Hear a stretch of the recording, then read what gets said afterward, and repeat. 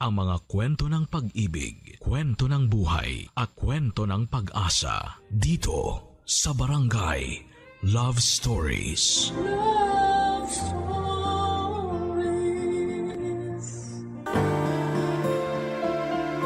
Tama ang tumulong sa mga nangangailangan. Sabi nga nila, maging blessing ka para sa iba. Ibang usapan na kung alam mong sumusobra na sila. Ikaw, kabarangay, kaya mo pa mang maging biyaya para sa iba. Dear Papa Dudut, ako nga pala si Jeannie ng Caloocan, 28 years old at lumaking independent noon pa man. Nakapagtapos ako ng pag-aaral dahil sa pagpupursige ko. Hindi ko nga na-enjoy ang college life ko dahil puro lamang ako pag-aaral at panay ang pagtanggi ko noon na sumama sa mga kaklase ko para makahinga at mag-enjoy. May goal kasi ako na makahanap kaagad ng trabaho at makapag-supply na ako ng luho para sa sarili ko. Nagawa ko naman sa awa at tulong ng Diyos. Pagkatapos kong magkolehiyo, Papa Dudut, agad akong nakapasok sa isang sikat na kumpanya. Malaki ang pasahod sa akin lalo't nakapagtapos ako bilang cum laude sa aming university. Masaya ako at nagbunga lahat ng pinaghirapan ko. At wala akong balak ihinto yun kahit sa konting pahinga lang. Wala pang isang taon ay nakabili na ako ng mga kailangan at luho ko. Nakaupa na rin ako ng magandang kondo na malapit sa trabaho ko. Bukod pa roon ay nakakapagsustento na ako sa mga magulang ko. Isa yon, Papa Dudut, sa goals ko. Wala na talaga akong naging problema sa career. Wala man akong karelasyon ay maayos naman ang kalagayan ko. Pero may isang tao ang biglang magpaparamdam sa akin para baguhin ang mundo ko. Hindi ko siya manliligaw, ha? Hindi ko karelasyon. Siya ang aking 60-year-old na ninang, si Ninang Sally. At sa kwento ko sa inyo ngayong araw ay masusubok ang pasensya ko at ibang bagay na karugtong noon. Isang araw, Papa Dudut, ay bigla na lamang niya akong dinalaw sa kondo ko. Nagulat ako dahil nalaman niya kaagad kung saan ako nakatira kahit matagal na kaming hindi nakakapag-usap na dalawa, Papa Dudut.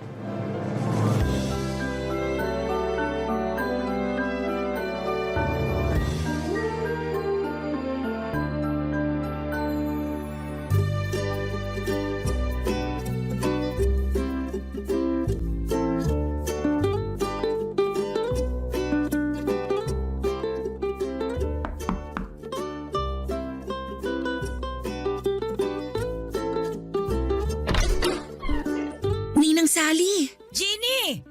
Akala ko na may nakalimutan mo na ako. Ano pong ginagawa niyo rito? Paano niyo nalaman kung saan ako nakatira? Papasukin mo muna ako bago ka mang intriga. Ay sige po, pasensya na Ninang. Nabigla lang kasi ako. Pasok na po kayo. Pwede bang maupo rito sa mamahalin mong sopa? Na makatikim naman ng lambot itong likuran ko. Sige lang Ninang, maupo na kayo.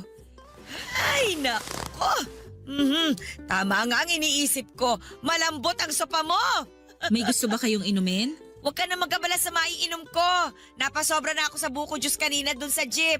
Sapat pa naman itong nasa sikmura ko hanggang mamaya. Ay, napakalambot talaga nitong sopa. Ano nga ulit yung tanong mo, Jenny?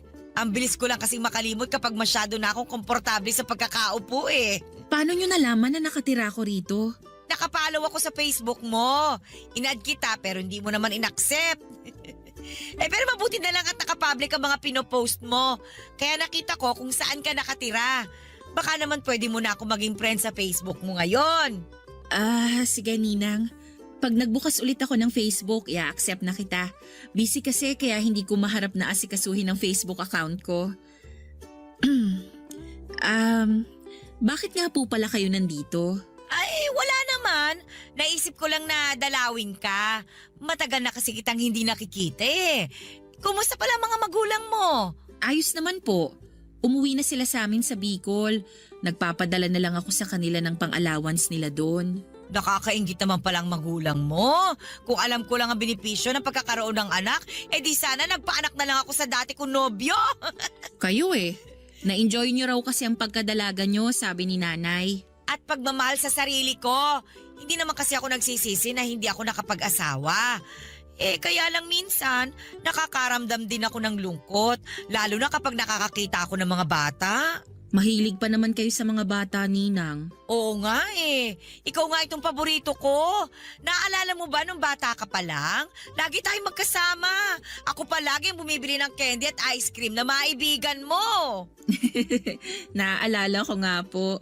Aba, pati yung mga laruan na hindi kayang bilhin ng mga magulang mo. Oy, ako ang bumibili noon lagi para sa'yo. Pasalamat na nga lang talaga at nakakaluwag-luwag ako nung araw. Salamat po pala ron, Ninang. Ay, walang anuman yun. Para na nga kitang anak eh. Sa'yo ko binuhos yung mga sobrang biyaya ko. Hindi ko po yun makakalimutan. Naku, dapat lang. Kasi balang araw, baka maningil ako. Biro lang. Si Ninang Sally talaga, lagi na lang nagbibiro. Ay nako, malapit na pala ang Pasko. Pasensya ka na kung hindi na kita mabibigyan tulad ng dati ha. Wala nang pangregalo si Ninang eh. Retired na kayo sa pagbibigay ng aginaldo sa akin, Ninang. Hindi na ako bata. Itago nyo na lang yung pera nyo para magamit nyo sa ibang pangangailangan ninyo. Oo nga eh. Madalas na ako magtabi para sa maintenance ko. Sa awa ng Diyos, nakakaraos pa rin naman. Ay, oy siya, aalis na ako para maabutan ko pa yung pinapanood kong teleserye sa GMA. Oy, salamat sa pagpapapasok mo sa akin dito sa mamahalin mong kondo, ha? Tinulungan kong makatayo si Ninang Sally sa pagkakaupo niya sa sofa. Niyakap niya ako at sinabing proud siya sa akin dahil lumaki akong mabuti at hindi nakakalimot. Lalo pa raw siyang natuwa sa akin dahil umasenso na ako sa buhay. Hindi na raw ako aasa sa kanya sa candy at laruan. Natawa na lamang ako sa sinabi niya pero nakatulong yon para mas gumanda ang tingin ko sa sarili ko. May narating na talaga ako dahil hindi na ako palaasa sa itutulong ng ibang tao. Inalalayan ko na rin na lumabas si Ninang sa pinto at pagkatapos noon ay kinuha niya ang number ko para makausap ko raw siya kapag nakakaramdam siya ng lungkot. Ibinigay ko naman sa kanya para hindi na rin niya ako kulitin na i-add siya sa Facebook. Nang makuha na niya ang number ko ay umalis na rin siya. Noong nakaalis na si Ninang Sally ay naalala ko lang bigla ang naging buhay niya. Tulad ko ay umasenso rin siya noong kadalagahan niya. Kaya nga siguro ay hindi na siya nag-asawa pa dahil kontento na siya sa buhay na meron siya. Independent din siyang katulad ko at hindi umaasa sa iba. Doon ako napabilib sa kanya. Kaya lang isang araw ay binawi sa kanya mga biyaya niya. Nasangkot noon si Ninang sa isang pyramid scheme. Hindi naman siya ang may kagagawan pero nadamay siya. Doon na nawala ang pinaghirapan niya at mula noon ay nahirapan na siyang makabawi. Ang alam ko ay umalis din siya ng Metro Manila para manirahan sa probinsya. Kaya nawalan na rin ako ng contact sa kanya. Hindi ko nga alam na nakabalik na pala siya kung hindi siya dumalaw sa kondo ko. At mula nung dumalaw siya ay naging madalas ko na rin siyang nakikita at nakakausap. Tulad noong nakaraang Pasko, pinawagan niya ako sa cellphone ko, Papa Dudut.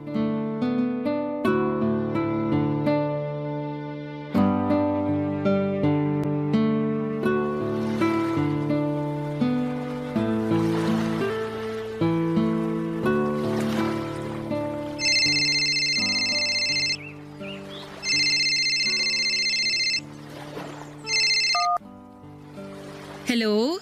Hello, Jenny! Ninang Sally? Oh, napatawag po kayo. Ay, Merry Christmas, Jenny! Merry Christmas din po, Ninang. Nasa kondo ka ba ngayon? Wala po, Ninang. Andito ako ngayon sa beach. Nakabakasyon na kasi ako. Ay, nakakaingit naman! Padagat-dagat ka na lang! Ay, naku, kailan kaya ulit ako makakatapak sa dagat? Huwag na kayong malungkot, Ninang. Hayaan niyo sa susunod, isasama ko kayo. Maghanda na kayo ng swimsuit nyo.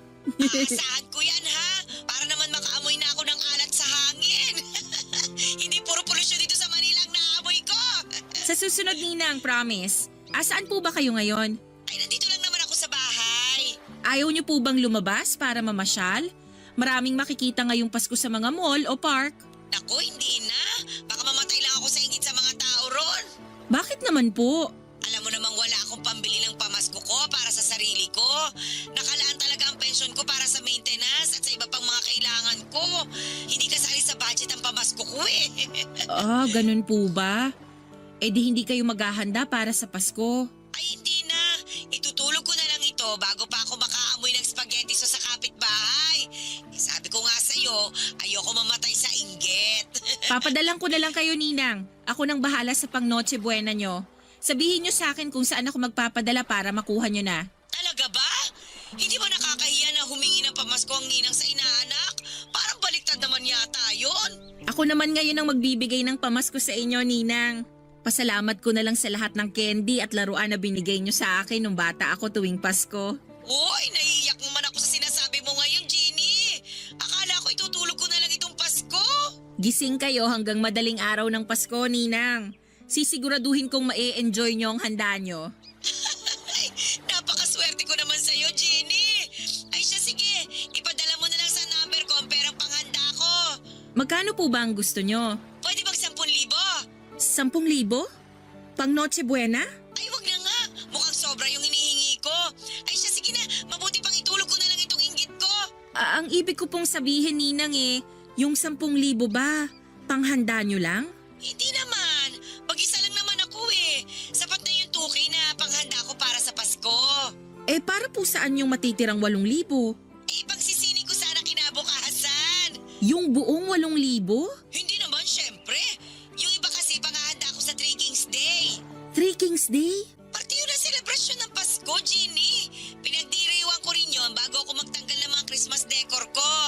Ngayon ko lang nalaman na dapat paghandaan ng Three Kings Day. Noche Buena at Media Noche lang kasi ang alam kong may paspaghetti at fruit salad eh. Ay, ibahin mo ang kalendaryo ko. Kung sakaling maghahanda rin kayo sa Three Kings Day, parang sobra pa rin yung matitira sa inyo. Yung iba kasi gagamitin ko para mag-enjoy naman sa Valentine's Day. Ang advance nyo naman, Ninang. Malayo pa ang Pebrero. Gusto ko lang kasing magliwaliw at maging masaya sa Valentine's. Kahit minsan lang ba? Para naman makalimutan kong single ako at walang pamilya. Dala nga po ng awa kay Ninang Sally ay nagpadala na ako kaagad ng 10,000 sa kanya. Nadaan ako sa pagpapaawa niya tungkol sa pagiging solo at single, hindi lang sa Pasko kundi sa Valentine's Day. Naisip ko na maliit lang din naman ang 10,000 kumpara sa 13 years na pinamaskuhan niya ako. Bukod nga doon, kahit na hindi Pasko ay nagbibigay din siya sa akin basta makikita niya ako. Pagkakuha nga niya ng pera sa akin ay tumawag siyang muli para magpasalamat. Panay ang iyak niya dahil yun daw ang unang beses matapos ang napakahabang panahon na nakahawak siya ng ganon kalaking pera. Kahit papaano ay gumaan ang loob ko dahil nakapagpasaya akong muli ng tao. Lalo na't si Ninang Sally yon, Papa Dudut. Siya na ang naging ikalawang ina ko noong bata pa lamang ako. Minsan lang naman kasi ang Pasko kaya baliwala na sa akin ang 10,000 binigay ko. Kinabukasan pagkatapos kaming makapag-usap ay tinawagan niya akong muli at nagulat ako dahil nagpapadagdag pa siya ng 500 pesos. Tinanong ko kung para saan. Ang sagot niya lang sa akin ay para sa pangdagdag niya sa pagpapagawa ng pustiso niya. Sinubukan kong sabihin sa kanya na mukhang kasya naman ang 10,000 binigay ko sa kanya para maisingit niya ang pagpapagawa ng pustiso niya. Pero marami siyang sinabi na dahilan kaya hinayaan ko na lamang. Muli na naman ako nagpadala ng 500 piso. Akala ko ayun na ang huli, Papa Dudut, pero kahit natapos na ang Pasko, hindi ko inaasahan na muli siyang lalapit sa akin para muling humingi. At sa mga susunod na parte ng kwento ko ay malalaman ninyo kung gaano karami na ang hinihingi sa akin ni Ninang Sally kahit na hindi naman Pasko, Papa Dudut. Barangay Love Stories. Barangay Love Stories. Sa paglipas pa ng mga araw ay hindi na ako tinantanan ni Ninang Sally. Marami siyang nilalambing sa akin na gusto niyang mabili at hindi raw niya magawa dahil matanda na siya at wala siyang pera bukod sa maliit na pensyon na nakukuha niya. Hindi naman ako makaangal noon dahil nauunahan ako palagi ng hiya. Hindi ako nakatanggi ang hirap lalo't lagi niyang binabanggit sa akin ang mga niregalo niya noong Pasko at lalong lalo na yung mga binibigay niya sa akin kahit natapos na ang Disyembre. Para bang nagkaroon ako ng utang na loob at hindi ko alam kung paano ako makatatapos sa pagbabayad noon sa kanya. Maliit lang naman po yung mga hinihingi niya pagkatapos nung pinadala kong 10,000. Minsan 500 piso para pambayad ng kuryente, minsan naman ay 1,000 dahil na short daw siya sa pangbayad ng renta at meron naman yung tig 200 pesos. Para ipangbili ng merienda o di naman kaya ay bagong wallet dahil ayon sa kanya ay lagi siyang nakawawala o di naman kaya ay nabubutasan ng wallet. Alam na rin niya ang araw ng sahod ko at alam na rin niya kung kailan ako pwedeng tawagan para masagot ko.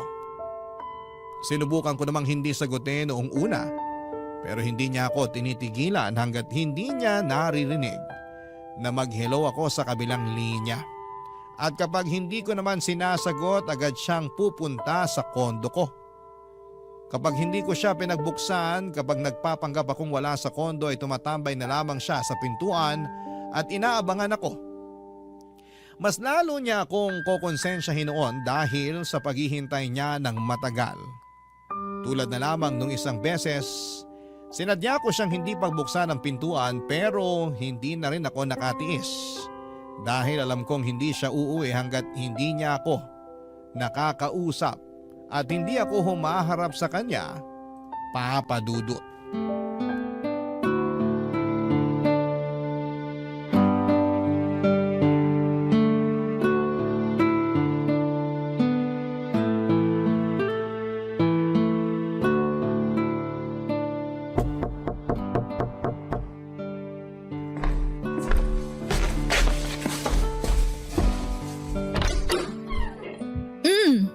Ninang Sally, kanina pa ba kayo rito sa labas? Oo, nabilang ko na nga lahat ng ipis at butiki na dumaan pero hindi ka pa rin nagbubukas ng pinto.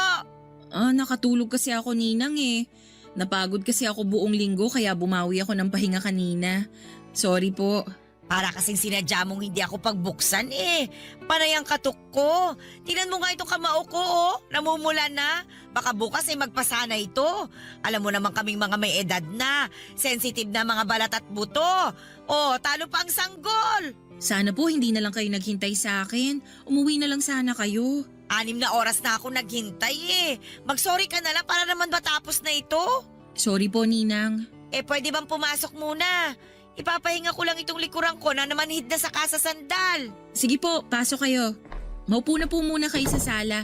Ipaghahanda ko lang kayo ng maiinom. O sige, mabuti pa nga. Ay, sa wakas, naginawahan din ang likuran ko. Ginny, kapag ayaw mo na ito sa pamo, ako na lang ang kukuha ha. Naku, matagal pa po bago ko pagsawaan yan. Kabibili ko lang yan last year. Makakabili ka pa rin naman ng bago. Ang laki kaya ng sahod mo. Hindi naman kasi ako mabilis manawa sa gamit. Pag alam kong pwede pang pakinabangan at wala pang sira, ginagamit ko pa rin. Ayaw mo lang yata talagang ibigay sa akin to sa pamo eh. Biro lang. Ginny, kahit malamig na lang na tubig ang ibigay mo sa akin. Tsaka kung pwede, buksan mo naman kahit sandali lang yung aircon mo para malamigan ako. Parang nakakapaso ang init sa labas ng kondo mo kanina eh. Nasa kwarto po kasi yung aircon ko. Pwede ko namang i-on na lang tong electric fan. Teka lang po, i-on ko lang. Okay na po ba yung hangin ng electric fan, Ninang? Number 2 lang tong pinihit ko. Gawin mo ng number 3. Tsaka kung pwede, orderan mo na rin ako ng panghapunan ko. Sabay na tayong kumain dito bago ako umuwi. Dito na kayo kakain? Ay oo, para may kasabay ka. Tsaka ayoko pang umuwi eh. Marami pa ako makakasabay sa bus. Mamaya na lang kapag humupa na yung dami ng tao. Gagabihin kayo niyan pag hindi pa kayo umalis ngayon, Ninang. Baka mahirapan kayong makasakay pag alanganin na yung oras ng alis nyo rito. O edi, i-book mo na lang ako ng masasakyan. Uso naman yun ngayon. Parang susumpungin din kasi itong rayuma ko eh. Ewan ko ba? Ngayon lang ulit yata ako susumpungin ng rayuma. Siguro dahil sa matagal kong pagkakaupo sa sahig dyan sa labas. Sige po, ibubook ko na lang kayo ng masasakyan pa uwi mamaya. At saka magpa-deliver ka na rin sana. Gutom na ang ninang mo. Ano po bang gusto nyo? Ay, gusto ko sana isang bucket ng fried chicken. Tapos isang order ng ginisang ampalaya para pambalansi sa manok ba? Sige po. Ay, naku, napakabait talaga nitong inaanak ko. Pagpalain ka ng Diyos. Salamat po, Ninang. Eh, Jenny, hindi ba talaga pwedeng makaabot yung lamig ng aircon sa kwarto mo dito sa sala? Baka naman pwede. Buksan mo lang siguro yung pinto ng kwarto mo para makalabas yung lamig dito sa sala. Ganon yung ginagawa ng ibang kakilala kong may aircon eh. Susubukan ko po. Meron pa po ba kayong gusto para maihanda ko na? Ay, wala naman na. Magpapahinga lang ako rito sa sala mo. Tapos, hihintayin ko na lang yung hapunan natin. Uy, Jenny, salamat ulit ha. Para na talaga kitang anak. Parang anak. Parang nag-init ang tenga ko sa sinabi ni Ninang Sally. Hindi na nga anak ang turing niya sa akin at para na akong bangko o ATM. Ay mali, para akong ninang sa aming dalawa dahil ako ang nagbibigay ng mga gusto niya. Napailing na lamang ako at sinikap na tanggalin ang inis ko habang papasok ako sa kwarto para iayos ang aircon na nire-request ni Ninang. Nagtitipid na nga ako ng kuryente pero dumating pa si Ninang para pataasin ang bill ko. Inisip ko na lamang isang gabi lang naman yon. Sana'y hindi na maulit pa. Pero alam kong niloloko ko lamang ang sarili ko. Alam kong uulit siya dahil may kasalanan din na kuroon. Hinayaan ko siyang makalapit ng husto sa akin. Hinayaan ko siyang ipamukha sa akin na minsan ay tinulungan niya ako. Hindi tuloy ako makaalis sa obligasyon ko sa kanya dahil doon. Sinamahan ko siya sa sala habang naghihintay sa hapunan namin, Papa Dudut. Marami na naman siyang kwento tungkol sa mga niregalo niya sa akin at hindi ko na nga tanda yung iba. Ang nakakalungkot lang ay tanda pa niya ang lahat. Ibig sabihin lamang noon para sa akin ay gusto niya yung isumbat sa akin balang araw. Lahat ng tinulong niya sa akin. At dumating na nga ang araw na yon na isumbat na niya ng pasimple ang mga ibinigay niya sa akin, Papa Dudut. Wala ko nagawa. Hindi ko naman masabi sa kanya na mali na ang ginagawa niya lalo't alam kong may pagkasensitive siya. Lagi nga niyang nakakasamaan ng loob noon si nanay dahil sa pagiging balat sibuyas nito. Nagkakaayos din naman sila pero napansin ko noon na habang lumalaki ako ay tipid na kung makipag-interact si nanay sa kanya.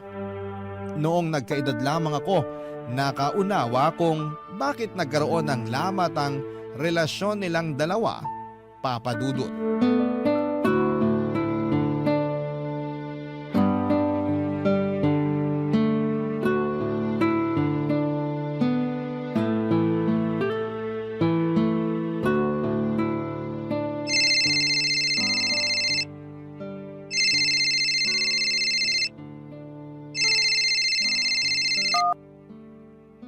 Hello, Ninang. Hello, Jenny! Oy, mabuti naman at sinagot mo na ang tawag ko. Ay, nako! Sorry po, naka-silent kasi tong phone ko kaya hindi ko narinig na tumatawag pala kayo. Andito pa kasi ako sa office eh. Marami pa akong tinatapos. Ay, nandiyan ka pa pala. Mabuti na lang pala at hindi ako pumunta sa kondo mo. Kung hindi, sumakit na naman ang likod ko sa kakahintay sa'yo. May kailangan po ba kayo, Ninang? Ay, meron naman, syempre. Bakit pa ba ako nagtatanong? Oy, galit ka ba dahil may kailangan ulit ako? Ay, hindi po ah. Ayos lang naman sa akin kung may kailangan kayo. Napakabuti mo talaga, Jenny. Sana talaga anak na lang kita. Ano po bang kailangan nyo, Ninang? Para makabalik na sana ako sa trabaho ko at makauwi na rin ako. Pwede ka bang magpa-deliver dito sa akin ng samgyupsal? 500 pesos po ang samgyupsal ngayon. Pero meron din atang 400 pesos. Tsagain nyo na lang mag-ikot-ikot dyan sa lugar nyo. Hindi ako kakain sa mismong samgyupsalan. Gusto ko sana magpa-deliver ka rito sa bahay ko ng lutuan. Yung butane ba? Tsaka may karne pang samgyupsal. Damihan mo ang lettuce at kimchi ha. Para pangbawas kasalanan sa mga karne na kakainin ko. Ninang, Baka umabot ako ng mahigit 2,000 sa ganun. Lumabas na lang kayo para maghanap ng samgyupsalan. Papadalang ko na lang kayo ng 500 pesos. Naku, gustuhin ko man sanang lumabas. Pero inatake na ako na rayuma eh. Malabo nang makalabas ako dito. Tapos gusto nyo pang kumain ng sandamakmak na karne? Nirarayuma na nga kayo? Hindi naman lumalala ang rayuma ko sa karne. Sa munggo ko nirarayuma. Kaya ayos lang naman ako. Anong oras ka ba magpapadeliver para may handa ko na yung mesa ko? Ninang, wala pa akong sahod eh. Yung natitira sa akin ipangtawid ko na lang para sa linggo na to. Naku, hindi naman ako naniniwala na wala kang pera. Di ba nga nung Sabado, nag-out of town kayo ng mga kaibigan mo, nakita ko kaya kayo sa Facebook. Team building namin yon, Ninang. Wala akong ibang ginastos doon. Kumpanya namin ang nagbayad para ron. Ay, ganun ba? Ay, napakaswerte naman talaga. Itanong mo nga doon sa boss mo kung pwede kang magdagdag ng isasama kahit na hindi empleyado. Isama mo naman ako sa susunod kahit tagabantay lang ng mga gamit mo. Ninang, team building po yun. Para sa mga empleyado lang yun. Sobra ka naman makataboy sa akin. Samantalang nung bata ka, kahit hindi ka invited sa mga birthday ng kakilala ko, abay sinasama kita para makakain ka na masarap. Iba naman kasi yun, Ninang. Ay, sige na nga po para makabawi na ako sa inyo. Magpapadeliver na ako ng mga kailangan nyo para sa samgyupsal. Mag-ready na kayo dyan. Sabi ko na nga ba't hindi ka tatanggi eh. Parang ayaw nyo rin naman kasing tinatanggihan kayo. Kasi minsan lang naman ako humiling, di ba? Parang di naman po. Ay, nararamdaman ko na parang masama ang loob mo. Hindi naman, Ninang. Siguro mas okay na huwag ka na lang magpa-deliver. Itutulog ko na nga lang itong kirot ng tuhod ko. Baka makatulong din naman na gutom ako para ba mabawasan yung sakit. Pwede kaya yon? Huwag na kayong magtampo. Heto nga't naghahanap na ako ng o-orderan ng mga kailangan nyo para sa samgyupsal eh. Pa-order na rin ng soft drinks ha. Meron pa bang iba?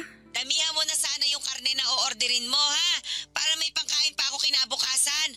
Malamang sa malamang hindi pa ako makakalabas nito. Gawa nga nitong rayuma ko.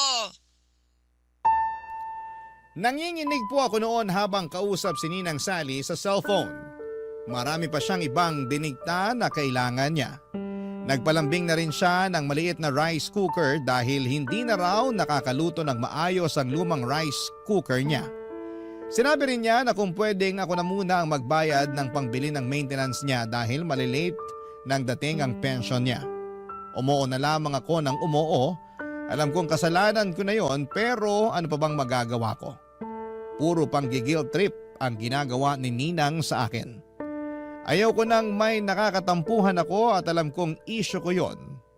May pagka people pleaser din kasi ako. At siguro'y napansin yon ni Ninang. Kaya nag-take advantage siya sa kahinaan kong yon. Isang bagay na nagpababa ng tingin ko sa kanya. Parang nawala lahat ng respeto ko sa kanya na naipon noong bata pa lamang ako. Dati lagi siyang laman ng mga sinusulat ko noong bata pa lamang ako sa tuwing may assignment kung sino ang isang taong hinahangaan ko bukod sa mga magulang ko. Si Ninang Sally lagi ang bida roon. Alam niya yon lahat kaya nga mas napalapit siya sa akin. Wala akong ibang nakitang masama sa kanya noon. Maliban nung tumanda na ako at nakita kung paano niya ako inaabuso lalo na pagdating sa pera. Parang gusto ko tuloy balikan ang nakaraan. Balikan noong time na nagsusulat ako ng mabubuting bagay sa kanya. Parang gusto kong burahin lahat ng iyon at baguhin sa nakikita kong ugali niya sa kasalukuyan. Pero alam kong wala na akong pwedeng magawa pa roon, Papa Dudut.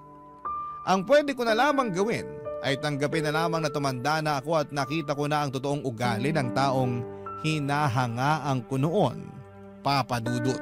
Barangay Love Stories. Barangay Love Stories. Nagpatuloy pa rin si Ninang Sally sa paghingi. Hindi siya makaramdam na dapat ay umawat na siya sa kakahingi. Hindi ko talaga alam kung saan siya noon nakakakuha ng lakas ng loob at kapal ng pagmumukha niya para patuloy na isahod ang kamay niya sa akin. Hindi ko nga magawang isumbong yon kina nanay at tatay ang ginagawa ni Ninang.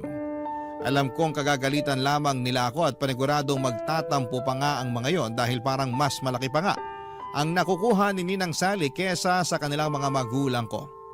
Yun na rin ang naging dahilan ko noong mga sumunod kung bakit iniiwasan ko na si Ninang. Patuloy ko lang na iniisip na mas importante at mas dapat kong bigyan ang mga magulang ko kesa sa kanya. Nakakayangang isipin para kay Ninang dahil mas demanding pa nga siya kesa sa mga magulang ko. Ang mga magulang ko kung ano lang ang iabot ko ay pagpapasalamat na nila yon at makokontento. Pero iba si Ninang Sally, hindi siya marunong makontento hanggat alam niyang unlimited ang tsansa para makahingi sa akin ay inaabuso niya ang pagkakataong yon. Isang araw ay nagpigil na talaga akong sagutin ang mga tawag niya kahit na anong katok niya noon sa kondo ko ay hindi ko na rin siya pinagbubuksan. Tiniis kong hindi makaramdam ng konsensya sa tuwing napapakinggan ko ang hirap niya sa pagkatok. Napapagod din naman siya at umaalis na. Umuulit nga lang siyang pumunta kinabukasan pero ganoon pa rin ang ginagawa ko kahit mabulok na ako sa loob ng kwarto ko sa kondo. Hindi ako lumalabas para maiwasan na siya. Alam kong mapapagod din siya at makakaramdam na. Hanggang sa isang araw ay hindi na niya ako tinawagan sa cellphone, isang araw ay hindi na siya kumatok pa sa kondo ko. Nakahinga na ako ng maluwag. Hanggang isang araw, sa trabaho ko na siya biglang nagpakita.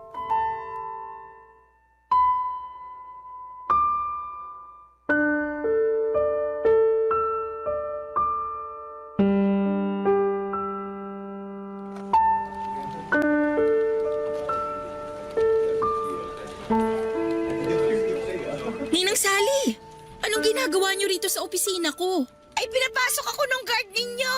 Sabi ko kasi sa kanya, ako ang nanay mo at may iaabot lang ako. Bakit naman po kailangan magsinungaling kayo sa guard? Mapapahamak ako sa ginagawa niyong yan eh. Eh kasi naman, hindi na kita makausap eh. Panay ang tawag ko sa'yo, pero hindi ka naman sumasagot. Busy kasi ako, Ninang. Halos hindi ko na nga mahawakan ng cellphone ko kasi puro na lang ako computer dito sa trabaho. Eh ano bang rason mo kung bakit hindi mo ako pinagbubuksan ng pinto doon sa kondo mo? Lagi akong wala sa kondo kasi madalas naka-OT ako rito sa office. Sinungaling! Hindi po ako sinungaling. Akala mo ba hindi kita naririnig sa loob ng kondo mo? Matanda na ako at malabo ang mga mata. Pero klaro pa rin ang pandinig ko. Ilang beses kaya kitang narinig doon sa kondo mo na palakad-lakad. Ninang, baka naman yung mga daga ang naririnig nyo na palakad-lakad sa kondo ko. Ay nako, huwag mo nang lusutan. Napapahiya ka lang eh. Alam ko namang iniiwasan mo na ako. Kaya ba kinumpronta nyo na lang ako dito sa trabaho ko? Eh parang gano'n na nga. Pero mas gusto ko makita ang pinagtatrabahuhan mo. Aba, eh tama nga ako. Asensado ka na. Maganda itong opisina mo oh. Mukhang mayayaman ang mga empleyado rito. Tama nga talaga ako. Malaki nga ang sahod mo. Hindi naman ata tama na pag-usapan ng sahod ko, Ninang. Tama ka. Mali nga ako ron. Ay, pasensya ka na kung dumiretso ako rito ha. Eh, nalulungkot lang kasi ako sa bahay eh. Ang hirap mag-isa sa buhay. Kung gusto nyo po, pwede kong tawagan si nanay para makapag-usap kayo. Magkwentuhan kayong dalawa. Alam ko gusto ka rin niyang makausap ulit. Ay, wag na. Wag mo na rin babanggitin sa nanay mo na inaabutan mo ako, ha? Baka magselos yun at pagbawalan ka ng bigyan ako. Sige po. Salamat, ha? Sa atin na lang sana itong pagbibigay mo sa akin ng pera. Para naman hindi ako magmukhang masamang ninang sa ibang tao. Alam mo naman yung ibang tao, ang hilig-hilig magkukomento sa buhay ng iba. Kaya iniiwasan ko yung mga ganong klase ng tao eh. Mas mabuti pang mag-isa na lang ako kesa makisalamuha sa kanila. Wala po akong pagsasabihan pero please, Ninang. Baka naman pwedeng umuwi na kayo. Pag naabutan kayo rito ng boss ko, baka mapagalitan pa ako. Saglit na lang, pwede ba? Gusto ko lang namang pagmasdan itong opisina ninyo eh. Bigla ko kasing naalala nung nagtatrabaho pa ako sa dating opisina ko. Proud na proud ako sa trabaho kong yon. Malaki ang pasahod. Tapos, naililibre ko pa ang mga mahal ko sa buhay. Oh, lalo na ikaw. Di ba nga? Halos ikaw ang nakinabang sa mga sinasahod ko. Kayo ng nanay mo. At habang buhay akong magpapasalamat doon, Ninang. Kaya lang... Hindi habang buhay nasa ibabaw ka talaga, ano? Kaya ikaw, Jenny, ingatan mo itong trabaho mo, ha? At saka, huwag kang gagaya sa akin na nagpauto sa mga scammer. Huwag ka masyado magtitiwala. Baka isang araw, mawala sa iyo ang lahat. Ay, nalulungkot naman ako sa nangyari, no? Kung naging maingat lang sana talaga ako. Huwag nyo na lang pong laging balikan ang nakaraan para hindi kayo malungkot ngayon. Tapos na yun. Tingnan mo nga ako ngayon, oh, Jenny. Sana ko nakabawi. Walang-wala ako. Para akong inaanak na umaasa lang sa aginaldo ng ninang tuwing Pasko. Ay, nako. Alam ko, nasasagad ko na rin ang pasensya mo sa paghingi-hingi ko ng pera sa'yo. Kaya hindi naman kita masisisi kung iniiwasan mo na ako. Kaya lang, Jenny, wala na kasi akong ibang malalapitan at mapagkakatiwalaan kundi ikaw lang. Kaya sana naman, matulungan mo rin ako. Tulad ng pagtulong ko sa'yo nung bata ka pa lang. Konti na lang naman ang ilalagi ko rito sa mundo eh. Sana makatulong ka para medyo guminhawa naman ng konti ang mga natitirang araw ko bago man lang ako bawian ng buhay. Nakaramdam ako ng kurot sa mga sinabi ni Ninang Sally. Alam kong madalas nagtutunog nangongonsensya lamang siya. Pero nang pagkakataong yon ay naramdaman ko talaga ang lungkot niya. Ramdam kong balak na niyang sukuan ang laban niya sa buhay. Sa totoo lang ay mukhang sinukuan na talaga niya ang buhay. Mula nung nasangkot siya sa pyramid scheming ay hindi na siya naglakas pa ng loob na ilaban ang kanyang sarili. Hinayaan na lamang niya ang lahat. Nawala yung dating siya, yung masiyahin at matulungin. Matapos siyang masangkot doon kahit piso ay hindi niya iaabot sa mga pulubi. Hindi ko naman siya masisisi at masyadong masakit ang nangyari sa kanya noon. Pero sana'y lumaban pa rin siya ngayon. Kahit sabihing matanda na siya at inihintay na lamang niyang mawala siya sa mundo ay may dahilan pa rin naman para magpatuloy. Kaya lang parang ayaw na nga niya. Siguro dahil nga sa dinidibdib niya masyado ang pagkatalo niya. Nadala na naman ako ng awa sa kanya. Kaya kahit na hindi nga siya humihingi ng pera noon ay inabutan ko pa rin siya ng 500 pesos.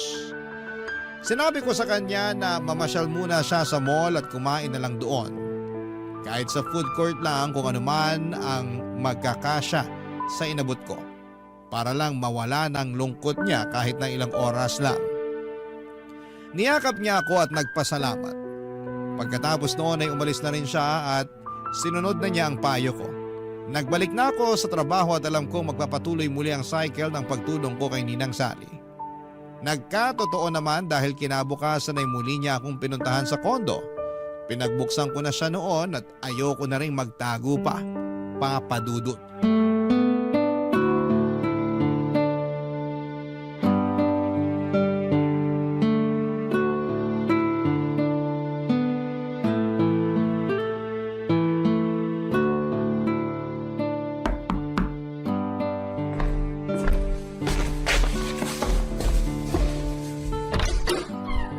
Wow! Hindi mo na ako tinataguan, ha? Pinagbuksan mo na rin ako ng pinto.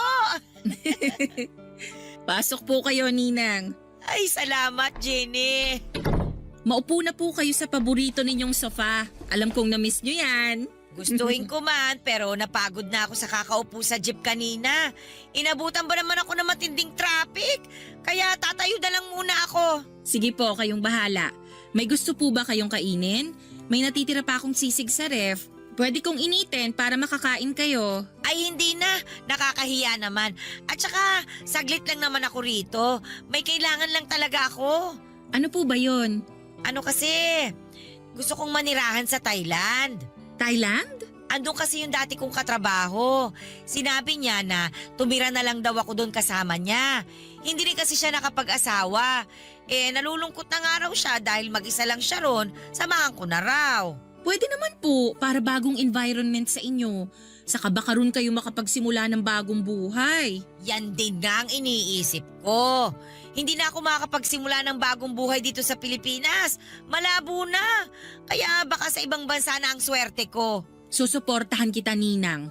Tama, lumipat na kayo ron. Susuportahan mo talaga ako? Full support naman ako sa mga desisyon nyo sa buhay ninang eh. Pwede bang suportahan mo rin ako sa mga gastusin ko sa pagpunta ron sa Thailand? Po? Bigyan mo ako ng pera para maproseso ko yung pagtira ko sa Thailand. O kaya naman, kahit bigyan mo lang ako ng 50,000 para pamasahe ko. At saka, ekstrang pera na rin habang hindi ko pa alam ang gagawin ko ron. Pwede naman ako mag-TNT dun, di ba? Marami namang gumagawa nun. Gusto nyo pa talagang maging illegal ang pagstay nyo sa Thailand? Kung pang-illegal lang ang aabuti ng budget mo, tatanggapin ko na lang. Ako na lang ang didiskarte para maging legal balang araw ang paninirahan ko ron. Siguro naman sapat na yung 50,000 na ibibigay mo. Pero kung may extra ka, 60,000 mo na. Ang hirap kayang mabitin doon. Wala kasi akong ganyang halaga sa bangko ko, Ninang. Ganun ba? Paano kaya kung mag-loan ka na lang? Kasi papayagan ka naman kagad ng bangko mo na umutang. Lalo na kapag nalamang maganda ang trabaho mo. Ayoko pong magkaroon ng utang, Ninang. Huli na naman ito, Jenny. Makakahinga na rin ang bulsa mo kapag nakaalis na ako ng Pinas. Pag wala na ako rito, makakaipon ka na. Hindi mo na ako poproblemahin. Hindi na ako hihingi. Dapat nga po hindi ko na kayo pinoproblema eh. Kasi hindi ko naman po kayo obligasyon. Ang sakit mo namang magsalita. Nagsasabi lang po ako ng totoo. Gusto mo rin ba akong magsabi ng totoo?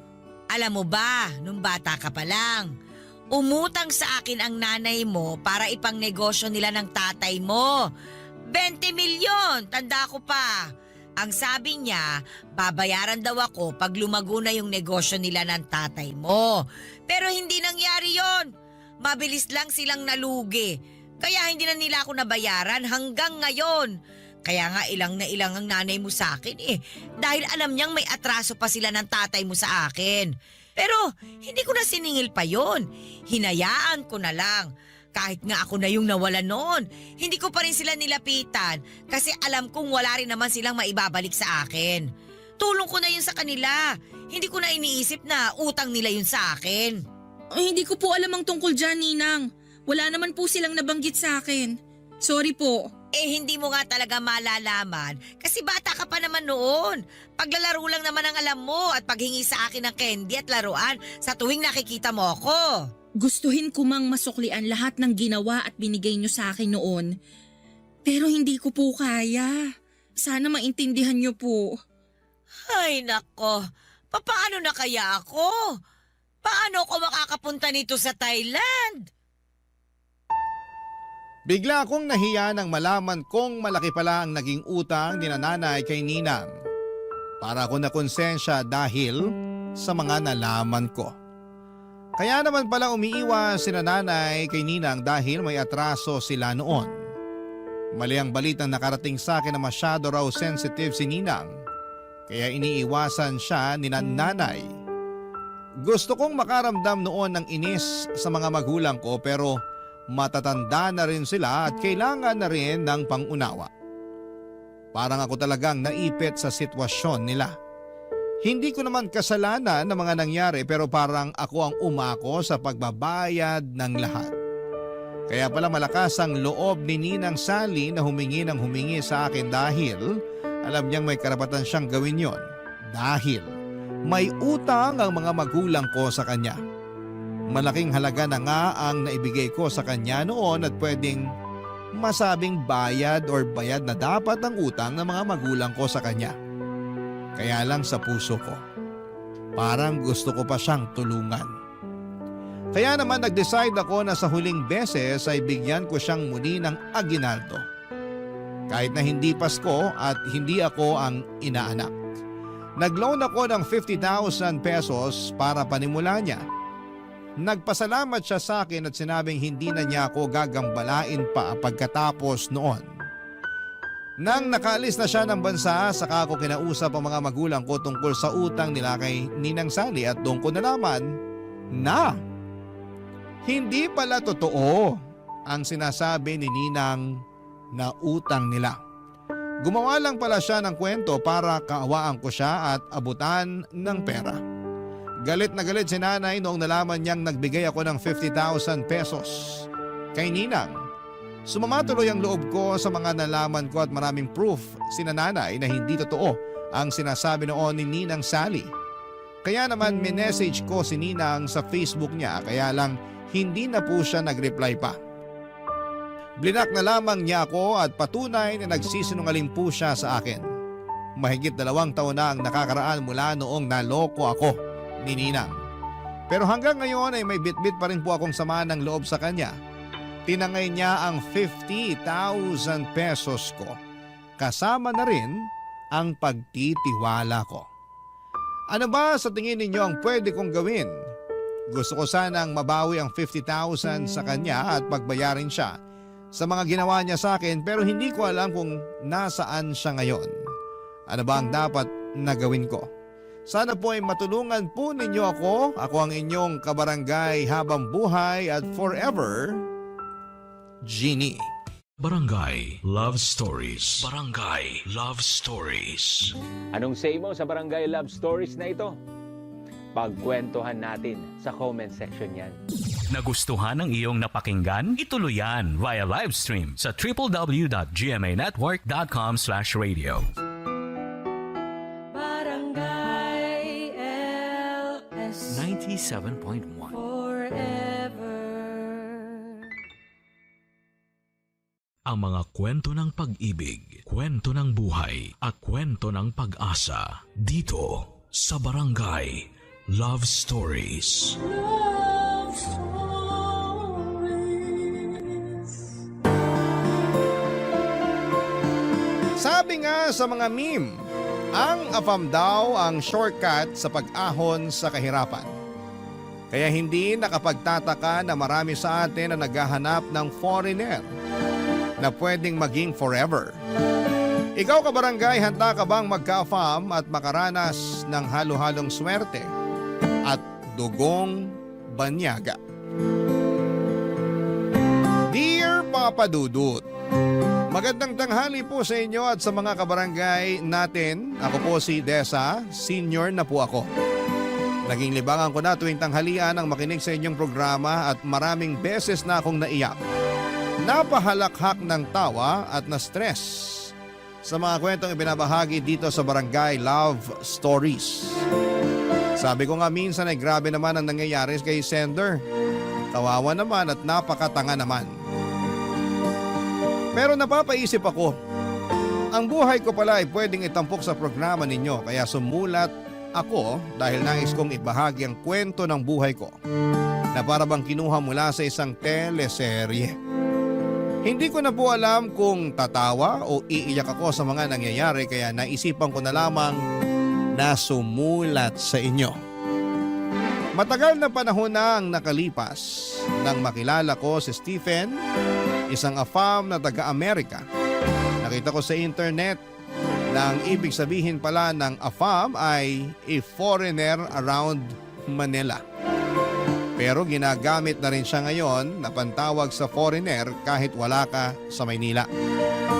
Dati simpleng foreigner o kaya ay kanulang ang tawag. Nagkakilala kami ni Stephen sa isang beach resort kung saan ako nagtatrabaho bilang tagalinis ng kwarto. Sa unang tingin pa lamang ay alam ko nang may kakaiba sa kanya.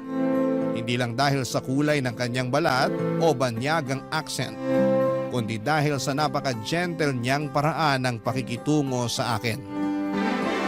Hindi nga nagtagal ay naging kami at ramdam ko ang kanyang pagmamahal. Papadudot at inakala kong siya na ang sagot sa lahat ng pangarap ko. Pero sabi nga nila ay hindi lahat ng maganda ay nagtatagal. Dumating ang araw na kinailangan niyang bumalik sa Amerika. Nangako siyang babalik pero habang tumatagal ang paghihintay ay unti-unti kong nararamdaman ang lamat sa aming relasyon. Sa umpisa ay regular pa ang pagpapadala niya ng sulat. Pero kalaunan ay bigla na lamang itong nawala, papadudot. Naiwan akong nagmumukmok, nagtatanong sa sarili ko kung ano ang pagkukulang ko. Bakit hindi na siya sumusulat sa akin? At dito na nga pumasok sa eksena si Edward. Si Edward ay matagal ko nang kilala. Kaibigan siya ng pinsan ko at matagal nang umaaligid sa akin. Noong una ay hindi ko siya pinapansin dahil mahal na mahal ko nga si Stephen. Pero sa mga pagkakataong umiiyak ako dahil sa kawalan ng balita mula kay Stephen, si Edward ang laging nariyan sa tabi ko. Siya ang nagpapatawa sa akin at umaalalay kapag bumibigat na ang loob ko. Hindi ko maitatangging napapalapit na rin ang loob ko sa kanya, Papa Dudut.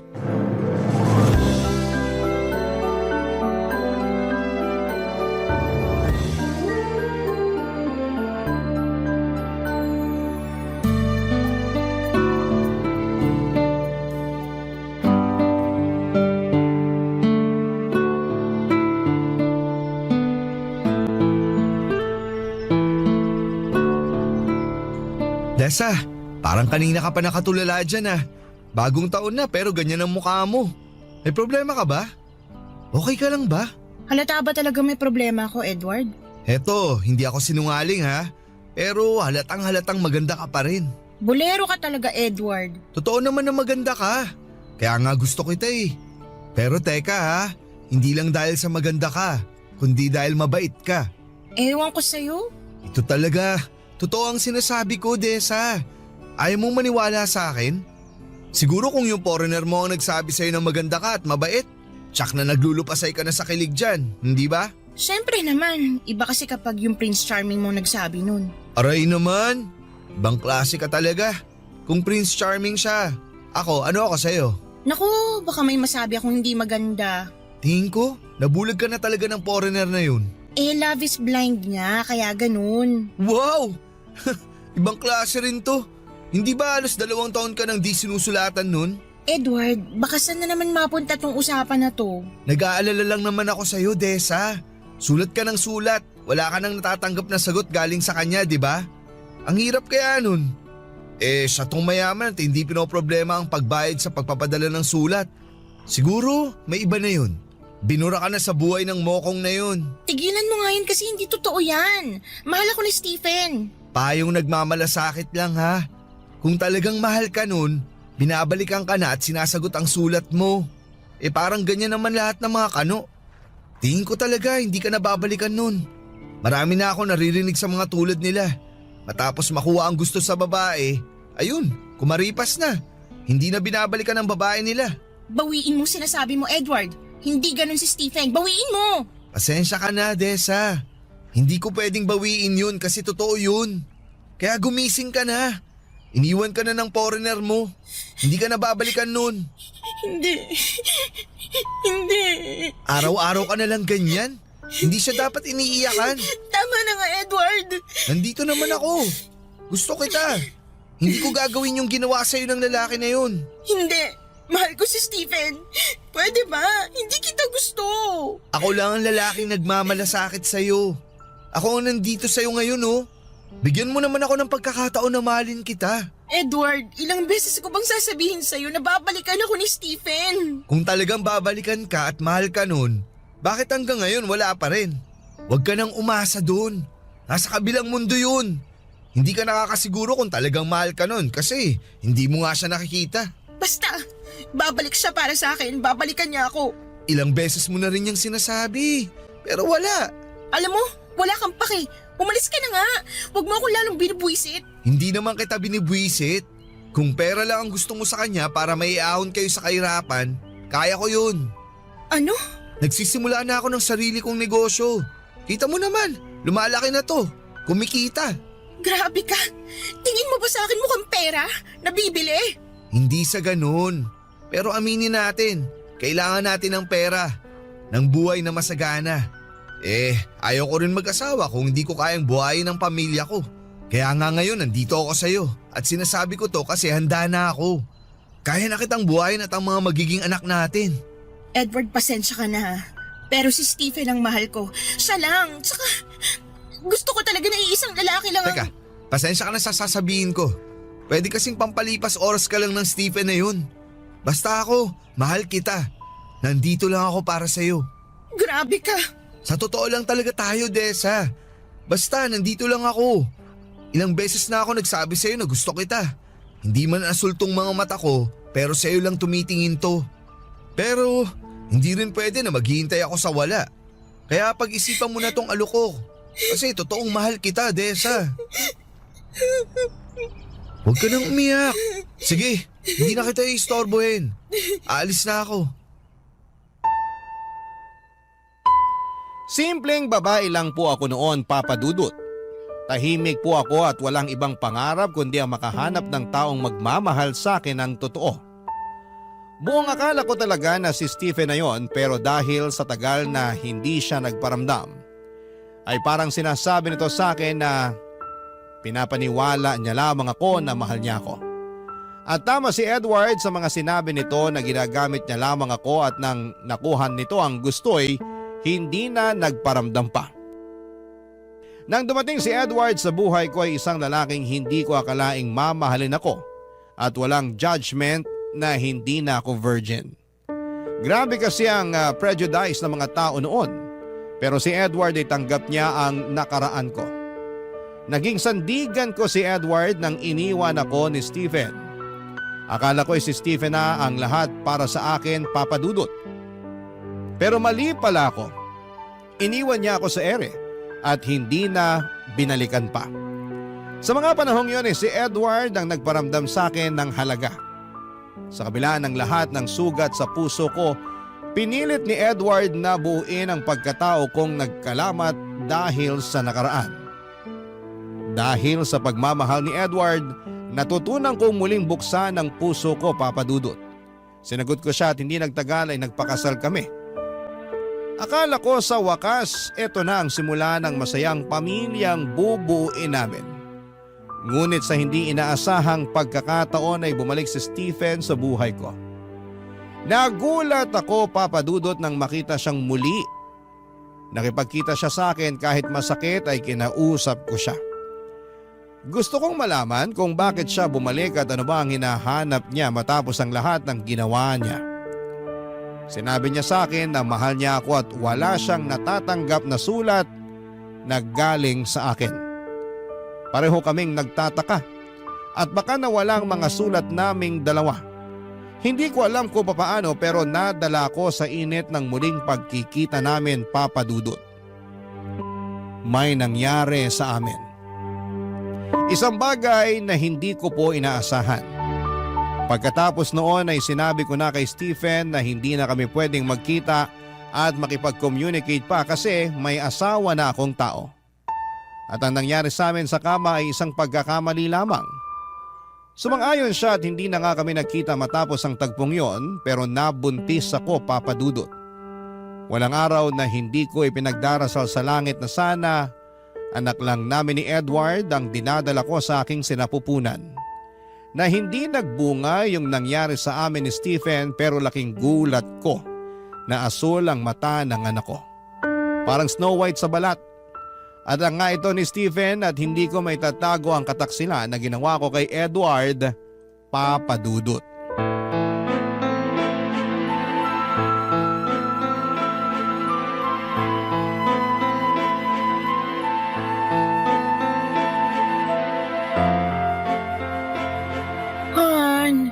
Kausapin mo naman ako. Paano mo nagawa sa akin to? Paano? Sorry. Pinagmumukha mo akong tanga. Han, huwag kang sumigaw. Baka magising yung bata sa kwarto. Anong kaibangan tong ginawa mo? Ano na lang sasabihin ng mga tao? Nasalisayan ako ng isang kano? Wow! Han, sorry na. Sorry? Kaya ba ng sorry mo na bawiin ang lahat? Ginawa ko naman ang lahat, Desa. Naging mabuti akong asawa sa'yo. Ayoko sanang sabihin to pero naging mabuti ang kalagayan mo nang pinakasalan kita. Nagsumikap ako para maging maayos ang buhay natin. Naging tapat ako sa'yo pero ito ang igaganti mo sa akin? Gusto ko lang naman kausapin siya. Yun lang naman ang dahilan kung bakit ako nakipagkita sa kanya eh. Gusto ko lang malaman kung bakit hindi niya sinasagot yung mga sulat ko noon. Nagkita pala talaga kayo ng kanong yun? Nagpauto ka naman sa mga sinabi niya. Tapos tumihaya ka. Hindi pa ba ako sapat? Gusto mo talaga sa ganung lalaki? Ibang klase ka rin talaga. Anong pinagkaiba mo sa ibang babaeng nagbebenta ng aliw? Sa ginawa mo, mas masahol ka pa sa kanila. May gana ka pang sampalin ako? Ikaw tong nagtaksil? Ikaw tong nangloko sa akin? Hindi ako bayaran, Edward. Eh kung hindi ka bayaran, anong ginawa mo? Di ka bayaran. Alam ko na kung ano ka. Makati ka. Nagpakamot ka sa lalaking yon kahit may asawa ka na. Marumi kang babae. Pinagtaksilan mo ako. Sorry na. Natukso lang ako. Lintik na dahilan yan. Ano? Natukso tapos nagumpugan kayo sa kama? Tapos ayun, nakalunok ka ng bola at lumaki ang tiyan mo. Tapos eto, tingnan mo yung anak mo. Kulay pa lang ng mga mata, kitang-kita na ang pagtataksil mo sa akin. Anong klase kang asawa? Oo na, mali na ako. Mali ang ginawa ko. Akala ko kasi... Pinigilan ko naman ang sarili ko eh. Hindi ko alam kung bakit pumayag pa rin ako makipagsiping sa kanya. Pero matapos namin ginawa yun, sabi ko sa kanya na yun na talaga ang huli namin pagkikita dahil may asawa na ako. Dahil ayoko magkasala pa. Isang beses nyo lang ginawa tapos nakabuo agad. Ang talas pala ng anong yun. Eh di doon ka na. Grabe naman yung matras mo na yan. Gusto talagang magpalahi. Gusto mo palakpakan kita, Desa? Magtatawag ako ng mga kapitbahay para pumalakpak kami sa ginawa ninyo. Edward. Saka isang beses o maraming beses man yan, nagkasala ka. Nagtaksil ka at yung anak mong yan ang ebidensya ng pagtataksil mo sa akin. Edward, patawad. Ang sakit, Desa. Hindi mo alam kung gaano kasakit. Hindi kita masisisi kung galit ka. Siguro nga, maghiwalay na lang tayo. Hindi akong babae para sa'yo. Ano? Kasi nga ang bait-bait mo sa akin eh. Ginawa mong lahat para sa akin pero itong sinukli ko. Ayoko naman na magsama tayo at araw-araw mo ipapamukha sa akin ang nagawa ko. Ayoko na araw-araw na makikita mong anak ko sa pagkakasala. Kaya siguro, maghiwalay na lang tayo. Hindi. Hindi tayo pwede maghiwalay. Pero, nagkasala ako sa'yo. Nagtaksil ako. Sandali. Huwag tayo magpadalos-dalos. Hindi ko rin kayang mawala ka. Eh anong gagawin ko? Wala na akong mukhang ihaharap sa'yo at sa pamilya mo. Tsak na magiging pulutan tayo ng mga chismis ng kapitbahay. Teka lang, may nakaalam ba na nagkita kayo ng kanuna yon? Yung kapatid ko, siya lang ang may alam. Ayaw ko maghiwalay tayo. Basta ipangako mo sa akin na hindi ka nagagawa pa ng bagay na ikakasama at ikakasira ng relasyon natin. Han? Mahal mo naman ako, hindi ba? Oo naman, mahal kita. Kalimutan na natin ang lahat. Hindi ko kayang mawala ka sa piling ko. Pero, paano ang bata? Paano ang itsura niya? Pwedeng sabihin nating pinaglihim mo siya sa biren sa simbahan. Parati ka namang nasa simbahan eh. Ano?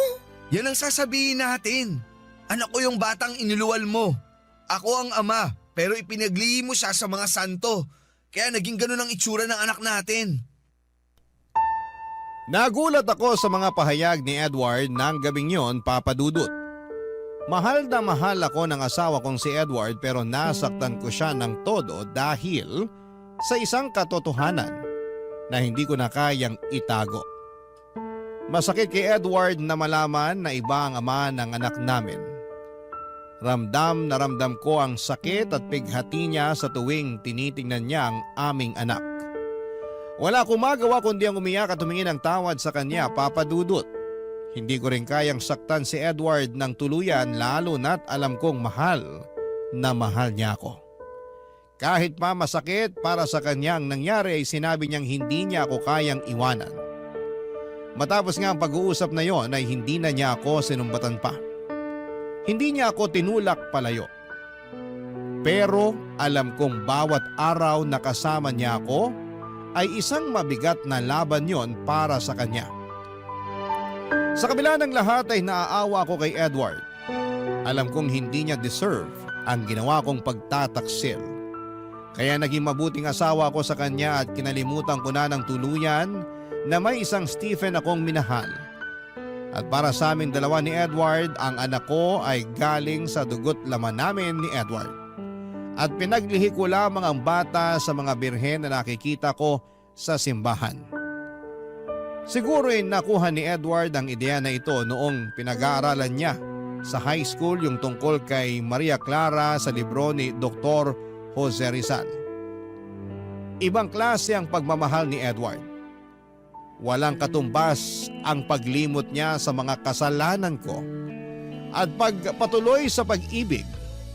na kanyang ibinigay sa akin ng mga panahon na kahit nasasaktan siya ay patuloy pa rin siya sa pagmamahal, Papa Dudut. Barangay Love Stories. Barangay Love Stories. Papa Dudut, si Edward po ay hindi lamang asawa ko.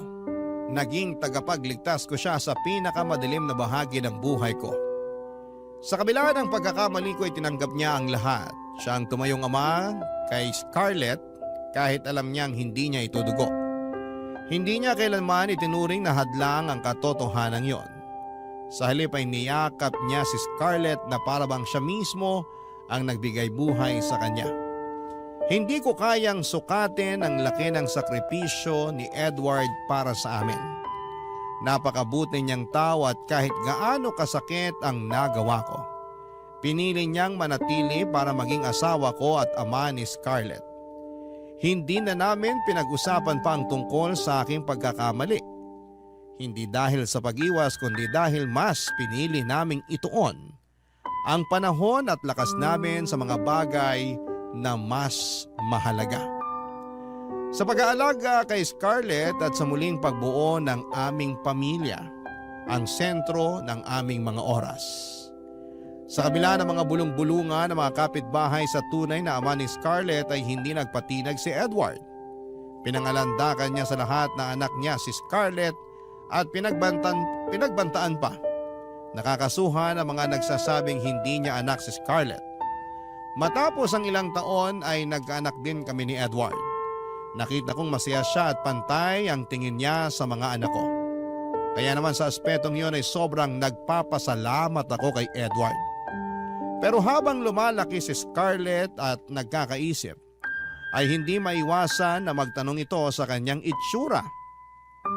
At gaya nga ng sinabi ni Edward ay pinaniwala namin ang bata na pinaglihi ko siya sa birhen at kami naman ni Edward ay hindi na namin pa napag-usapan ang tungkol sa pangangaliwa ko noon at ang tungkol kay Stephen, Papa Dudut.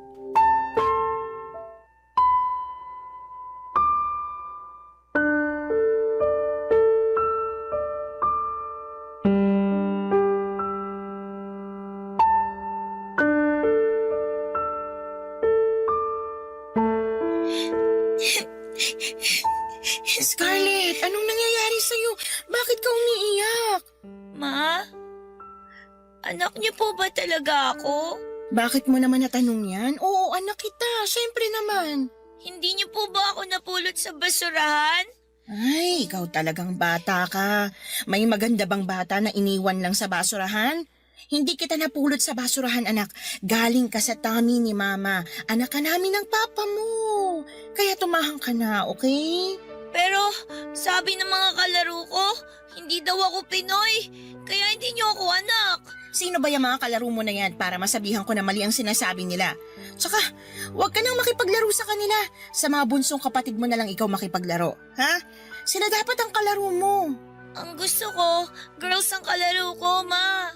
Ah, sabihan ko ang pinsan mong si Meryl na pumunta dito sa bahay para makipaglaro sa'yo, ha? Bibili kita ng panibagong manika, okay? Sige po, Ma. Kaya tumahan ka na. Ikaw talaga, nagpapapaniwala ka sa mga yun. Mama, may iba pa po silang sinasabi. Parati nga nila akong tinutukso talaga. Ano na naman? Ang sabi nila, Amerikana daw ako. Blue daw kasi yung mata ko eh. Tsaka ang puti-puti ko. Naku, naiinggit lang yung mga yun sa'yo kasi you're a princess. Ganyan kaya kulay ng mga mata ng mga manika, di ba? Alam mo, may kukwento ko sa'yo kung bakit ganyan ka kaganda. Gusto mo bang marinig? Opo, Ma. Halika rito. Dito ka sa tabi ko. Gusto kong niyayakap ang baby ko kapag nagkukwento ako eh. Alam mo anak, mahal na mahal ko ang papa mo. Kaya pinakasalan ko siya. Nakita mo yung picture na nakasabit sa baba? Yung puti po ang damit ninyo na parang Reyna po? Tama! Yon ang pinakamasayang araw ko para akong reyna at yung papa mo naman ang hari. Tapos syempre, nagdasal talaga ako noon para biyayaan ako ng magandang anak. At doon nga ako nagdasal sa birhen hanggang sa nabuntis ako. Dito ka sa tiyan ko. Parang yung baby brother ko nung nasa tiyan mo pa po siya. Ganun na nga. At habang pinagbubuntis kita, parati kong tinitingnan yung mga birhen sa simbahan. Ang gaganda nila, ang puputi, at ang pupungay ng mga mata. Doon kita pinaglihi, kaya nang lumabas ka sa tiyan ko, sabi ko, parang birhen ng baby girl ko. Ah, kaya pala ako ganito, Ma. Sa inyo talaga ako galing? Siyempre, dito ka sa tami ni Mama. Naniniwala ka na ba? Opo, Ma. Nako, parang ang seryoso ng mag-ina ko ah. Ano bang pinag-uusapan yung dalawa? Papa, kinuwento ni Mama na pinaglihi daw po ako sa santo, kaya ganito po yung itsura ko. Ah, oo anak ko. Kaya ang ganda-ganda mo. Pakis nga ako sa baby ko. Naku, maganda ka nga baby. Pero amoy araw ka naman. Maghapon ka bang naglaro? Opo. Naku, kailangan mo nang maligo baby. Sige na, maligo ka na. Big girl ka na, di ba? Sige na, baka mahilo pa si Papa sa amoy mo. Sige po, Papa, maliligo na ako.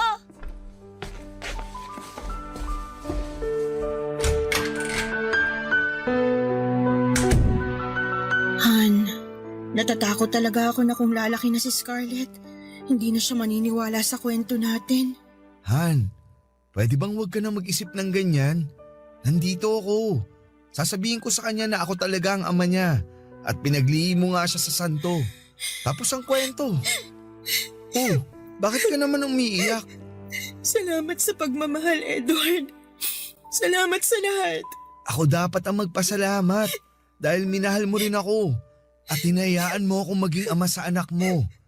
Mahal kita, Han. Mahal na mahal din kita, Han. Mula sa araw na isinilang ko si Scarlett ay nangako ako na ibibigay ko ang lahat para sa kanya. Pagmamahal, proteksyon at isang magandang kinabukasan. Walang pag-aalinlangan na ibinigay din yon ni Edward sa kanya kahit alam nitong hindi niya kadugo si Scarlett. Simula pa noong maliit si Scarlett, si Edward na ang tumayong ama niya. Ginawa niyang lahat para mahalin at alagaan si Scarlett na parang tunay niyang anak. Lumaki si Scarlett na hindi nalaman ang katotohanan. Papadudot sa bawat gabi na iniisip ko kung aaminin ko ang totoo sa kanya ay umiiyak ako. Mahal na mahal ko ang anak ko at hindi ko kayang masaktan siya. Pero alam kong kailangang mangibabaw ang katotohanan. Kaya nung naging 18 years old na siya, ay naisip ko na hindi ko na kayang itago pa ang lahat. Dumating na ang araw na kinakatakutan ko. Ang araw na kailangang sabihin ko sa kanya ang lahat-lahat. Sa loob ng 18 years, binabangungot ako sa bawat gabi. Iniisip ko kung paano niya tatanggapin ang katotohanan. At eto na nga ang bangungot na yon, Papa Dudut. Nakita ko ang galit sa mukha ng anak ko noong hinarap niya ako para sa katotohanan. Parang gusto ko na lamang na lamunin ako ng lupa dahil nadudurog ang puso ko habang nakikita ko ang sakit sa mga mata niya.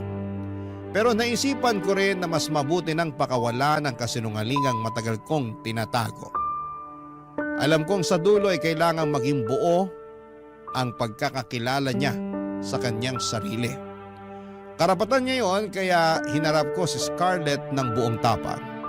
Kahit nanginginig ang boses ko at sinabi ko sa kanya na siya ang isa sa mga pinakamahalagang tao sa buhay ko. At lahat ng ginawa ko ay para sa kanya, Papa Dudut. Niyakap ko siya kahit ramdam kong lumayo ang loob niya sa akin ng mga oras na yon.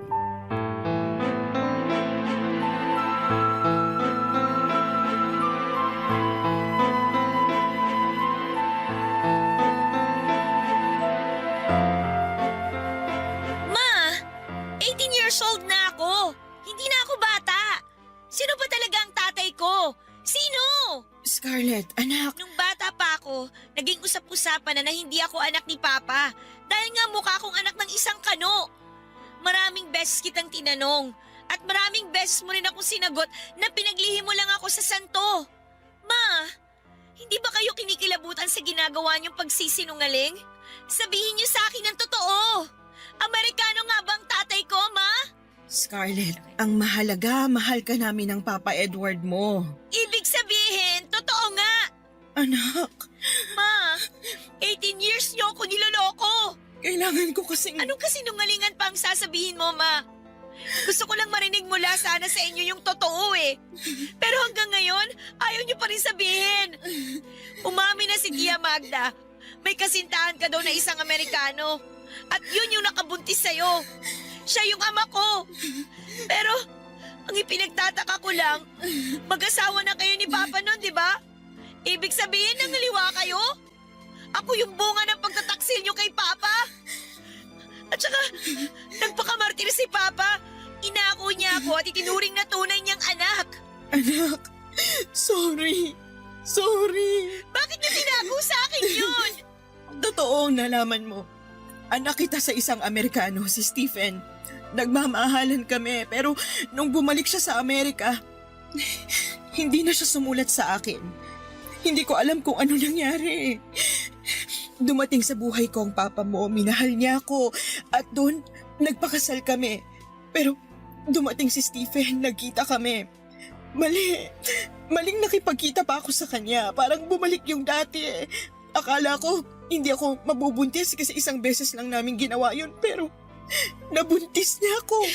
Nabuo ka namin. Ma, bakit mo nagawa yun? Gusto ko nang makipaghiwalay sa papa mo noon kasi isang pagtataksil lang ginawa ko, pero tinanggap niya ako. Tinanggap niya tayo. At para sa kanya, galing ka sa dugot laman niya, anak ka ng Papa Edward mo. Han? Scarlett, anak?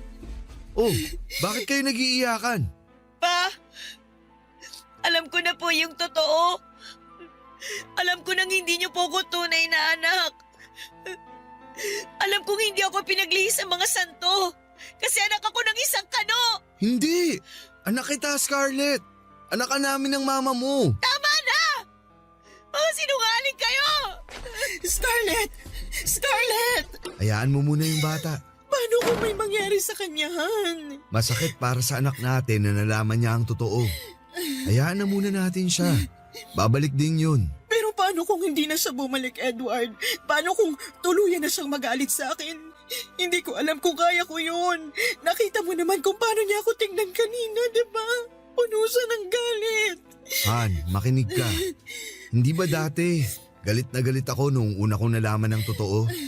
Pero napatawad kita. Hindi naging madali, pero nagawa ko. Alam kong kaya rin niya ni Scarlett. Kailangan lang niya ng panahon. Alam kong totoo yan, Han. Pero ibang sakit ang makita ang anak mong nasasaktan eh. Para bang hinugot yung bahagi ng puso ko. Mahal na mahal ko siya. Lahat ng ginawa ko para sa kanya, pero ngayon, parang hindi niya yun naramdaman. Hindi yan. Ramdam niya yun. Ngayon, maaaring galit siya. Nalilito. Pero kilala ko si Scarlett. May puso yan. Tulad ng sayo. Mahal na mahal ka niya. Kahit nasaktan siya ngayon, mapapatawad ka niya. Ito talagang kinatatakutan ko, Edward. Dumating na. Lahat ng taon na tiniis ko ang takot at pangamba, parang wala na akong natira para sa sarili ko, pero eto na nga, wala na akong tinatago. At yan ang mahalaga. Wala ka nang itatago. Wala ka nang bigat na dinadala. Han, ginawa mo na ang tama. At sa dulo, makikita rin ni Scarlett yan. Han, taan na. Han, ano kung mas piliin niyang lumayo? Edward, hindi ko kaya. Hindi mangyayari yan. Kung napatawad kita, kaya rin niyang gawin yun. Ngayon, hayaan mo munang lumipas ang galit niya. Ibigay mo sa kanya ang panahon para humupa ang emosyon niya. Sana nga, Edward. Sana nga. Tandaan mo, mahal na mahal ka ng anak mo. Tuluyang lumaya si Scarlett sa bahay, Papa Dudut. Napakasakit sa akin bilang isang ina na makita ang anak kong nagdadala ng bigat sa kanyang puso dahil sa katotohanang hindi niya matanggap. Ang sekreto na matagal ko nang tinatago ay parang bomba na sumabog sa pagitan naming mag-ina, Papa Dudut. Parang nawasak ulit ang pagkatao ko at bumalik ang mga alaala ng panahong nagpakatanga ako. Sa pag-asang mahal talaga ako ni Steven. Hindi ko inakalang ang lalaking yon ang siyang magmamarka ng dugong kano sa anak kong si Scarlett. Hindi ko alam kung saan siya nagpunta, Papa Dudut. Sinubukan ko siyang tawagan. Ngunit hindi niya sinasagot ang cellphone niya. Napakaraming tanong ang gumugulo sa isipan ko. Mali ba ang desisyon kong aminin sa kanya ang katotohanan? Wala akong ibang hangad kundi ang mailapit siya sa katotohanan. Ngunit sa halip na magkaintindihan kami ay parang mas lalo lamang lumayo ang loob niya sa akin. Nang mawala siya ay walang minutong hindi ako nag-aalala sa kanya. Kung nakakain na ba siya, may tinutuluyan ba o kung hindi ba siya inaabuso ng ibang tao. Bilang isang ina, isang matinding bangungot ang pag-alis ni Scarlett, Papa Dudut. Parang iniwan ako ng liwanag sa buhay ko. Maraming beses kaming naghanap sa kanya pero wala talaga. Masakit ang mawala siya at hindi ko sinusukuan ang pag-asang magkakaayos kami kapag dumating ang araw na magkita kaming muli.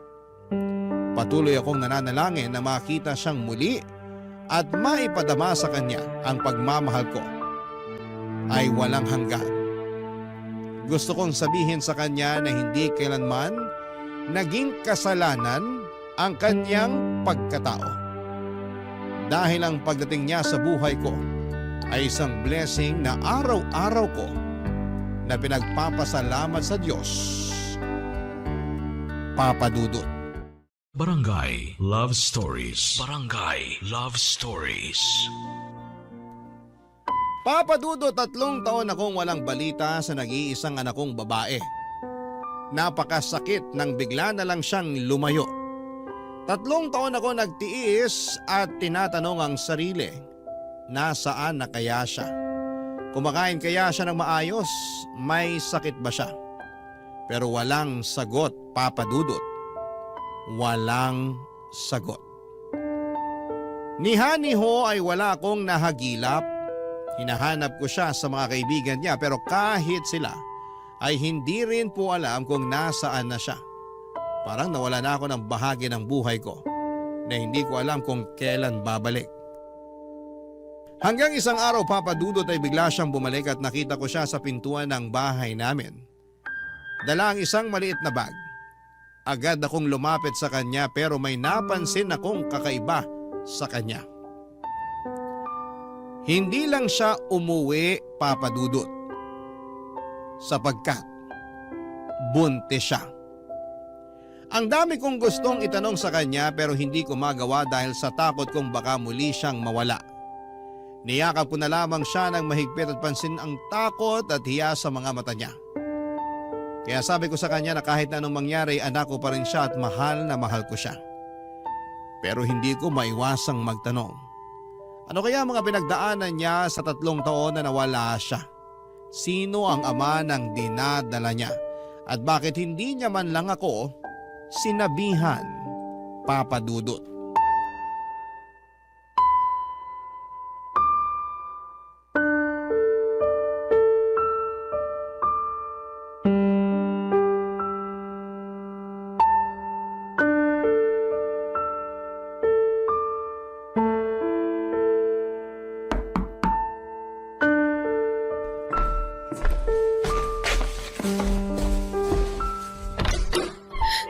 Scarlett?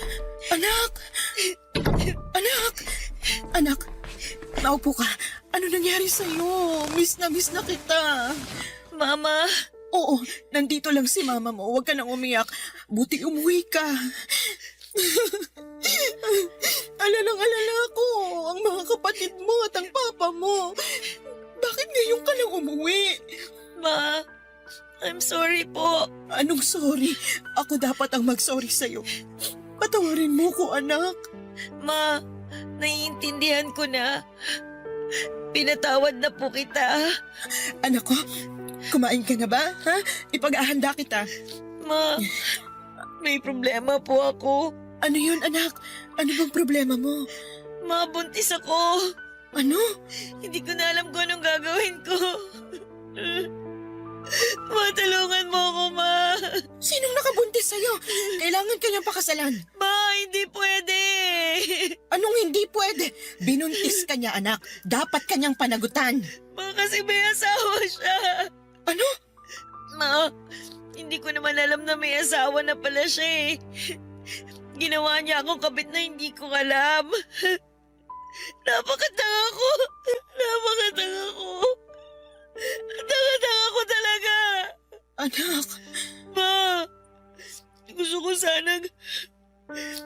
ko po sanang ipalaglag na lang itong dinadala ko. Scarlett.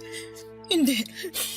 Hindi ako papayag, anak. Huwag na huwag mong ipapalaglag ang bata. Walang kasalanan ng bata para pagkaitan mo siyang mabuhay, anak.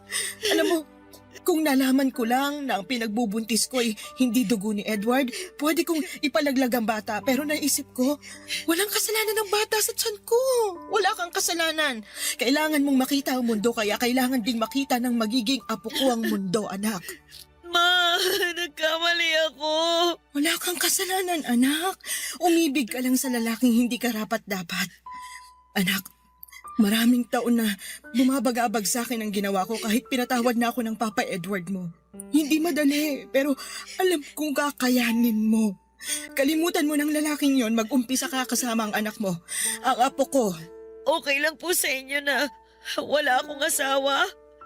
Na magiging laman tayo ng chismis ng mga kapitbahay? Wala akong pakialam sa sasabihin nila. Ang importante, maipanganak mong anghel na yan. At ipadama natin sa kanyang pagmamahal. Okay? Opo, Ma. Salamat. Salamat po sa pagmamahal ninyo sa akin. Ganyan talaga ang isang ina. Mararanasan mo na rin kung paano magmahal ang isang ina. Itatago ko rin po ba sa kanya ang totoo? Na ang ama niya ay may ibang pamilya pala? Nasa sayo yan, anak. Pero siguro kapag kaya na ng isip niya, sabihin mo pa rin ang totoo. Sige po, Ma. Kailangan ko maging totoo sa anak ko. Ma, nasan po pala si Papa? Nasa kwarto. Oh, Ma. Bakit naman ganyan ang mukha niyo? May sakit ang papa mo, Scarlett. Ano po? May cancer siya. Nagpapahinga lang siya ngayon kasi kagagaling lang namin sa chemo niya. Papa! Alam mo, magiging masaya yon kapag makita niyang panganay niyang napakaganda. Ma, gusto ko po makita si Papa. Halika, sigurado akong masusurprise yon kasi nandito ka na. Nang dumating ang araw na bumalik si Scarlett sa bahay namin ay hindi ko mapigilan ang umiyak. Halo-halong emosyon ang bumalot sa akin, Papa Dudut. Masaya ako dahil muli ko siyang nayakap pero may kasamang takot at awa sa puso ko dahil sa kanyang kalagayan. Buntis siya, Papa Dudut, at napakabata pa niya para sa ganitong klase ng sitwasyon.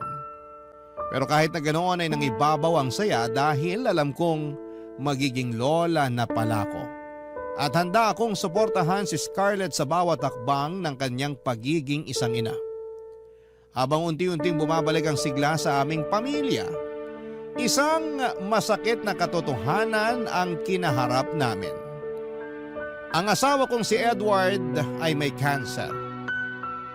Alam naming limitado na ang oras na meron siya. Sa bawat araw ay isang laban para sa kanya, Papa Dudut. Ramdam ko ang hirap na dinaranas niya. Pero kahit sa gitna ng sakit ay pinipilit niyang maging matatag para sa amin. Masakit makita siyang nagdurusa. Pero nagpapasalamat ako na sa kabila ng lahat ay nariyan pa rin siya bilang haligi ng aming pamilya. Nang makita ni Edward si Scarlett, hindi ko malilimutan ang ngiti sa kanyang mga mata habang hinahawakan niya ang kamay ng aming anak. Mahal na mahal niya si Scarlett at kitang-kita ko ang kanyang pagmamalasakit. Ang tagpong yon ay tila nagbigay ng liwanag sa kabila ng dilim na nararamdaman namin dahil sa kanyang karamdaman. Pagkalipas ng 1 taon ay nakita namin ang napakagwapong anak ni Scarlett. Masayang-masaya si Edward na mayakap ang kanyang apo. Pero sa likod ng masayang tagpong yon ang isang bagay na hindi ko po inaasahan. May inamin sa akin si Edward, Papa Dudut, isang lihim na matagal niyang itinago. Ang nalaman kong yon ang tila sumira sa mundo ko na parang lahat ng pinanghawakan ko ay isang kasinungalingan. Hindi ko alam kung paano ito haharapin, pero isa lang ang sigurado ako. Handa akong gawin ang lahat para sa aming pamilya kahit gaano pa kasakit ang katotohanan, Papa Dudut.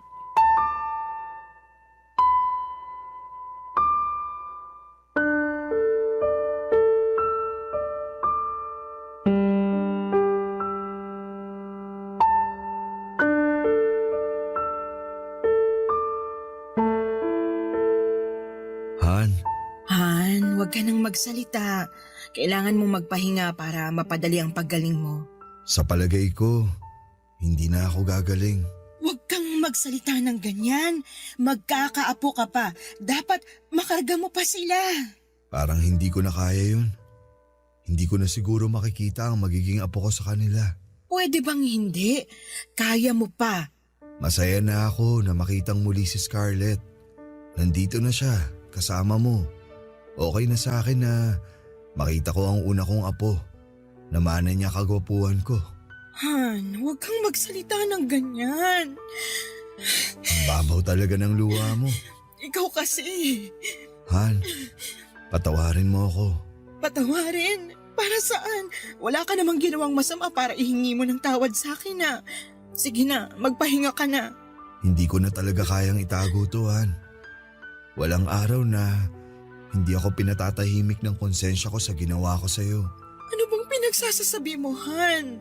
Malaki kasi ang kasalanan ko sa'yo eh. Nagawa ko yun kasi mahal kita. Han, ano ba yun? Tungkol to kay Stephen. Ano? Anong tungkol sa kanya? Gusto talaga kita. Pero naunahan lang ako ni Stephen sa panliligaw sa'yo. Kaya nung umuwi siya ng Amerika at nang minsang bumisita ako sa post office, nakita ko ang sulat mo. Han, may ginawa ako sa sulat mo. Sorry. Han, anong ginawa mo? Kinuntsaba ko ang kaibigan ko sa post office. Sabi ko, wag na wag niyang ipadala ang sulat mo. At kung may darating mang sulat mula kay Stephen, hindi niya ito ibibigay sa'yo. Ano? Mahal ka ni Stephen. Ginawa ko siyang masama sa iyong mga mata. I'm sorry. Han, bakit? Nagawa ko ang lahat kasi nga mahal kita. Naging madamot ako. Ayaw kitang maging masaya sa kanya. Gusto ko lang na mapasa akin ka. Kaya nung nalaman ko nagkaanak kayo, alam kong dahil yun sa hindi pa rin nawala ang pagmamahalan yung dalawa.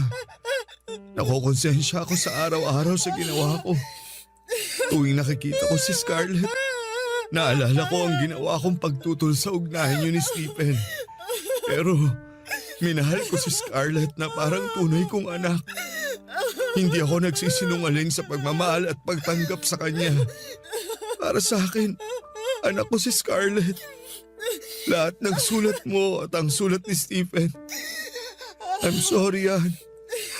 Lahat daw yun pagkatapos ko mabasa. Sinusunog ko.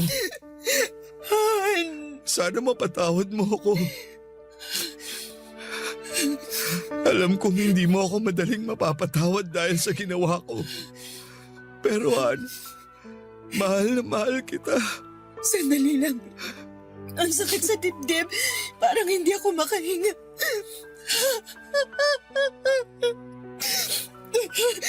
Han, ayoko nang marinig yan. Hindi totoo ang mga sinasabi mo. Ann, I'm sorry. Mahal mo ko, kaya tayo nagpakasal sa isa't isa. Kalimutan mo na yan at isipin mong hindi nangyari yung sinasabi mo. Sa pagkakaalam ko, sa naging buhay ko kasama ka at ang mga anak natin, naging mabuti kang asawa sa akin. Naging mabuti kang ama sa mga anak natin. Yun lang ang katotohanan na gusto kong marinig. Tinaguyod mo ang pamilya natin ng maayos. Dugot pawis. Hindi man naging perpekto ang pagsasama natin pero alam natin na mahal natin ang isa't isa. May mga pagkakamali tayo. Malaki din ang pagkakamali ko pero kinalimutan mo. Kaya ayokong isipin na nangyari ang sinasabi mo sa akin. Pwede ba? Ma? Pa?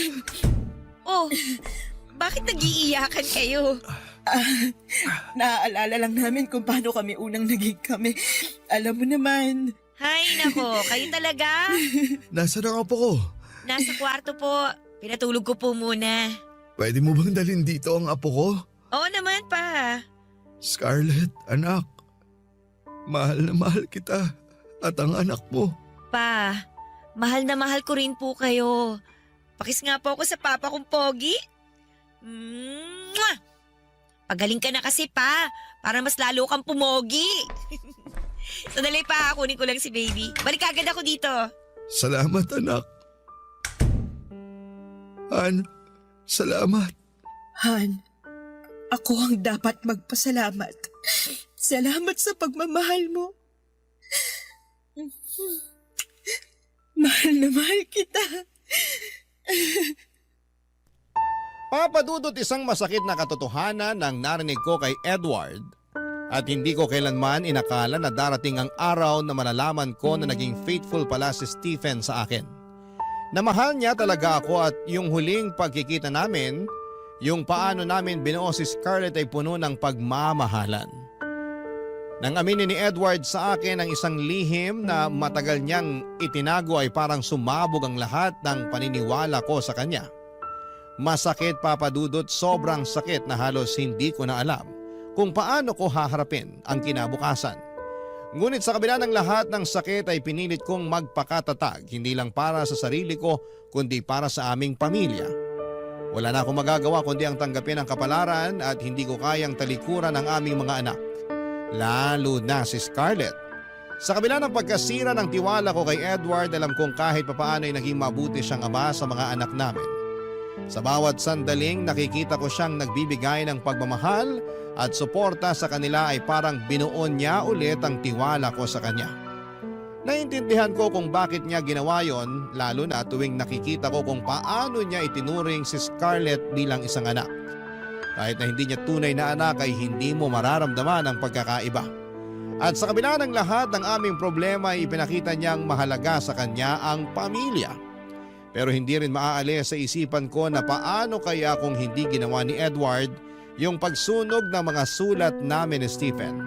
Siguro ay kami pa rin ni Stephen hanggang sa ngayon.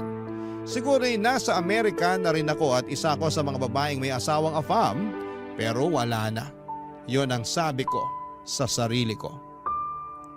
Hindi ko inaasahan na matapos ang maraming taon ay nagkita ulit kami ni Stephen.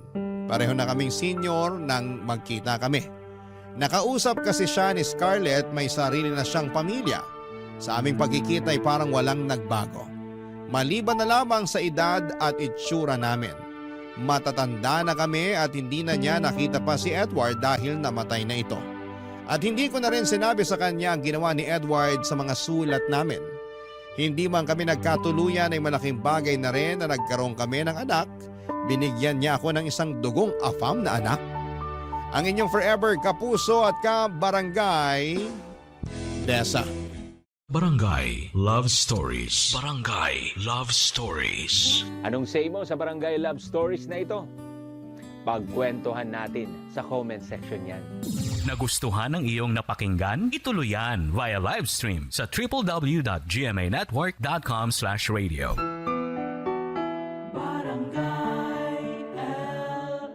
In Mega Manila, 97.1. Forever.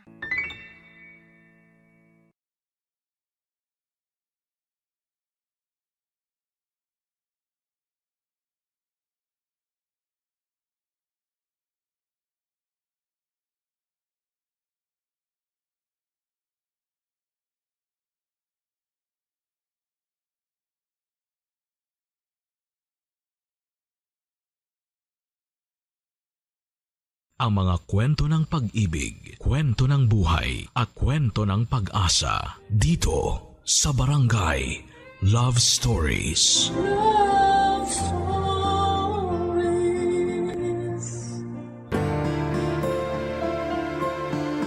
May mga pag-ibig na dumarating sa isang pambihirang pagkakataon at hindi ito mahahadlangan ng mga kabiguang pinagdaanan natin. Dahil kung para kayo sa isa't isa, gagawa ng paraan ang tadhana upang kayo ay magkasama. Ikaw kabarangay, naniniwala ka ba sa kapangyarihan ng pag-ibig? Dear Papa Dudut, magandang tanghali po sa inyo at sa lahat ng mga kapwa ko panatiko ng programa ninyong Barangay Love Stories. Tawagin niyo na lamang po ako sa pangalang Lauren, 34 years old at taga Pasig City. Nagtatrabaho ako sa isang private company bilang marketing associate. Matagal na talaga akong fan ni Papa Dudut. Sa katunayan ay nahawaan ko na sa pakikinig ng programa ninyo sa radyo ang mga kasamahan ko sa opisina. At hindi talaga kompleto ang aming pananghalian hanggat hindi kami nakakapag-tune in sa Barangay LS. Isang araw ay nagkatuksuhan kami ng mga kaibigan ko na magpadala ng sulat sa inyong istasyon. Bali 4 kaming nag-send ng kwento namin sa inyong email address. Paunahan na lang kung kaninong sulat ang unang mababasa. At kung pala rin na mapili ang istorya ko, ako na ang magiging pinakamasayang babae sa mundo. Papa Dudut, magsisimula ang lahat noong 2023 kasama ko noon sa paborito kong restaurant ang longtime boyfriend kong si Sev. Naging kami 10 years ago. Tipikal na gabi lamang yon noong niyaya ko siyang makipagkita sa akin para samahan akong mag-dinner date. Papa Dudut.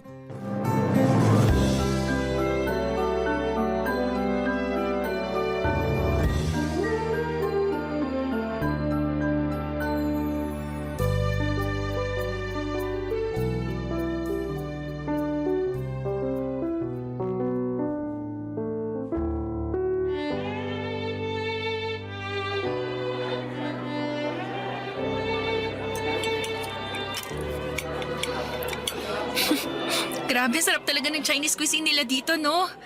Paborito ko talaga tong pansit nila tsaka itong siomay.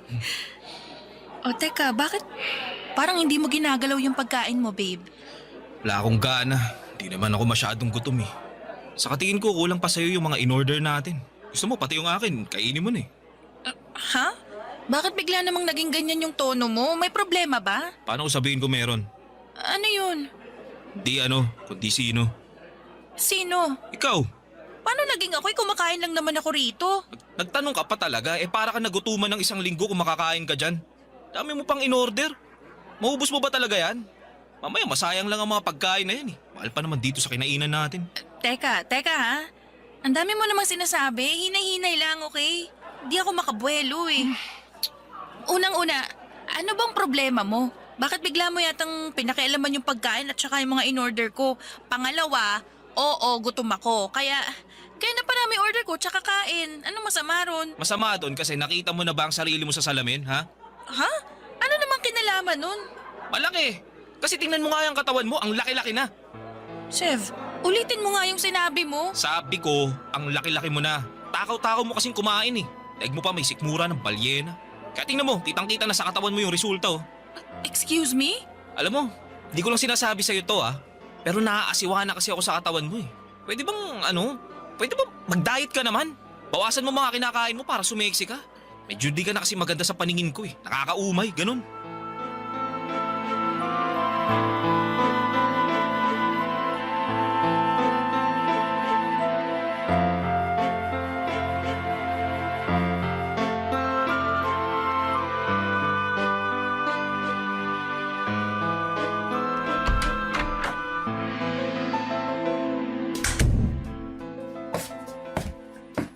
Andito na po ako. Oh, nak. Bakit malungkot ka? Hindi po ako malungkot, ma. Pagod lang po siguro ako. Ito po, kunin nyo. Pasalubong ko po sa inyo. Baka hindi pa kayo kumakain eh. Kumain na kami kanina pero ano ba to? Pagkain? Ay, ang dami naman. Akin na, dali. Take out po dun sa restaurant na kinainan namin ni Sev kanina. Ha? Eh bakit ang dami? Kakaunti lang naman tayo rito sa bahay. Ako lang, ikaw, ang papat kapatid mo na di naman malakas kumain. Teka nga, sabihin mo nga sa akin yung totoo, nak. May nangyari ba sa inyo ni Sev? Wala po, ma. Anong wala? Eh hindi mo ako maloloko, ha? Nanay mo ko. Baka gusto mong linyahan na naman kita ng mga pamosong linyahan ng mga kananayan pag alam nilang nagsisinungaling sa kanilang mga anak nila. Ano? Wala naman po talaga, ma. Eh, hindi ako naniniwala sa'yo. Sabihin mo na kasi, nak. Baka naman matulungan kita. Nagugutom po ko, ma. Ano? Eh, kamo kumain kayo ni Sev, di ba? Hindi ka ba nabusog? Hindi po, kasi po sinabihan ako ni Sev na ang dami ko raw order. At ang lakas ko raw pong kumain kaya lumalaki na raw po yung katawan ko. Eh, yan po yung mga in-order ko eh. Medyo naparami nga kasi gutom ako at gusto ko lang kumain. Stress din po kasi ako sa opisina kaya napaparami yung kain ko eh. Kaso nung sinabi niya sa akin yun kanina, nawalan na ako ng gana. Tapos naiya na rin ako sa kanya kasi nga, ang pangit-pangit ko na. Ay, saan galing yung pangit, ha? Hindi ka pangit, anak. Ako yung Sev na yan, ang pangit ang ugali. Sino siya para pagsalitaan ka ng ganyan? Oo, medyo nagkakalaman ka nga pero hindi pa rin yung dahilan para insultuhin ka niya. Sira ulong yun.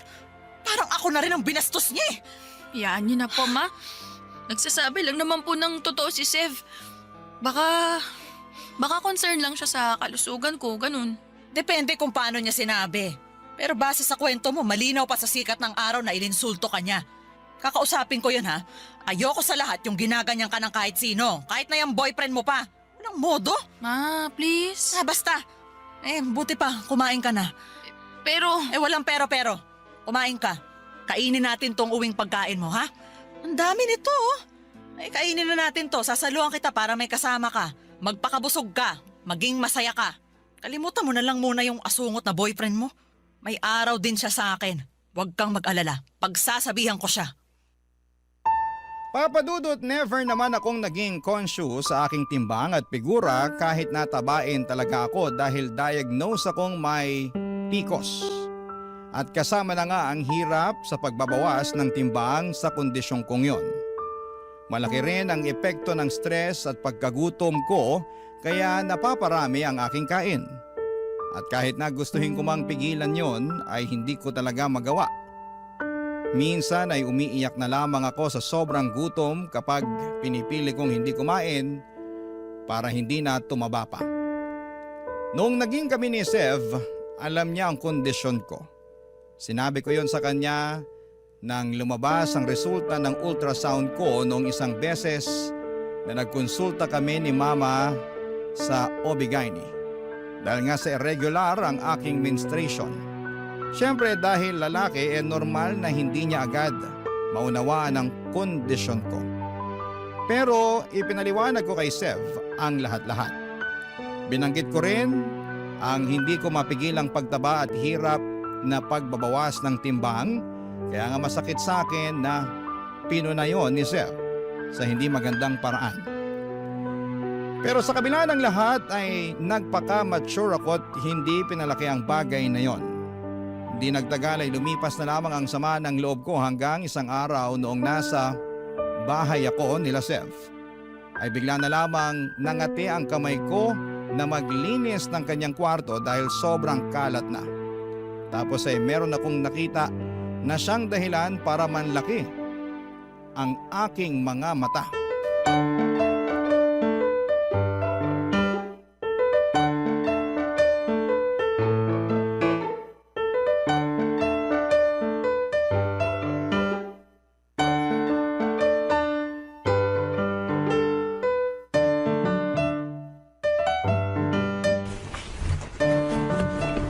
Grabe, Sev. Ang dami mo na palang labahan dito.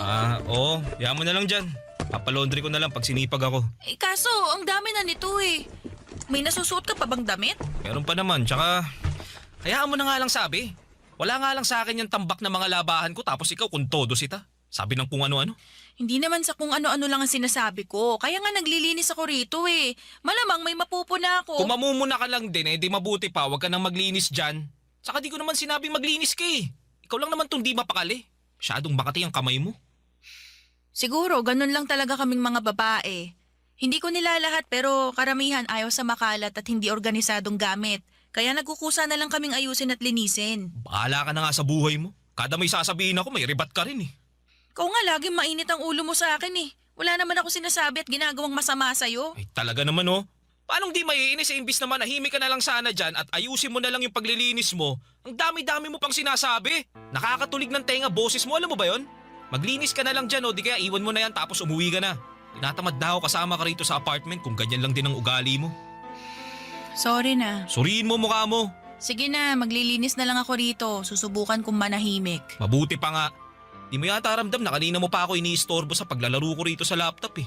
Di ako makafocus papansin ka masyado. Kaya nga sorry na, di ba? Maglaro ka lang dyan, maglilinis ako rito. Ayusin mo ha. Kung makasabi ng aayusin, siya nga itong makalat sa aming dalawa. Ano yun? May sinasabi ka ba? Wala. Anong wala? Narinig ko may binubulong-bulong ka dyan eh. Wala nga yun. Sabi ko, ang ganda nitong pantalon mo. Di mo ba ito papalitan? Kupas na butas-butas. Ngayon, pantalon ko naman pinag-iinitan mo. Di naman sa pinag-iinitan, nagtatanong lang. Wala akong planong palitan yan.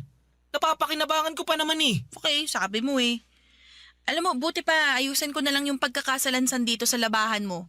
Babalik ta rin ko na rin ha, para pag nilabhan mo at natuyo, isusuot mo na lang. Bahala ka sa buhay mo. Check ko muna yung mga bulsa, baka may pera. Ha? Teka, anong pantalon ba yan? Ito, yung kupas na butas-butas. Yung ayaw mo ka mong palitan kasi napapakinabangan pa naman. Sabi ko, salansan ko na lang dun sa gabundok mong labahan. Pero check ko muna tong bulsa. Uy, may nakuha ako. Ay, kala ko pera. Ano kaya to? Wala, basura lang yan. Tingnan ko nga. Ano to? Sev! Ano ba kasi yan? Nagtanong ka pa talaga? Tingin mo sa akin, tanga? Malinaw pa sa sikat ng araw na resibo to ng motel, oh! Laki-laki pa ng pangalan mo? Anong ginagawa mo sa lugar na yon? Wala akong ginagawa dun. Anong walang ginawa? Gusto mo yan yung isipin ko, no? Tingin mo yata talaga sa akin, tanga eh. Pues para sabihin ko sa'yo, hindi ako pinanganak kahapon. Bahala ka sa buhay mo. Isipin mo na kung anong gusto mong isipin. Basta wala lang yan. Pinagtripan lang ako ng mga kasama ko sa opisina. Pinangalan sa akin kahit sila naman yung nagmotel. Tapos ayan, nilagay nila sa bulsa ko, ganun.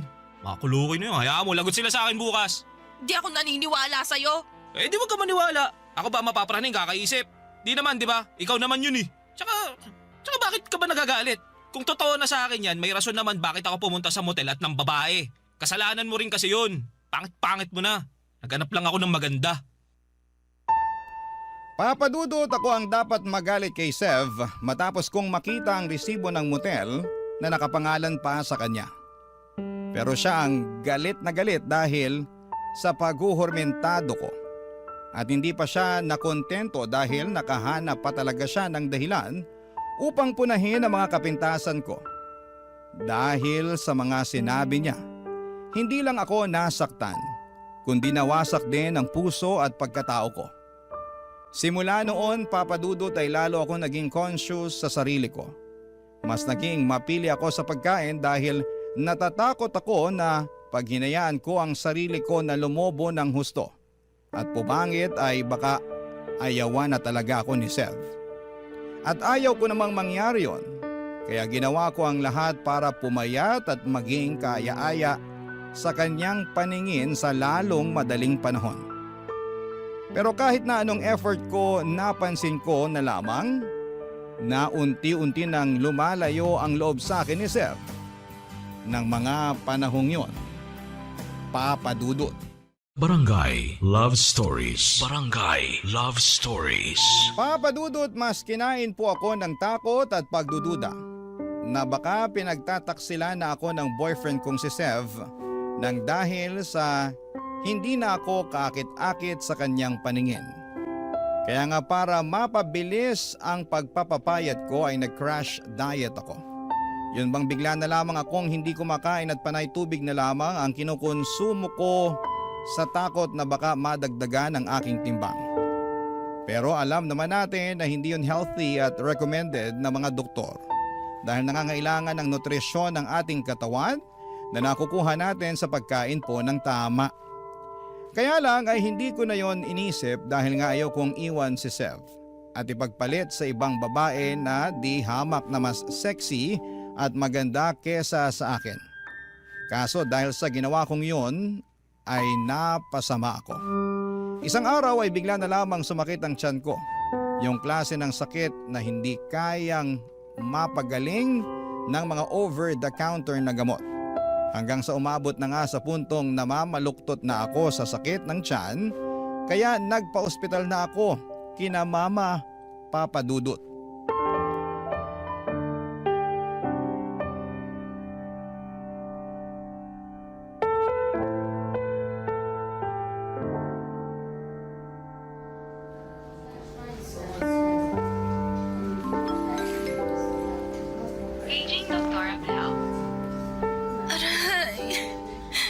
Aray, grabe.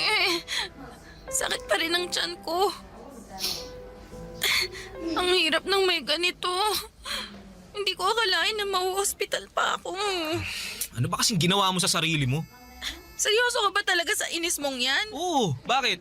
Mukha ba ako nagbibiro? Hindi, pero napaka-unnecessary din naman nung inis mo. Saka hindi ka ba nagwa-worry sa akin? Andito ako ngayon sa ospital, oh. Imbis na sungitan mo ko, di ba pwede magpakita ka man lang ng concern? Concern naman ako, kaya nga tinanong kita kung ano bang pinaggagawa mo dyan sa sarili mo, di ba? Di mo naman ako sinagot. Saan ako lulugar niyan? Hindi ko nga alam kung ano ba nangyayari sa akin eh. Basta bigla na lang sumakit yung tiyan ko. Sobrang sakit na para bang hirap na ako maglakad kaya nagpasugod na ako dito sa ospital. Baka naman kaabag lang yan, ha? Sana nga, pero grabe naman yung sakit. Sus, alagaan mo kasi sarili mo. Di naman sa lahat ng pagkakataon maaalagaan kita. Buti sana kung mag-asawa na tayo eh. At kailangan pa bang maging mag-asawa muna kayo ng anak ko bago mo siya alagaan? Tita Maricar, kayo po pala. Huwag niyo na pong pagalitan si Sev. At bakit hindi ako magagalit? Nakakainis yung sinabi niya. Sa tono mo, Sev, parang utang na loob pa ng anak ko na alagaan mo siya. Di ba dapat naman talaga na gawin mo ang bagay na yun kasi girlfriend mo siya? Alam mo, matagal na ako nakakarinig ng sumbong mula kay Loren na di mo raw siya tinatrato ng mabuti. Mahal mo pa ba ang anak ko? Opo, mahal ko naman po si Loren, tita. Kung mahal mo siya, tratuhin mo siya ng mabuti. Huwag mo siyang saktan. Kawawa naman sa'yo yung anak ko eh. Saka hindi ganyang klase ng tao ang pagkakakilala ko sa'yo, Sev. Kakadismaya na bigla ka na lang nagbago. Pasensya na po kayo, tita. Humingi ka rin ng pasensya sa anak ko dahil siya yung mas nasaktan sa trato mo sa kanya. Pasensya ka na, Loren. Wala lang yun. Kaya ko naman to eh. Ma, huwag niyo na pong pagalitan si Sev, please. O sige, pero ikaw na lang ang pagagalitan ko. Ma, bakit naman? Nagtanong ka pa talaga? Pinag-alala mo kami ng husto ng papa at kapatid mo, nak. Ano po ba kasing nangyari? May sinabi po ba yung doktor? Meron na. Sabi niya, GERD daw yung sakit mo. Kaya sumasakit ng husto yung tiyan mo. Tapos nung sinuri nila yung dugo mo nakitaan pa nila na may nakahalong gamot doon. Basta, may iniinom ka bang gamot, nak? Tapatin mo nga ako. Magsabi ka ng totoo. Meron po, ma. Pero ano lang naman po yun slimming pills. Nabili ko lang po yun online kasi sabi raw mabilis daw pong magpapayat. Ay, Diyos ko naman. Baka peke pa yun, ha? Hindi naman po siguro. Medyo namayat naman po ako Feeling ko nga gumaan po yung katawan ko Namayat ka nga pero yun dahil wala kang kinakain. Gusto mo yatang mabutas na lang yung bituka mo at lumala ng husto yung kondisyon mo Saka bakit ka ba nagpapapayat? Dahil ba sa sinabi sa'yo ni Seb? Ay, kasalanan mo talaga to, Seb Tita, di naman po yata patas na isisi nyo sa akin yung nangyari kay Loren. May sarili na pong isip yung anak nyo. Meron nga. Pero di naman niya maiisip ang bagay na yon kung hindi mo siya iniinsulto. Kapag may nangyaring masama sa anak ko, naku, ikaw talaga ang sisisihin ko. Papa Dudut, tinalaban ako na konsensya sa mga sermon sa akin ni Mama. Ibang-iba kasi siya kay Sev na para bang naiinis pa sa akin dahil pinabayaan ko raw ang sarili ko. Kaya naging alalahanin pa niya. At kahit nga galit na galit sa akin ang nanay ko dahil sa ginawa ko sa aking sarili, ramdam ko ang pagmamahal niya at concern para sa akin. Kahit paano ay masasabi ko na natauhan ako at napagtanto ko na hindi ko na uulitin ang ginawa ko. Hindi nga nagtagal ay nakalabas naman ako sa ospital, dala-dala ang mga babala ng doktor na maaari akong mapasama ng husto kapag hindi ko inayos ang pagkain ko. Kaya nga nilimitahan ko na lamang ang pagkain ko sa masustansyang pagkain. Yan ang pinapasok ko sa katawan ko. At hindi ko hinahayaan na malipasan po ako ng gutom. Kami pa rin naman ni Seth ng mga panahong yon, pero masasabi kong hindi na kami ganong kalapit sa isa't isa. Ako na lang yata ang kumakapit pa rin sa aming relasyon at umaasa na magiging maayos ang lahat. Nababalik kami sa dati kahit ramdam ko na unti-unti nang lumalayo ang loob niya. Ang tadhana na nga ang gumawa ng paraan para bumitiw ako sa relasyon namin. Pauwi ako noon at may nadaan ng motel ang sinasakyan kong motor pauwi sa bahay namin. Tapos, nakita ko doon si Sev na papasok habang kaakbay ang isang babae na mukhang napulot lamang niya sa tabi-tabi. Agad akong pumara sa motel na yon at mabilis kong kinumpronta ang boyfriend ko.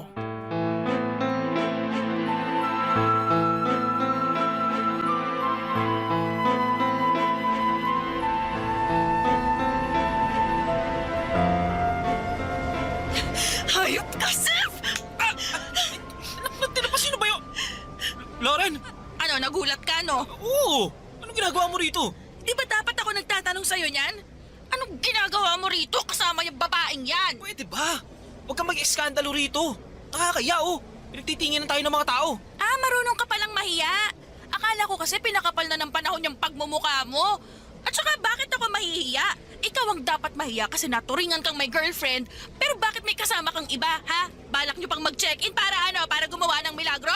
Hoy, babae! Sino ka ba sa akala mo, ha? Bakit mo kasama yung boyfriend ko? Hoy ka rin. For your information, Sandy ang pangalan ko. Huwag mo akong mabababae dyan, ha?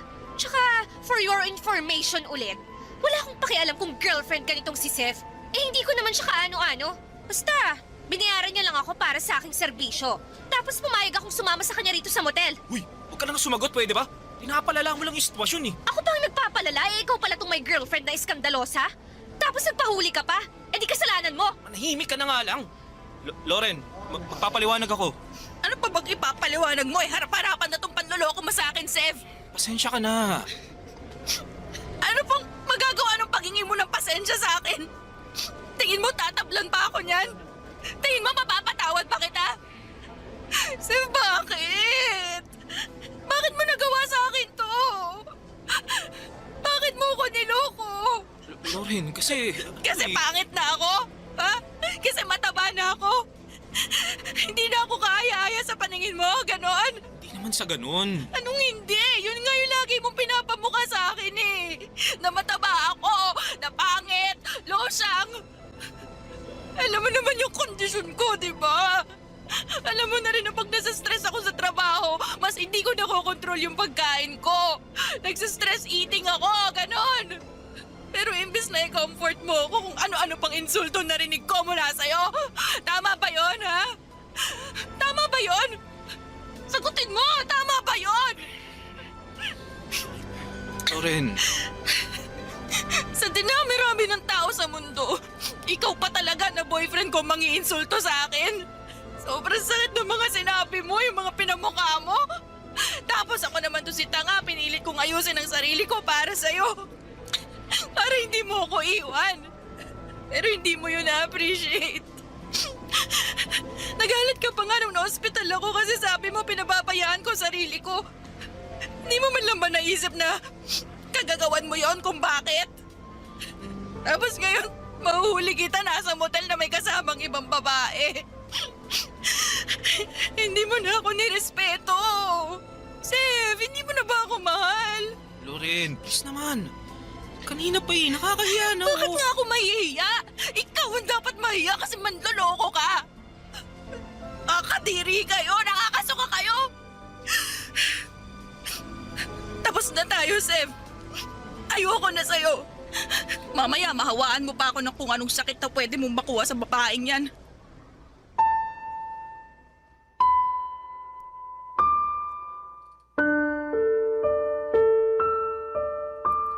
Papadudot, kahit na masakit sa akin ang naging komprontasyon namin ni Sev at labag sa loob ko na makipaghiwalay sa kanya. Dahil nga sa mahal na mahal ko pa rin siya, ay hindi ko na rin naman kinaya ang harap-harapan niyang panloloko sa akin. Kaya nga tinapos ko na ang lahat ng namamagitan sa amin, pero pinatikim ko muna siya ng mag-asawang sampal na deserve niya. Sa kabilang banda, labis din naman ang iniwang sakit ng kalooban sa akin ni Sev. At malaking parte nga noon ang mga pabaon niyang insulto at paninisi sa akin kung kaya nagawa niyang mambabae. Pilit ko yung inalis sa isipan ko, ngunit may mga pagkakataon pa ring minumulto ako ng mga kakulangan at kapintasan ko sa aking sarili. Naisip ko tuloy na baka kasalanan ko talaga ang lahat at deserve kong iwanan at masaktan. Barangay Love Stories. Barangay Love Stories. Papadudot, sobrang broken talaga ako noon dahil nga sa breakup namin ni Sev. Akala ko kasi ay siya na ang the one, pero it turns out na bigla siyang nagloko. Kaya naman iniyak ko talaga ang lahat. Nag-stress eating ako at kinalimutan ng pansamantala ang pagkain ng tama. Buti na lang at nandyan ang pamilya at mga kaibigan ko na siyang naging matibay kong suporta. At bukod doon ay kasama na rin ang programa ninyong Barangay Love Stories na nagpapasaya sa akin. Doon ako nagsimula ang i-marathon ng inyong mga episode, maparadyo man o online. Sa katunayan ay nanonood din ako ng inyong live sa social media at madalas na nagko-comment kapag nagugustuhan ko talaga ang istoryang ini-ere ninyo.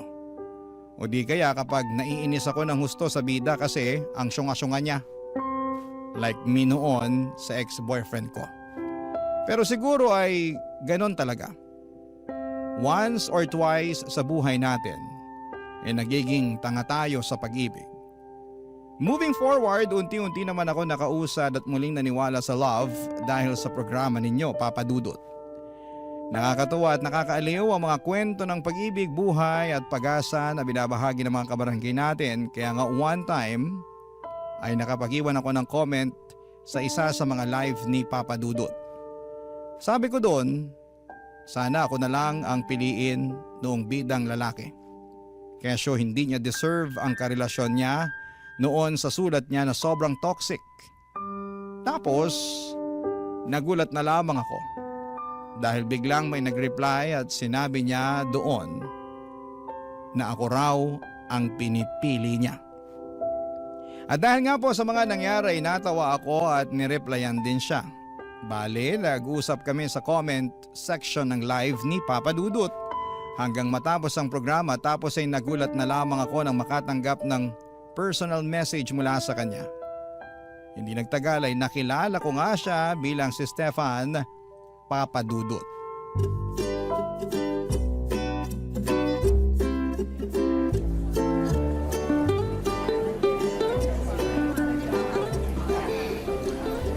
Grabe, sarap naman ang mga food sa cafe na to. Paano mo na-discover tong lugar na to? Grabing ganda, tapos affordable lang din yung mga pagkain. Ganda pa ng ambience. Tambay na talaga ako dito. Kilala na ako ng mga staff. Dito rin kasi ako madalas nagtatrabaho pag gusto kong maiba naman yung paligid ko. Yung bang ayoko muna sa bahay, yung ganun. Nakakasawa rin kasi. Wow, so work from home ka pala? Oo, simula pa nung pandemic. Nice, iwas traffic, no? Ay, hala, sorry. Masyado na ba akong maraming kinakain? Pansin ko kasi konti ka lang kumain. Baka mamaya iniisip mo, takaw-takaw ko Masarap lang talaga yung pagkain. Hindi ko mapigilang kumain ng kumain. Kaya nga tayo umorder na maraming pagkain para kainin. Tsaka tiwala naman ako na masarap at magugustuhan mo yung mga dishes nila rito. Kaya yan ang in-order ko para sa atin. Galing din talaga ng taste mo, no? Lauren, salamat ha. Saan? Hindi kasi pumayag kang makipagkita sa akin. Akala ko kasi hindi ka free ngayon kasi sabi mo may ginagawa ka rin tuwing Sabado tsaka Linggo. Meron nga pero okay lang naman. Tsaka gusto ko rin lumabas kasama mo dahil matagal-tagal na simula nung makipag-date ako. I mean, friendly date ganun. Kaya, thank you kasi di ko akalain na makikilala kita. Tsaka alam mo yun, ang funny lang kung paano nangyari yun. Kaya nga ako rin naman thankful kasi nag-reply ka nun sa akin sa comment section. Tsaka, eto na, di ba? Kasama na kita. Ka-date. Friendly date. Nga pala, mahilig kang makinig ng drama? Ayo! Nakakatuwa kasi nakaka-inspire. Tapos minsan, nakakagalit. Ay, true yan. Diba? Siyempre, nakakadala yung kwento lalo na kung may nakakainis na kontrabida. Pero meron din namang nakakakilig. Nako, sinabi mo pa, doon na nga lang ako kinikilig eh. Ay talaga? Bakit naman? Paano? Simula kasi nung iniwan at niloko ko ng ex kong masama ang ugali, hindi na talaga ako naniwala sa love-love na yan. Siyempre, bitter-bitera ng atake ng lola mo, ganun. Ikaw ba naman sakta ng bonggang-bongga eh. Kaya, nakikringe talaga ako pag nakakapakinig ako ng mga love story na yan until nagustuhan ko na lang bigla. Narealize ko kasi na hindi naman pare-pareho yung pinagdaraanan ng mga tao, lalo na sa pag-ibig. Merong masaya, maganda, meron din naman problematic. Pero alam mo sa uli, nagiging maayos din naman yung lahat. Alam mo, kagaya na lang ng mga realization mo. Naniniwala naman ako na pag hindi tayo nag-workout sa una nating relasyon, hindi pa naman katapusan ng mundo. Oo, masasaktan tayo, iiyak, malulungkot, 'di ba? Manghihinayang. Alam mo, parang ako lang yan kasi 10 taon na kami nung ex ko noon. Ang dami ko ring tanong sa sarili ko kung bakit niya ako nagawang lokohin. Hanggang ngayon, hindi ko pa rin nahanap yung mga sagot eh. Baka ako yung problema, baka siya, ewan. Pero hindi na siguro yun mahalaga kasi mas focus na ako ngayon sa sarili kong kaligayahan. Tama naman. Naniniwala ako na panandalian lang ang kalungkutan. Sa bawat kwento naman palagi pa rin may happy ending sa dulo.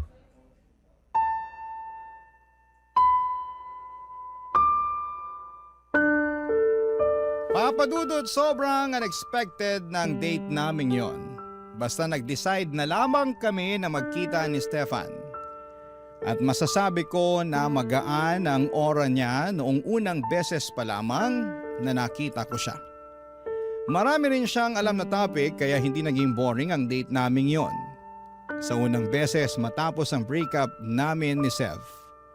Noon lamang ako lumabas kasama ang isang lalaki na nakilala ko nga online.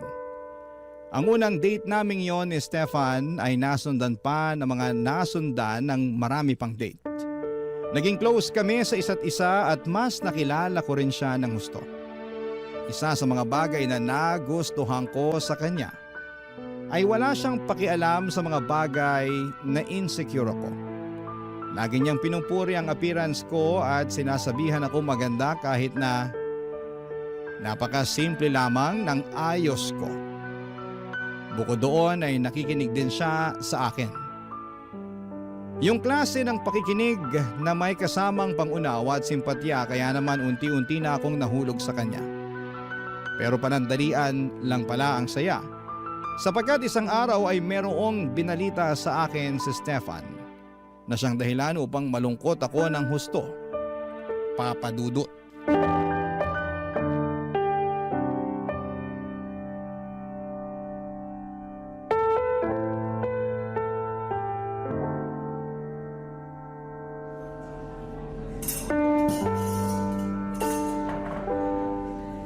Anong sinabi mo?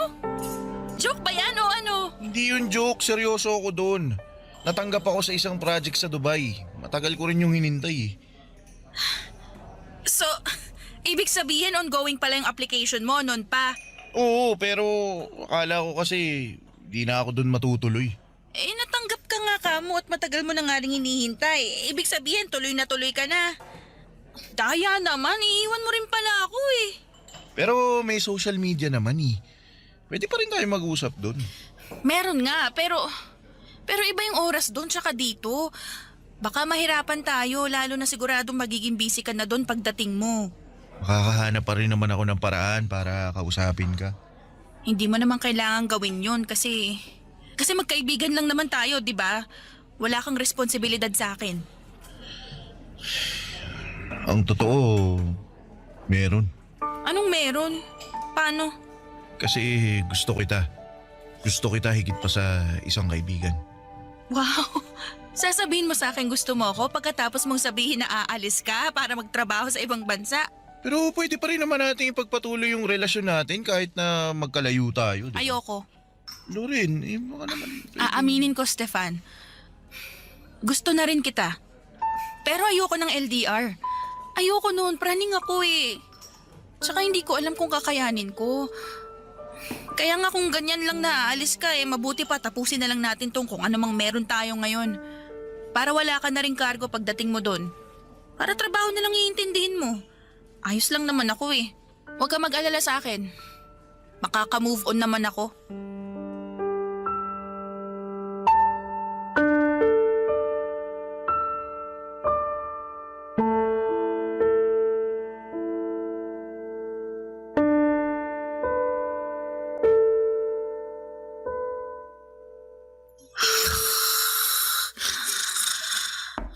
Lorenak, gising ka dali.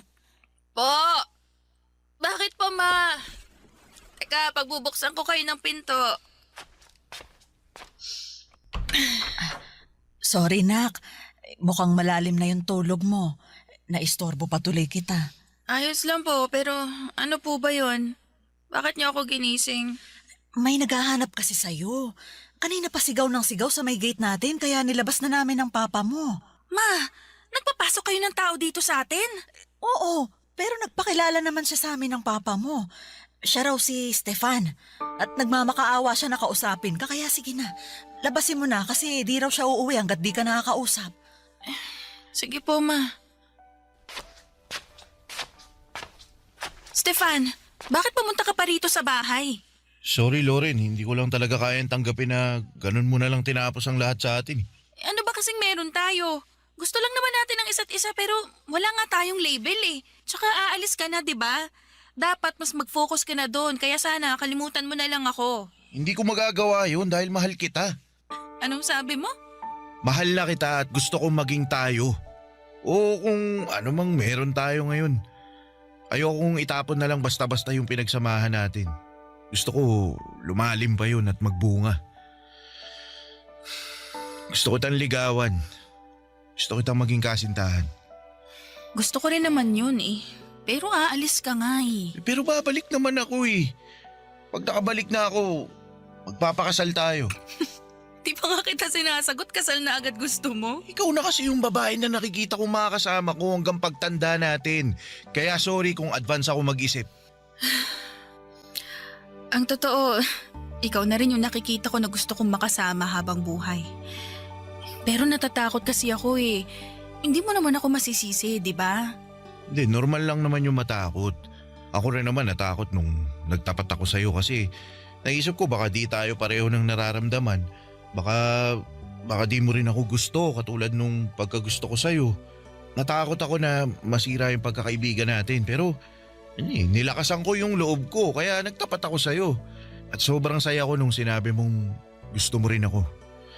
Kaya, Loren, sana bigyan mo ako ng pagkakataon para patunayan ko yung sarili ko sa'yo. At bigyan mo rin ng sansa yung kung anong meron tayo. Naniniwala naman ako na kapag pareho nating ginusto makukuha natin. Lalo na kung para sa relasyon natin. Itong pag-alis ko, panandalian lang naman to. Pagbalik ko, pangako, hindi na tayo magkakahiwalay.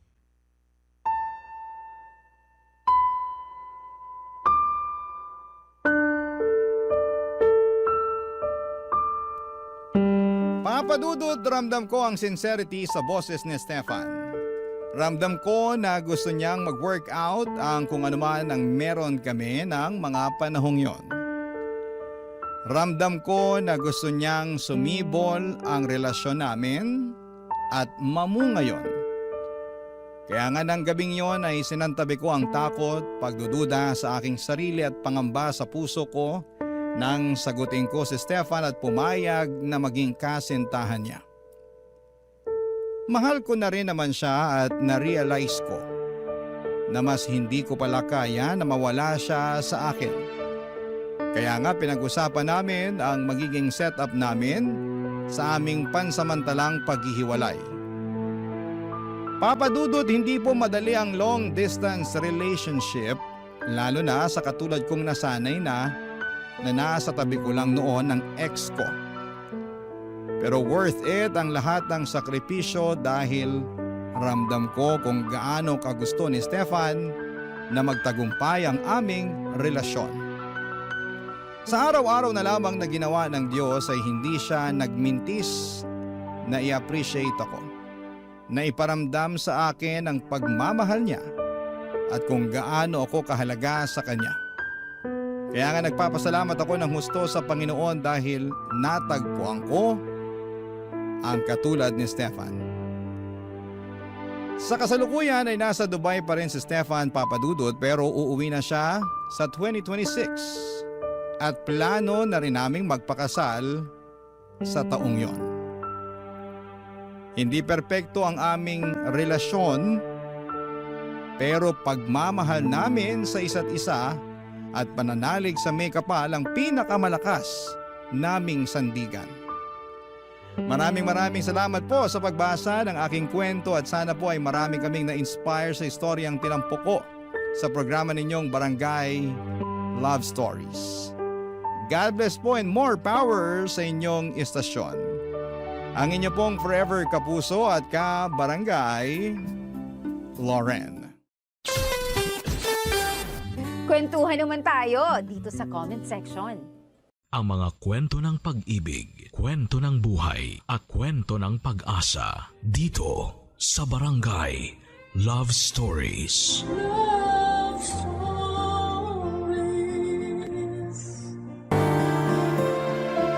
Hindi madaling makisama sa mga kapitbahay. Lalo't magkakaiba kayo ng estado at prinsipyo. Minsan mas madali na lang silang baliwalain at huwag pansinin. Ikaw kabarangay, gaano mo kasundo ang mga kapitbahay mo? Dear Papa Dudut, ako nga pala si Belinda, 50 anyos at isang single mom sa anak kong 18 anyos na si Mia. Para kaming mag-best friend ng anak ko. Lagi kaming magkamaritesan lalo na kapag may mga ganap sa mga kapitbahay namin. Tulad na lamang nung nakaraan, may bago kaming dumating na kapitbahay at tumira sa Unit A. Katabi lang namin dahil kami naman ay nasa Unit B. May kamahalan ang renta sa Unit A dahil 2 floors yon at mas malawak pa kumpara sa aming mag-ina na 1 kwarto lang at nagkasya na lamang kami sa double deck na kama. Kaya nga mas naging close kaming mag-ina dahil iisa lang ang kwarto namin. Kaya lang minsan ay pinapangarap ko rin na magkaroon ng solong kwarto ang anak kong si Mia, lalo't dalaga na siya at kailangan na ng privacy. Minsan nga ay tinatanong ko kung magkano ang renta sa Unit A. Nalula na lamang ako. Hindi ko kaya ang presyo noon kaya sinabi kong magtiis na lamang muna kami ng anak ko dahil balang araw kapag nagkaroon na ng trabaho, ang anak ko ay magkakaroon na kami ng mas maayos na bahay. Yung bahay na may 2 kwarto. Kaya hanggang pangarap lang noon ang Unit A sa amin dahil hindi pa namin yon kayang upahan. Noong napakante nga yun ay panay ang punta namin doon ni Mia, doon kami nagkakape sa umaga. Hinayaan naman kami ng landlady namin basta wala lang kaming masisira. Ini-imagine naming madalas kung saan namin ipopwesto sa Unit A ang mga gamit namin na bibilhin. Hanggang isang araw ay hindi na kami pwedeng tumambay doon para magkape at mag-imagine. Dahil dumating na ang bagong tenant at dahil alam naming may kamahalan ng renta sa Unit A, Kaya nasigurado na agad naming may kaya ang bagong uupa doon, Papa Dudut.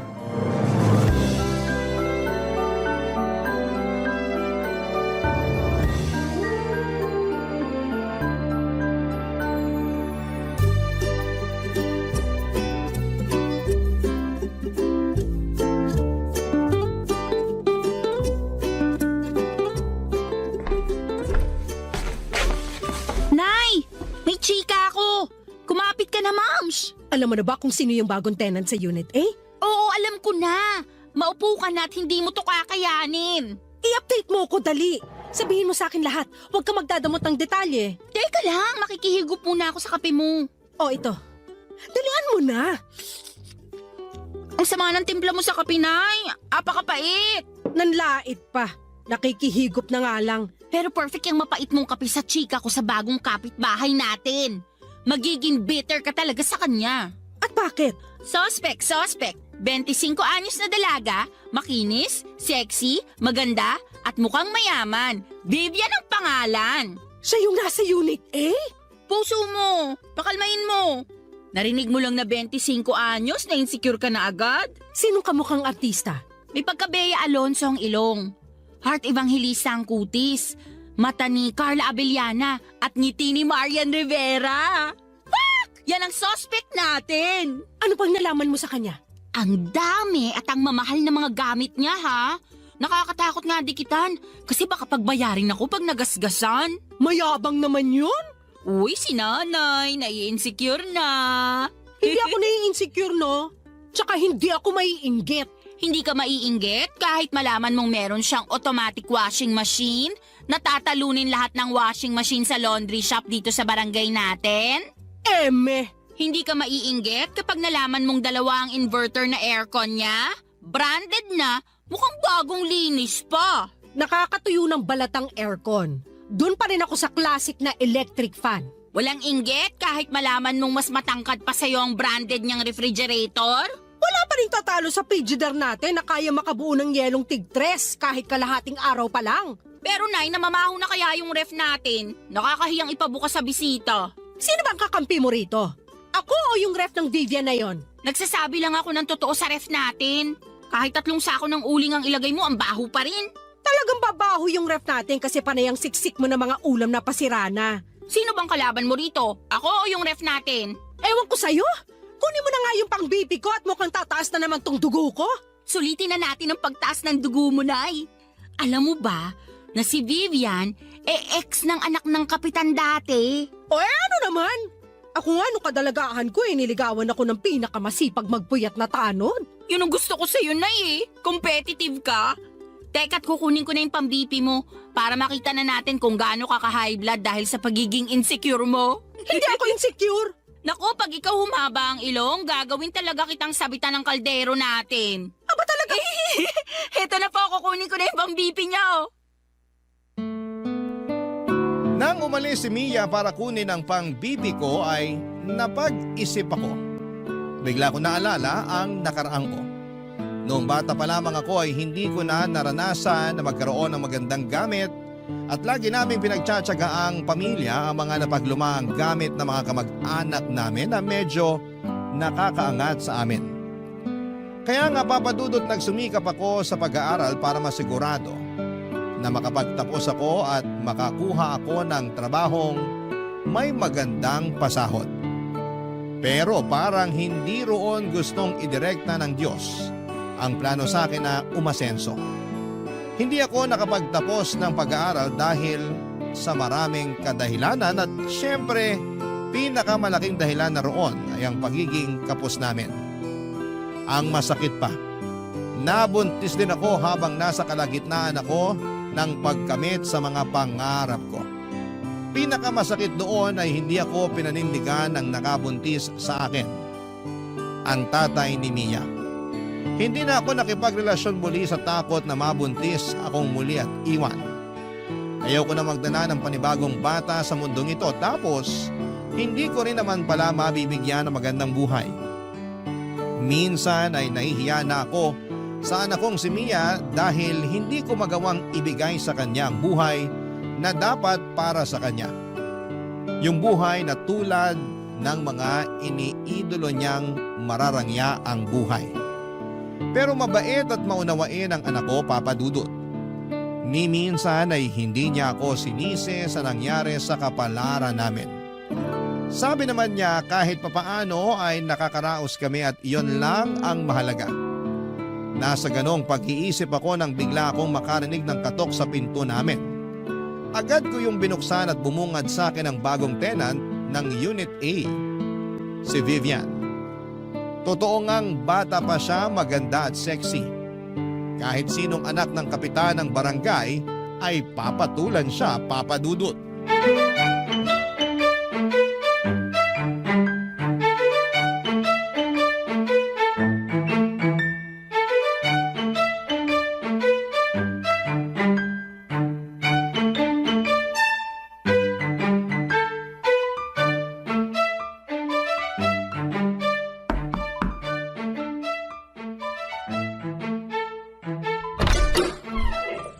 Hello po! Ako nga pala si Vivian, yung bagong lipat sa Unit A. Hello! Ako naman si Belinda, ang loyal na tenant ng Unit B. Nabanggit nga ng anak kong si Mia na naglilipat ka na raw. Kumusta naman? Medyo nakakapagod. Tapos ang init pa. Kaya pasensya na kung puro pawis na tong suot kong spaghetti strap ha. Kaya sigurong sisipag na mga tagabuhat mo kasi na-inspire sila masyado sa spaghetti strap mo. Joke. Ay, hindi dapat yan joke. Sinadya ko talagang magsuot ng spaghetti strap para mawala ang pagod ng mga tagabuhat ko ng gamit. Saka para ingatan nila yung pagbubuhat. Ang hirap naman kung magasgasan yung bago kong 75-inch smart TV na fully paid. Sana all 75 inches. Nay, hindi ko mahanap yung pambipi nyo. Hindi kaya sinangla nyo na naman kay Aling Tessa? Ano pang BP? Wala nagbe-BP sa lahi natin. Ikaw talagang bata ka. Ang hilig mong gumawa ng kwento. Nay, hi Miss Vivian. Napadaan kayo rito sa bahay namin. Pasensya na sa nanay kong allergic sa pang-BP ha. Mia? Mia nga pala. Ang kaisa-isang anak ng single mom ng Unit B. Nakakatuwa naman kayong mag-ina. Ito naman talagang sana all. Saka tawagin mo na lang akong Vivian. Di naman nagkakalayo ang edad natin. May maitutulong ba kami sa'yo, Vivian? Kasi parang mukhang wala na eh. Halos trinabaho na lahat ng mga tagabuhat mo. Nakakaloka nga eh. Kahit yung mga kapitbahay nating lalaki, tumulong na rin. Ayaw pa magpabayad. Ang babait naman pala ng mga lalaki dito sa atin. Mabait talaga sila kapag naka-spaghetti strap ang babae. At nakamaiksing maong shorts. Baka kahit renta mo, libre na kapag nakita ka ng asawa ng landlady natin. Joke! Mapagbiro talaga kayong mag-ina, no? Nakakatuwa naman. Sana makaklose ko kayong dalawa. Pwede naman, basta makikiref ako sa'yo ng ulam ha. Ay, wala ba kayong ref? Meron, kaya lang may amoy eh. Meron kaming ref, kaya lang tong anak ko eh. Kulang na lang pati sapatos niya ipasok sa ref. Gusto lahat malamig. Nakakainit tuloy bigla ng ulo.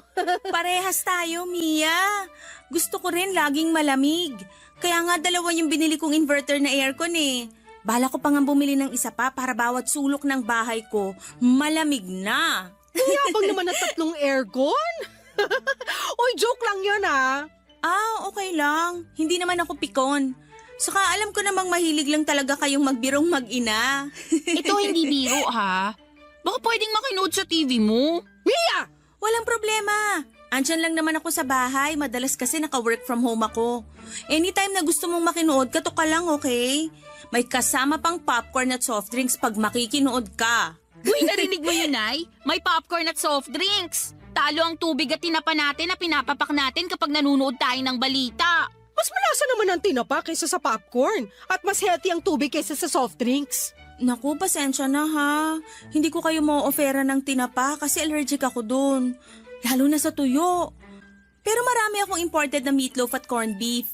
Pwede na siguro yung papakin kapag nanonood kayo ng balita. Bibigyan ko kayo. Di ko rin kasi nagagalaw masyado kasi lagi lang akong umu-order ng food ko. Wala akong time magluto eh. Tatanggapin namin ang ayudang yan, Vivian. Ilang taon na kasing luya lang ang laman ng kitchen cabinet namin eh. Ikaw talaga kanina mo pa binabackstab ang bahay natin. Totoo naman ah. Naku, tumatawag na yung magde-deliver ng food ko. Maiwan ko muna kayo ha. Katok lang kayo sa Unit 8 kapag may kailangan kayo. Bye! Papa Dudut, mukha namang sincere ang pakikipagkaibigan ni Vivian sa aming mag-ina. Kaya lang siguro'y natabunan yon ng inis dahil sa inggit ko. Opo, Papa Dudut. Inggit nga ako kay Vivian. Magpapakatotoo na ako. Mas lumala nga ang inggit ko nang makaharap ko na siya at makita kung gaano siya kaganda at kasexy. Ganon kasi ang itsurang pinapangarap ko noong dalaga pa lamang ako. Malapit ko na sanang ma-achieve yon, kaya lang ay nabuntis ako at nasira ang figure ko. Binala ko namang ayusin pagkatapos kong manganak. Kaya lang ay naging busy na ako sa pag-aalaga kay Mia.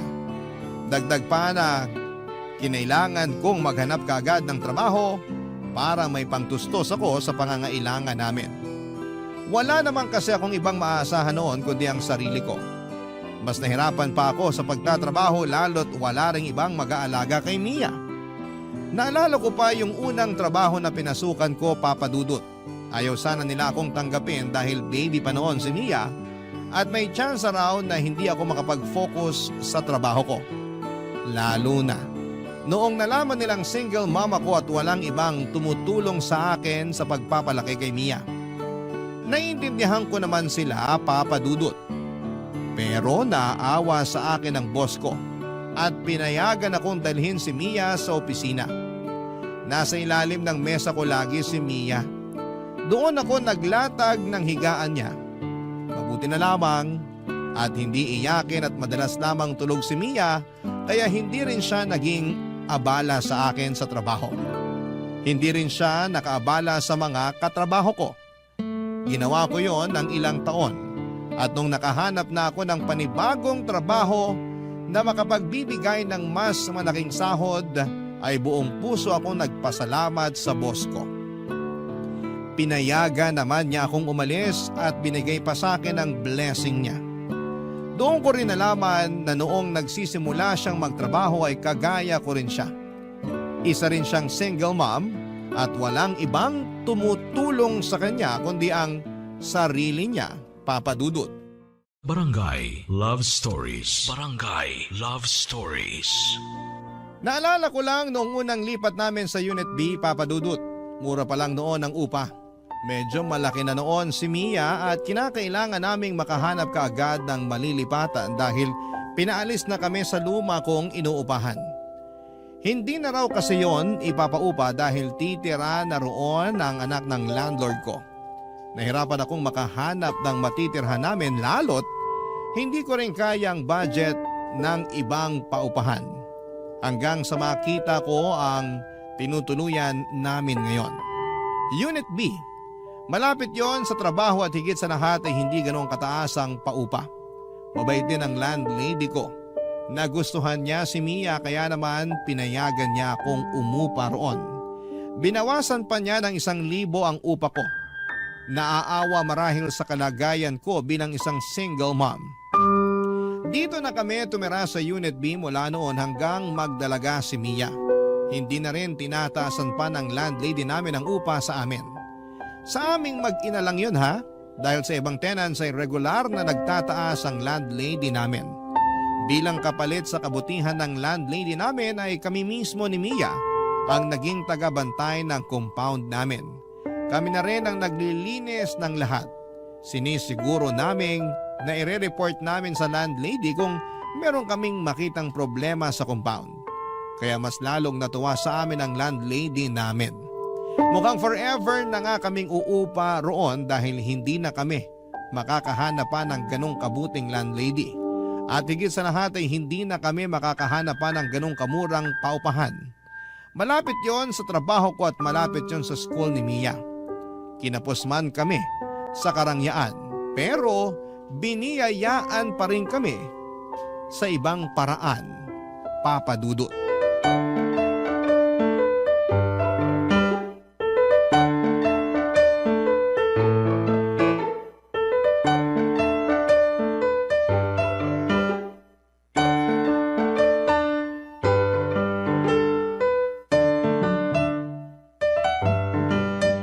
Nay, alam mo na ba? Ang alin? Yung tungkol kay Vivian. Kasiraan ba yan sa kanya? May skandal ba siya? Ano? Si nanay talaga. Ang bait naman ni Vivian pero gusto mo laging hanapan ng baho. Ano ngang nalaman mo sa kanya?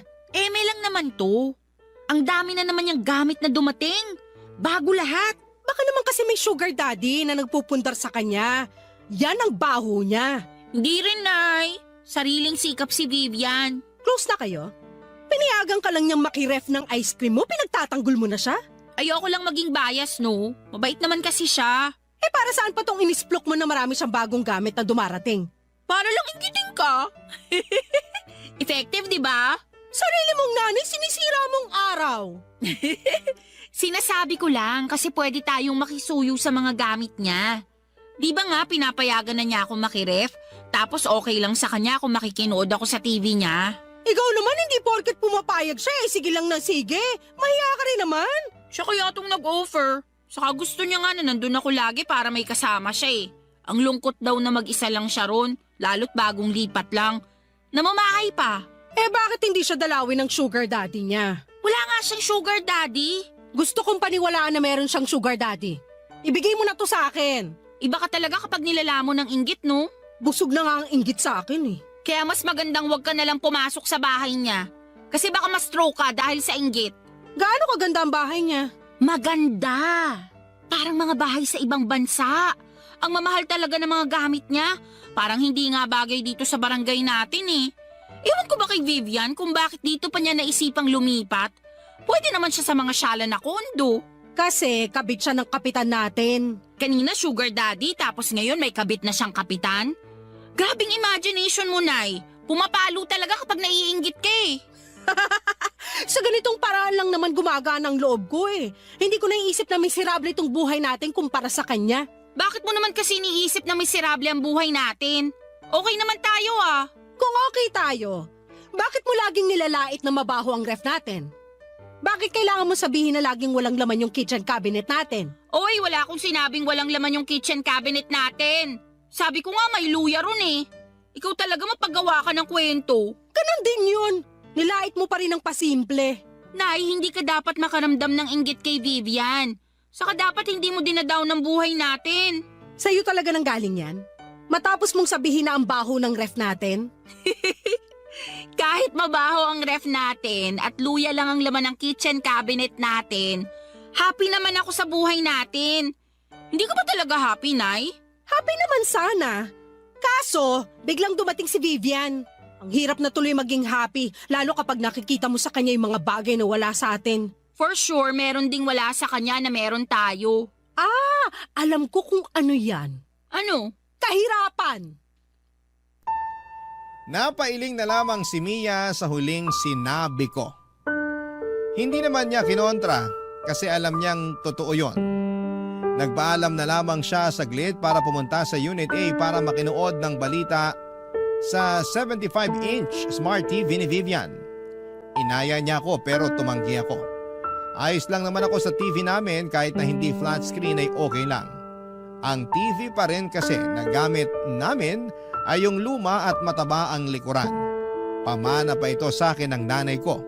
Napanalunan niya noon sa isang raffle sa peryahan. Inalagaan lang kaya tumagal. Ilang pusa na rin ang natulog sa likuran ng TV naming dahil laging mainit doon. Binuksan ko ang TV at mag-isa kong pinanood ang balita. Pero hindi ako makapag-concentrate sa pinapanood ko. Panay kasi ang balik ko sa nakaraan. Naalala ko pa kung ano ang pinakaunang gamit na pinundar ko noong lumipat kami sa Unit B. Isang kutsyon. Isang kutsyon ang una kong pinundar. Sa dati kasi naming inuupahan ay pinahiram lamang ang kutsyon sa amin. Binala ko nga yung hingin dahil gutay-gutay naman na at manipis na. Baka itapon lang nila.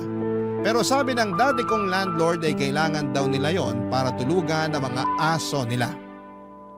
Parang nasaktan ako doon. Kaming tao na mas kailangan yon ay hindi sa amin inabot. Pero hinayaan ko na. Sa unang gabi nga namin sa Unit B ay wala pa kaming kutsyon noon. Nagtiyaga kami sa mga karton na ginamit namin sa paglilipat. Pinatungan na lang namin ang mga tuwalya para hindi masyadong masakit sa likuran. Ilang araw pa ang lumipas bago ako nakabili ng kutsyon. Manipis lamang yon pero nagkasya na kaming mag-ina. At sa paglipas pa ng panahon, dala ng pagpupursige at pag-iipon ay nakabili na ako ng mas makapal na kutsyon. Hindi lang isa kundi dalawa para sa aming dalawang mag-ina, Papa Dudut.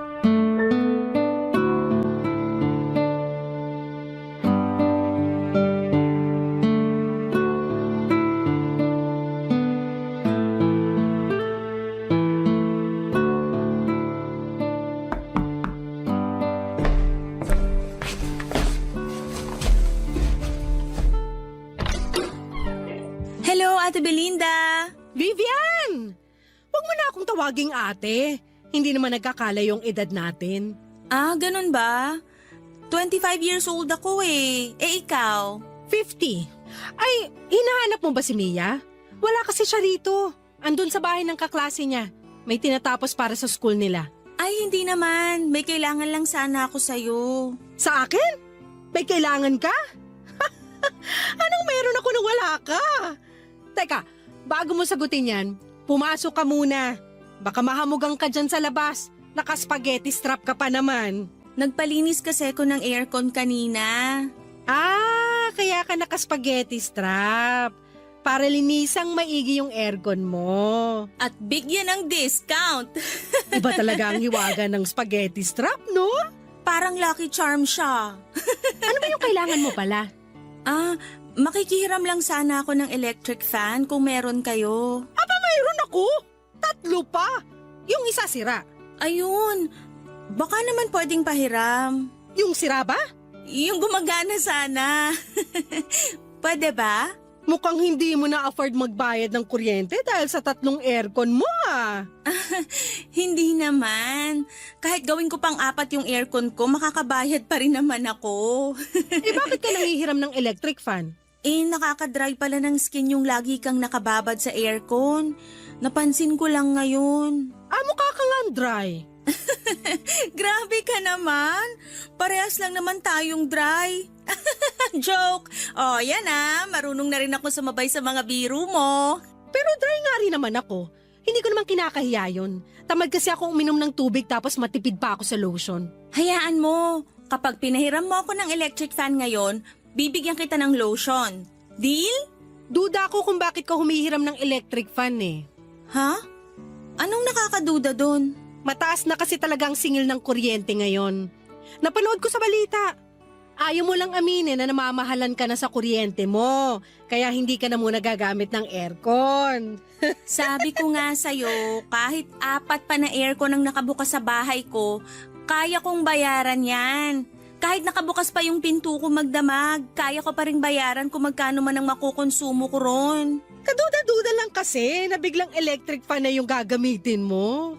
May masama ba sa electric fan? Para sa aming mga nagtitipid lang kasi yun. Baka nga nagtitipid ka na rin ngayon. Pwedeng umamin. Ikaw talaga?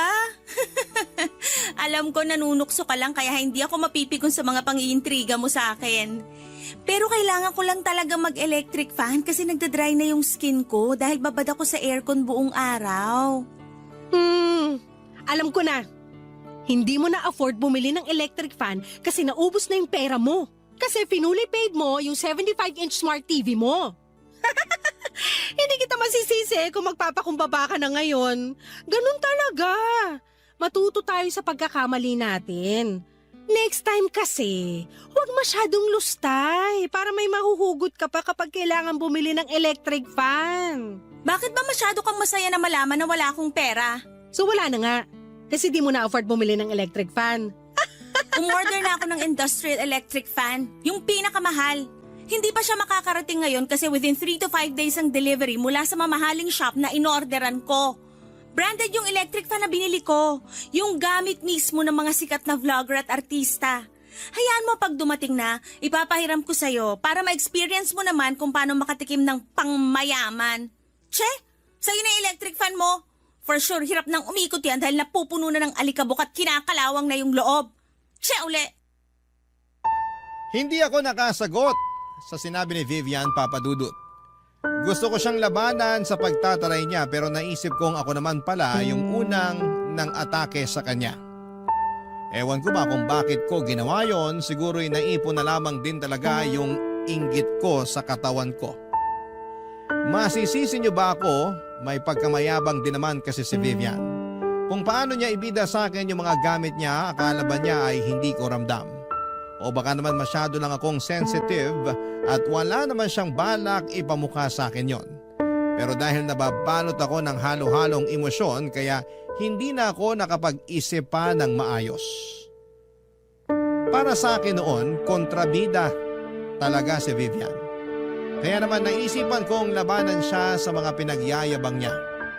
Nang makauwi si Mia, nalaman kong hinarang pala siya ni Vivian sa gate at kinuwento ang ginawa ko. Hindi ako kinampihan ni Mia kaya mas lalo akong nainis kay Vivian. Immature daw ako, sabi ni Vivian. 50 na raw ako pero kung umasta ako ay para akong grade school. Doon ako mas lalong nag-init. Napacheck tuloy ako sa BP ko. Tama nga ang hinala ko, tumaas na naman ang BP ko. Wala akong ibang sinisisi noon kundi si Vivian at nararamdaman kong inggit sa kanya. Makakabawi rin ako sa kanya, yun ang sinumpa ko habang nililinisan ang mga namuong alikabok sa electric fan namin, Papa Dudut. Barangay Love Stories. Barangay Love Stories. Matagal kong pinag-isipan ang gagawin kong paghihigante kay Vivian, Papa Dudut. Mga 1 week din yon. Naisip kong bumili ng bagong TV, iyon ang simula ng paghihiganti ko kay Vivian. Inabangan ko ang sale online at nag-apply din ako ng loan sa online shop na yon. Nasilaw ako sa offer lalo't alam kong pwede ko yung bayaran ng paunti-unti. Itinago ko na ang matabang likuran na TV namin, Papa Dudut, at nagulat na lamang si Mia nang dumating ang bagong flat screen TV. Hindi ko muna yon ginamit para makaiwas na magasgasan at mag-overheat. Kung nag-overheat man ang mga flat screen TV, wala rin naman kasi akong alam. Ang alam ko lang, pwede ko yung ipamukha kay Vivian oras na dumaan siya sa bahay. O di naman kaya ay lalakasan ko ang volume ng TV para marinig niyang meron na kaming bagong TV. Gusto na ngang gamitin ni Mia ang TV para makapanood na siya ng balita. Kaya lang ay sinabi ko na pasimplihan niya muna si Vivian na dumaan sa bahay. Nagtataka may sumunod pa rin si Mia dahil sa kagustuhan nitong makapanood na sa bagong TV namin. Maya-maya pa'y bumalik na si Mia pero hindi naman niya kasama si Vivian. Sinabi lang niya na busy daw si Vivian. Pero alam kong umiiwas lamang si Vivian sa akin dala nga noong minsang tensyon sa pagitan namin dahil lang sa electric fan. Kaya hinayaan ko na lamang na buksan ni Mia ang TV para makapanood na siya. Nilabas ko ang tinapa sa ref para papakin niya pero tumanggi siya dahil binigyan daw siya ng popcorn ni Vivian. Nainis na naman tuloy ako, Papa Dudut.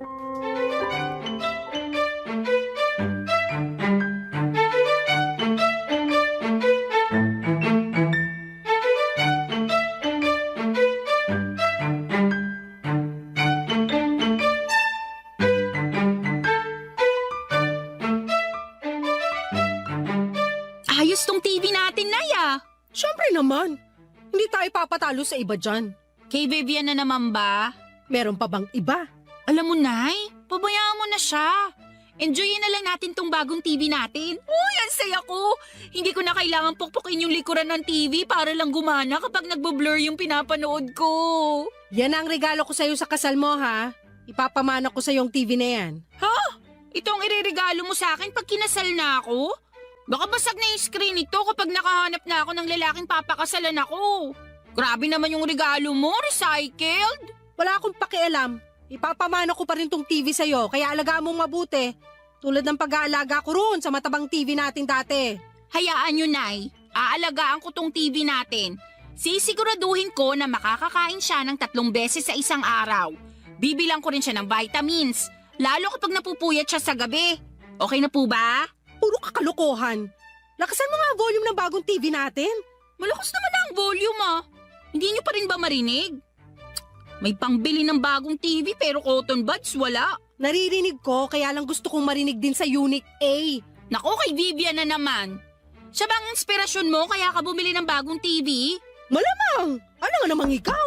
Ayan na ata si Vivian. Lakasan mo yung volume. Tsaka humanap ka ng mapapanood na matingkad ang kulay. Wala naman tayong cable na. Iisa lang ang channel natin. Wala akong pakialam. Gumawa ka ng paraan. Lagyan mo ng filter yung palabas. Teka, bubuksan ko lang yung pinto. Hi, Belinda! Hi, Vivian! Dinig ko ang lakas ng TV niyo sa unit ko Ganun ba? Sobra naman pala ang lakas ng sounds ng nabili kong TV. High quality talaga. Umaabot talaga sa'yo yung tunog. Oo, nakaapekto siguro na nakabukas lahat ng bintana niyo kaya dinig sa akin. Pwedeng makita? Pasok ka. Pwede ka rin makinood kahit anong gusto mo. Nay, isa lang ang channel natin. Lagyan mo ng filter. Wow, ang cute ng TV niyo Anong cute? Ang cute para sa maliliit lang. Ang laki kaya ng TV namin. Oh, sorry. Nasanay lang kasi ako sa laki ng TV ko. Ilang inches ba to? Ano siguro? 40 to 55 inches. Asian size, ganon. Hindi mo man lang chinek yung size bago ka bumili? Nagmamadali na kasi ako sa pag-shopping. Kung ano na lang yung madampot kong TV, yun na lang ang binili ko. Next month, bibili na lang ulit ako ng bago. Balitaan kita. Maganda yan. Nakakatuwa naman. Kasi tong si Mia laging nagre-reklamo dun sa matabang likuran na TV niyo At least ngayon may flat screen na kayo. Ewan ko ba kay nanay kung bakit ngayon niya lang naisipang i-retire yung senior citizen namin na TV. Sentimental kasi ako sa gamit. Pamana pa kasi yun ng nanay ko. Naiintindihan kita. Naabutan ko rin naman yung ganong TV pero binigay na lang namin sa kapitbahay namin nung may nagregalo na sa amin ng bago. Hanggang ngayon gamit pa rin nila yung TV na binigay namin Ay gumagana pa? Tsaka nagkakausap pa rin kayo ng dating kapitbahay nyo? Oo, close pa rin kami kahit nagdalaga na ako at umalis doon. Papadaanin ko nga siya rito next week. Ibibigay ko na kasi sa kanya yung ref ko. Bibili na lang ako ng bago, pamana ko na yun sa kanya. Total, 2 years ko na rin namang gamit yung ref ko na yun. Uy, Vivian, baka naman may ipamana ka rin sa amin. Kailangan namin ng mana. Gusto niyo ba yung sofa bed ko? Di ko naman kasi nagagamit. Sa inyo na lang para komportable kayo kapag nanonood kayo ng TV. Hindi na. Kasi may in-order na ako online na sofa bed at bagong ref. Uy, magkakaroon na tayo ng bagong ref, Nay? Oo naman. Ipapamana natin sa junk shop tong lumang ref natin. Namangha si Mia sa mga sinabi ko. Masaya naman si Vivian sa mga sinabi ko. Niyakap niya ako at sinabing natutuwa siya sa pag-asenso namin. Hindi ko kinatuwa yon at feeling ko ay kaplastikan lamang yon. Nakinuod pa saglit si Vivian at pasimple niyang sinabi na ang bagong TV namin ay parehas doon sa napaglumaan niyang TV may 3 taon na raw ang nakakaraan. Nakakainis. Ewan ko ba kung ako lang ang nakapansin ng pagyayabang niya. Kasi si Mia believe na believe pa rin sa kanya. Makalipas nga ang ilang minuto ay umalis na rin si Vivian at pinapatay ko na kaagad kay Mia ang TV. Nagreklamo si Mia kasi gusto pa niyang manood pero pinilit ko siyang patayin ang TV. Natatakot kasi ako na baka mag-overheat yung TV. Saka baka malaki na ang gastos noon sa kuryente. Nagbilin ako kay Mia na limitahan lamang ang paggamit ng bagong TV para umabot pa sa kasal niya balang araw. Noong gabi bago matulog ay pinoblema ko kung paano pa ako makakapag-loan para makabili ng sofa bed at bagong ref na pinagyayabang ko kay Vivian. Alam kong dadaan pa rin si Vivian sa bahay at baka hanapin pa nito ang ref at sofa bed. Kaya naman naghanap pa ako ng pagpapautangan or mapagpapautangan. Meron naman akong nakuha, iyon nga lang ay sobrang taas ng interest. Pikit mata ko na lamang na kinuha yon alang-alang sa pride ko. In-order ko ang sofa bed na hindi ko naman kailangan. At bumili na ako ng bagong ref kahit pwede pa naman ang luma namin. Bahala na. Kailangan kong panindigan yon pero pinangako ko sa sarili ko na huli na yon. Hindi na ako magpapadala sa kayabangan ni Vivian. Sisiguraduhin ko lang na makikita niya ang una kong pinagyabang na sofa bed at ref. Makalipas lang ang ilang araw ay dumating na yon sa bahay namin. Tuwang-tuwa na naman si Mia pero may halong alinlangan na sa kanya, Papa Dudut.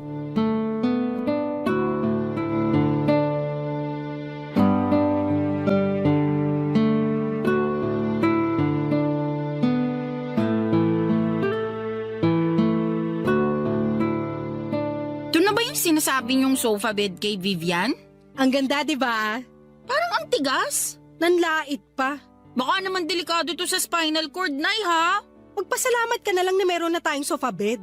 Bakit kasi bumili ka pa parang hindi naman natin kailangan? Para ma-enjoy mo kapag manonood ka sa flat screen TV natin na hindi pa fully paid. Parang di nakaka-enjoy kasi nga matigas. Baka sumakit lang ang katawan ko. Para akong nakahiga sa isang sakong bigas eh. Eh di wag mong higaan. Ako na lang. O kaya kapag may bisita tayo makikitulog sa atin. Talaga? Tatanggap na tayo ngayon ng bisita? Di ba nga ayaw mong magpatuloy ng bisita kasi dagdag pa ka mo sa papakainin? Magpasalamat ka na lang at nakabili ako ng mga bagong gamit natin. Nagpapasalamat naman ako, kaya lang hindi ba parang sobra na tunay? Kasi hindi naman natin talaga kailangan itong sofa bed. Ay yung ref, hindi ba? Panay ang reklamo mo na mabaho na yung ref natin. Oo, mabaho nga pero may sentimental value sa akin yun eh. Yun na kaya yung ref na nakalakihan ko. Andun pa nga lahat ng sticker na dinikit ko eh. Mas maganda yung bago natin. Pag pwede na siya isaksak bukas, makikita mo. Kasing lamig ng yelo sa US ang may experience mo. Speaking of yelo, bibili muna ako sa labas. Hindi pala tayo nakagawa kagabi. May binili pa naman akong soft drinks. Sayang kung walang yelo. Bumili ka na rin ng popcorn para malantakan natin mamaya habang nanonood. Wow! Asensado na. Hindi na tinapang pinapapak. Alis na ako. Ay! Vivian! Hello! Nagulat naman ako sa'yo. Kakatok pa lang sana ako pero nabuksan mo na agad yung pinto. Andyan ba nanay mo? Oo! Nay! Andito si Vivian! Labas lang ako ha. Bibili ako ng yelo at popcorn. Hi, Belinda! Hi! Andito ka? Gusto mo makita yung sofa bed at bagong ref namin, no? Nakita ko na kanina nung dineliver dito. Congrats ha! Hindi na magrereklamo si Mia sa amoy ng lumang ref nyo. Mareklamo lang talaga ang anak kong yan. Naalala ko nga sa kanya yung sarili ko nung bata pa lang ako Naalala? Hindi ko pa yata nakwento sa'yo kung bakit malapit ang loob ko sa inyong mag-ina. Kasi nung bata ako, katulad ko rin si Mia. Marami rin akong gustong bagong gamit tulad ang nakikita ko sa mga kakilala namin. Pero hindi namin afford. Single mom kasi nanay ko. Parang ako. Oo.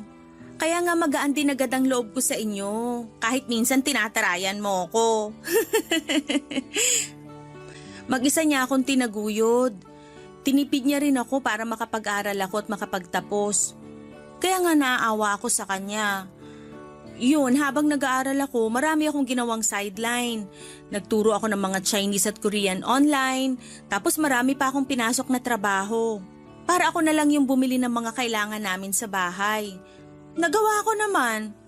Lalo na nung nakapagtapos na ako ng pag-aaral, tapos nakakuha na ako ng magandang trabaho. Nasaan ang nanay mo?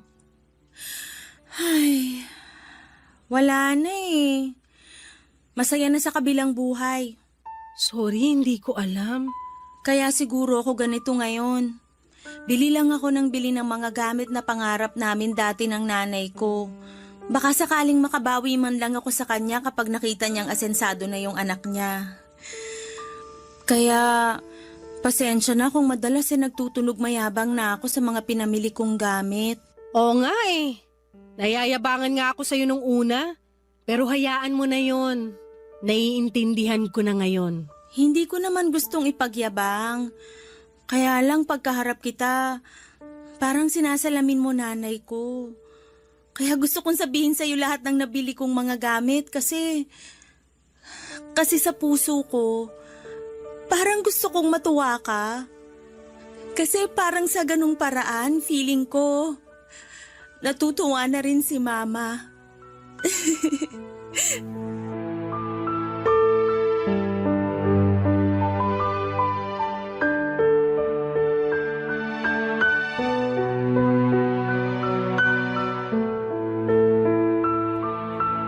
Papadudot para akong sinuntok sa lamunan sa inamin sa akin ni Vivian.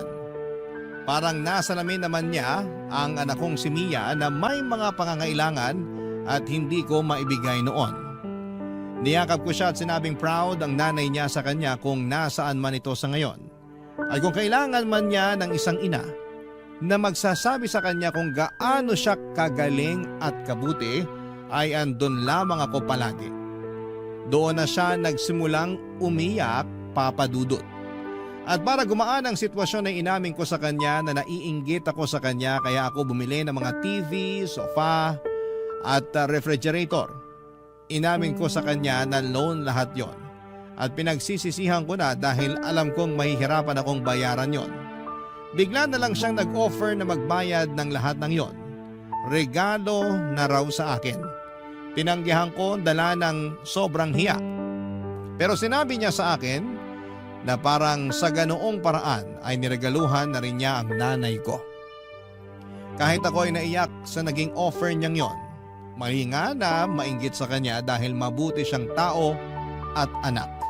Deserve naman talaga niya mga magagandang bagay na naipundar niya. Doon na kami nagkaintindihang dalawa, Papa Dudut.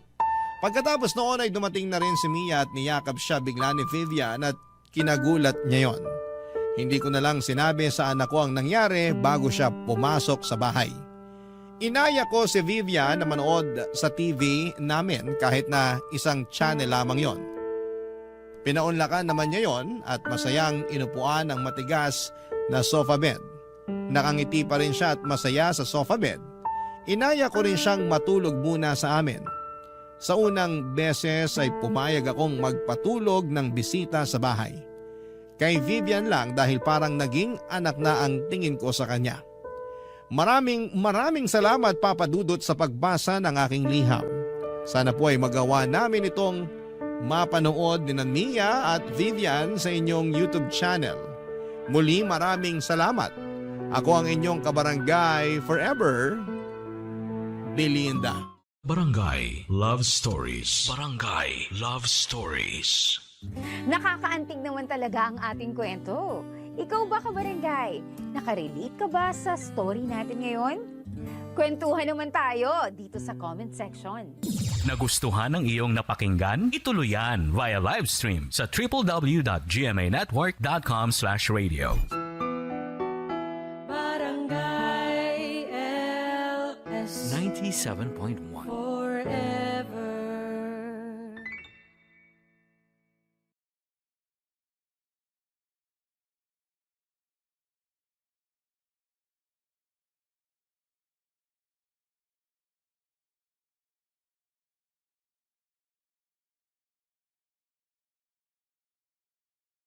Ang mga kwento ng pag-ibig, kwento ng buhay, at kwento ng pag-asa dito sa Barangay Love Stories. Love Stories.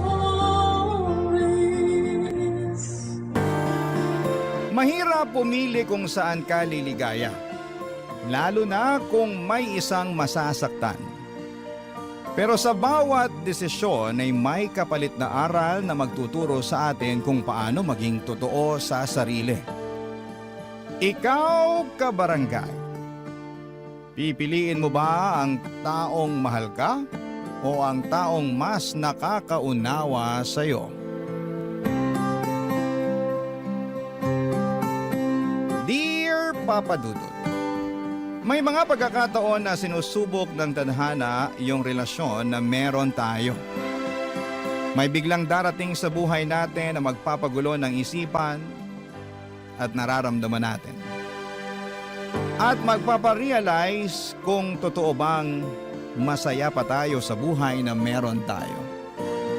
Magandang tanghali po sa inyo at sa ating mga kabarangay na kagaya ko ay palaging bukas ang radyo sa ganitong oras para makinig sa inyong programa. Tawagin niyo na lamang po ako sa pangalang Mika. 27 years old at nagtatrabaho sa isang lending company. Sumulat ako hindi lamang para magkwento kung hindi ay para humingi na rin po ng payo.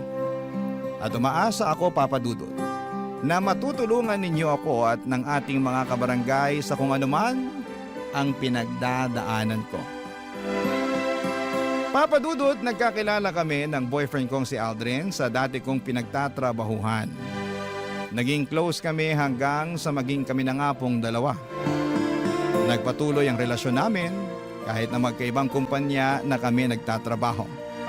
Makalipas nga ang 2 taon ay nag-decide na kaming magsama sa iisang bubong.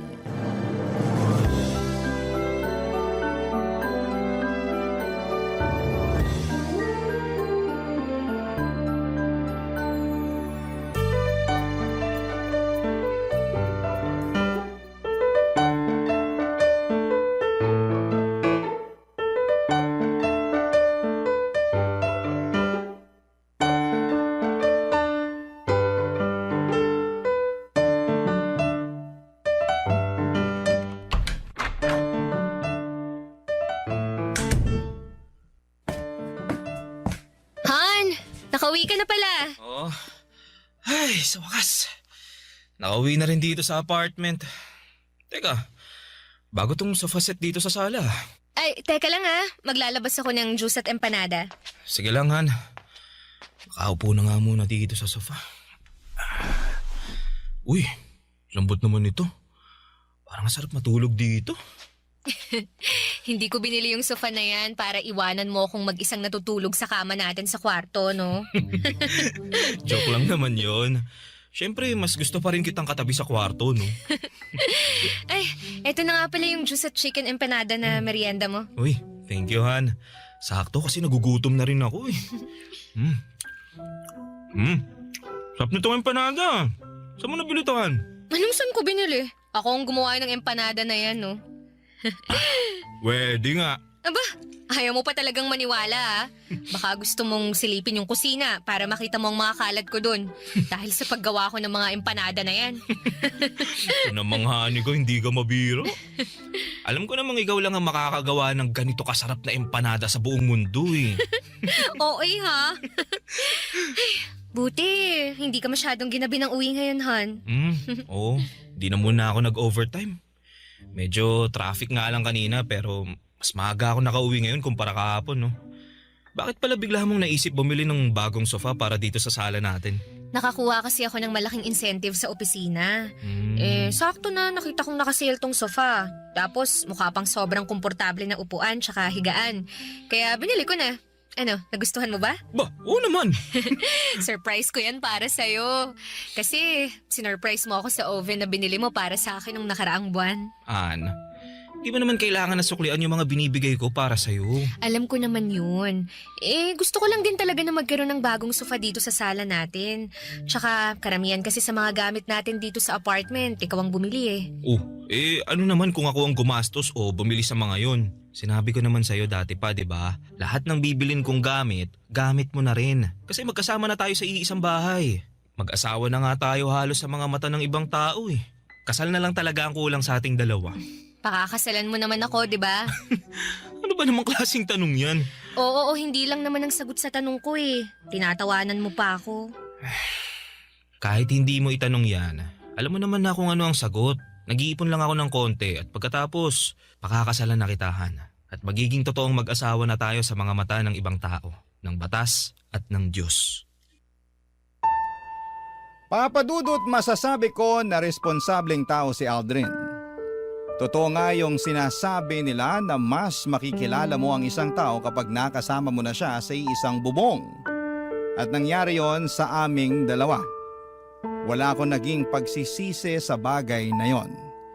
Kasi noong mga panahon na yon ay wala siyang ibang pinakita sa akin kung hindi puro kabutihan lang. Mula sa mga gawaing bahay na mas masipag pa siya kesa sa akin, hanggang sa mga gastusin na madalas na nanggagaling sa bulsa niya. Hindi naman nagkakalayo ang sweldo naming dalawa pero mas gusto niya na siya ang gumagastos para sa apartment namin. Kaya lang nagbago ang lahat mula nang ma-promote si Aldrin sa trabaho niya. Naging mainitin ang ulo niya dahil sa trabaho na madalas niyang nadadala sa apartment. Naging dahilan yon ng madalas naming pagtatalo. Hanggang sa dumating sa puntong nagdesisyon muna akong umalis ng apartment at nakituloy sa bahay ng isang kaibigan ko para magpalamig ng ulo, Papa Dudut.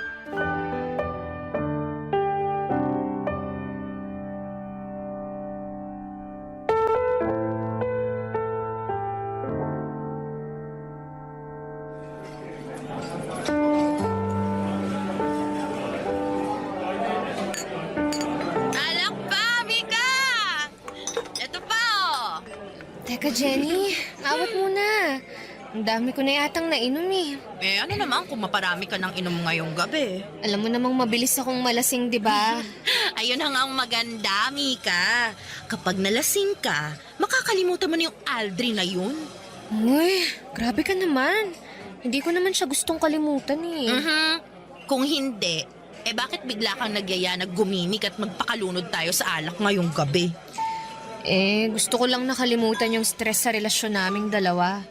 Pero, hindi naman ibig sabihin na gusto ko na siyang kalimutan o kung ano pa man. Nagpapalamig lang ako ng ulo para hindi kami parehas sumabog ni Aldrin kapag nagkita at nag-usap ulit kami.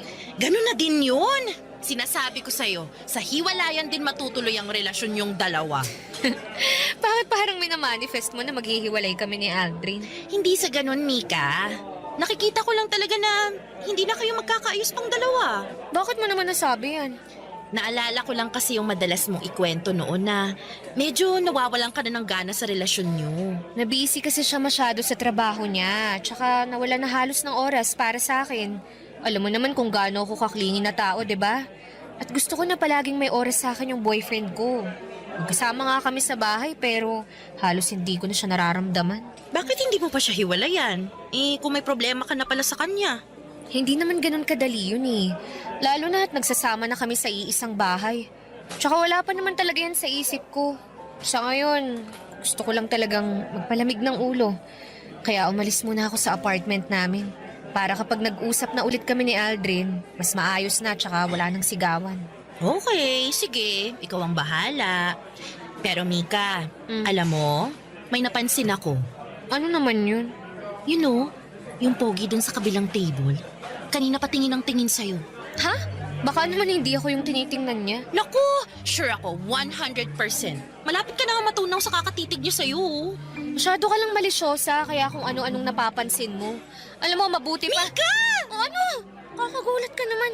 Bigla-bigla ka nalang tumitili halos dyan. Papalapit na si Pogi dito sa table natin! Ha? Hi girls.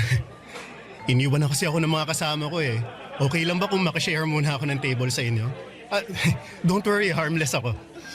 Kahit hindi ka pa harmless, welcome ka dito sa table namin. Jenny! Charot lang! I'm Jenny nga pala. And you are? Justin. Nice meeting you, Justin. Nice meeting you din, Jenny. What about you, miss? Okay lang ba na malaman ko rin ang pangalan mo? Mika. It's Mika. Nice meeting you, Mika. Kuha lang ako ng drinks, ha? Maiwan ko muna kayo. Jenny! Okay lang yan, Mika. Harmless naman daw tong si Justin, kaya siya na munang bahala sa'yo. Diba, Justin? Oo, ako na munang bahala sa kanya. Maingat naman ako pagdating sa babae eh, kaya wala kang dapat na alalahanin sa akin.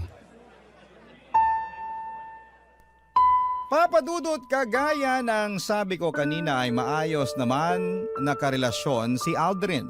Wala akong marereklamo sa kanya dahil ginagawa niyang lahat para sa akin at sa relasyon namin. Palagi siyang naglalaan ng oras para kahit makapag-date kami. Isang beses sa isang linggo ay magagawa niya. Ang sabi niya pa nga noon ay hindi porke magkasama na kami sa bahay ay hindi na kami gagawa ng ibang magandang memories sa labas. May pagka-outgoing na tao pa naman siya at siya palagi ang nagyayaya na puntahan namin ang mga lugar na hindi pa namin napupuntahang pareho. Nagsimula lang talaga ang pagbabago niya nang ma-promote siya sa trabaho. Hindi na kami masyadong lumalabas para mag-date. Late din siyang umuuwi ng apartment dahil sa mga overtime niya at madalas na mainit ang ulo niya kapag magkasama kaming dalawa. Dinadala niya rin kasi hanggang sa apartment ang mga trabaho niya. Buti sana kung trabaho lang. Pero pati yung stress, nadadala niya. Papa Dudut, yon ang naging dahilan para magsimulang tumabang ang relasyon naming dalawa.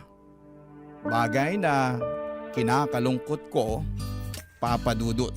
Barangay Love Stories. Barangay Love Stories.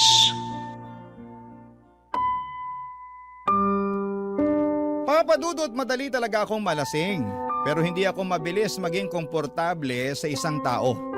Pero nang gabi na nakilala ko si Justin ay parang may kakaiba sa kanya. Na dahilan para maging magaan ang loob ko habang magkausap kaming dalawa. Kaya hindi ko napansin na napaparami na talaga ang inom ko ng alak noon. Siguro kasi ng mga oras na yon ay nagsimula nang lumabas yung stress sa relasyon namin ni Aldrin na naipon noon sa dibdib ko. Hindi ko nga napansin na umiiyak na pala ako habang nagkukwento kay Justin. Basta naramdaman ko na lamang na parang lumulutang ako pero gumagaan naman ang pakiramdam ko. Ganon talaga siguro kapag nailalabas mo na yung nararamdaman mong bigat at sama ng loob. Kahit papaano, Papa Dudut, ay nakakahinga ka na ng maluwag. Pagkatapos noon, naalala ko na niyaya ko pa siyang sumayaw si Justin. Kasi gusto ko talagang i-enjoy ang mga oras na yon. Yung mga oras na alam kong para sa sarili ko, Papa Dudut.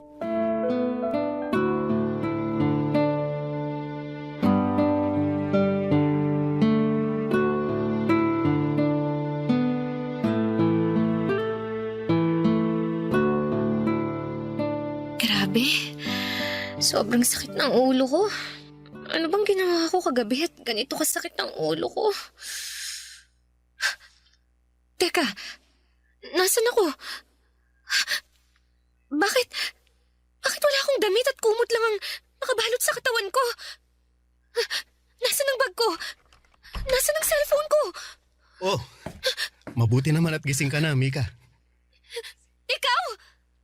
Anong nangyari kagabi?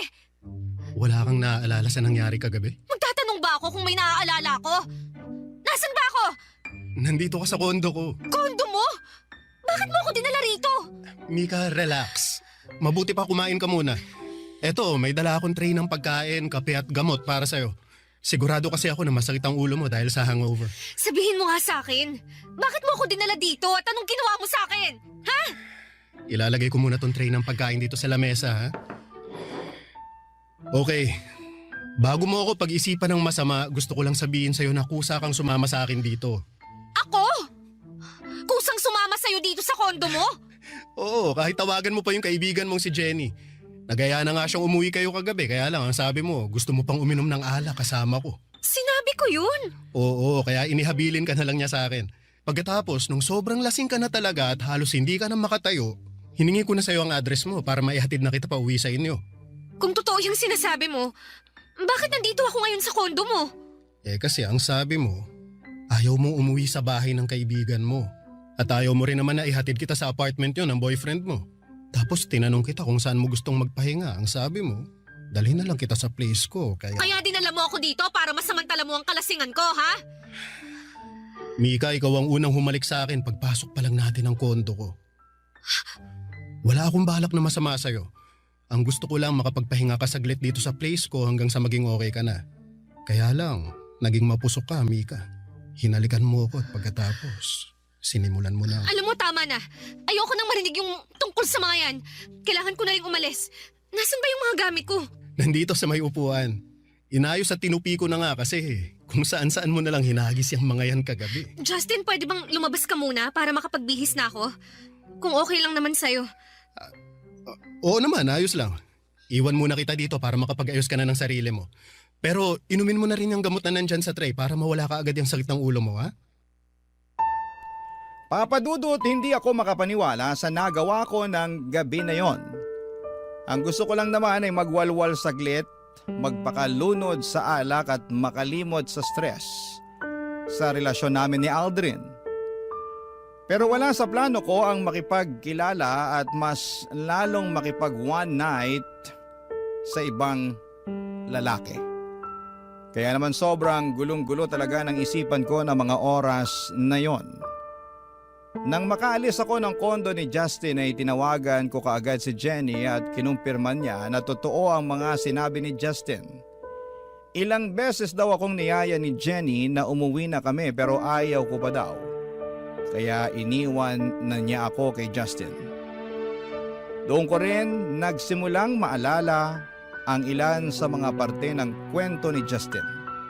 Na ako talaga ang humalik sa kanya at naging mapusok ng gabi na yon. Isang linggo pa ang lumipas ay nag-decide na akong umuwi ng apartment namin ni Aldrin. Nag-usap po kami ng masinsinan at ng araw na yon ay nagkaayos din kaming dalawa. Papa Dudut. Oh,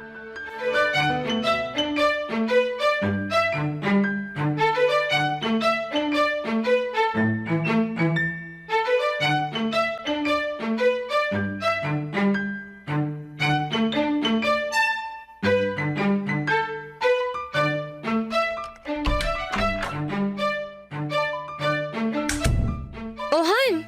Ang aga mo namang nakauwi. Nauna ka pa sa akin ngayon dito sa apartment. Natapos ko kasi ng maaga ang trabaho ko kanina eh. Adobo ba yung naaamoy ko? Oh, niluto ko yung paborito mong chicken pork adobo. Ay, wow! Talaga? Namiss ko yan, ha? Sakto nga ang uwi mo kasi kakatapos ko lang ding magluto eh. Upo ka na dito para makakain na tayo. Sige. Ito na ang paborito mong chicken pork adobo. Yun, oh. Paglalagay na kita sa plato mo, ha? Sige. Yan. Tikman mo na, Han. Sige, Han.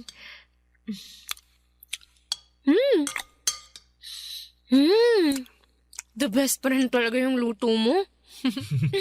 Sira na naman ang diet ko ngayong gabi. Di ba naman kailangan mag-diet kasi sobrang sexy mo pa rin sa paningin ko. Bolero ka talaga kahit kailan. Kahit kailan hindi kita binola, ha? Lahat ng sinasabi ko sa'yo, totoo yun, Han. Oh, ito pang kanin, oh. Thank you, Han, ha? Ay, oo nga pala. Holiday na next week. Saan mo gustong pumunta? Sakto, anniversary natin yun. Sa malapit na lang siguro, Han. Kahit mag 2 days staycation na lang tayo. Bakit 2 days lang? Naka-long weekend tayo pareho, di ba? Eh wala kasi kaming long weekend eh. Cancelled yung dapat na vacation leave namin next week dahil may mga report kami na kailangan tapusin. Pero triple pay naman yun kaya okay na rin. Hindi yun okay. Kasi ngayon lang tayo hindi makakapag out of town sa anniversary natin. Pasensya na talaga, Han. Pero makakabawi naman ako next month. Pwede na ulit kaming makapag-vacation leave nun. Sana nga. O siya, kain na lang tayo. Baka mawalan pa ng lasa tong niluto mong adobo.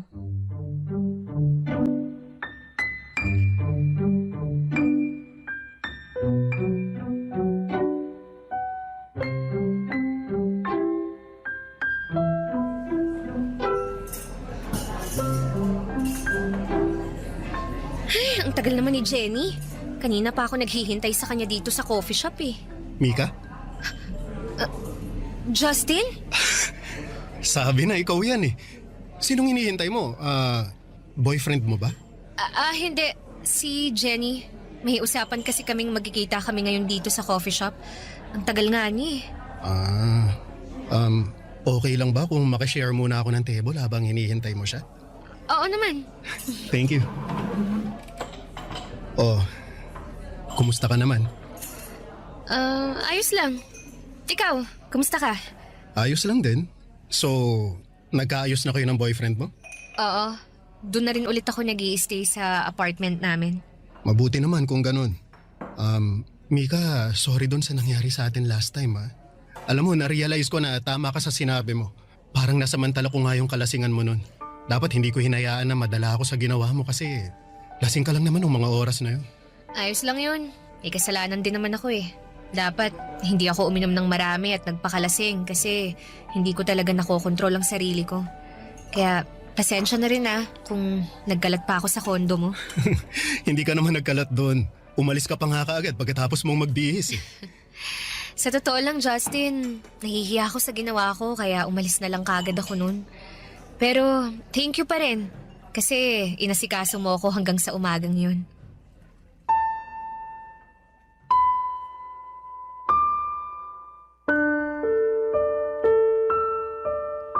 Papadudot naramdaman ko ulit sa gaan sa pakiramdam ko ang naidulot ng pag-uusap namin ni Justin ng mga oras na yon.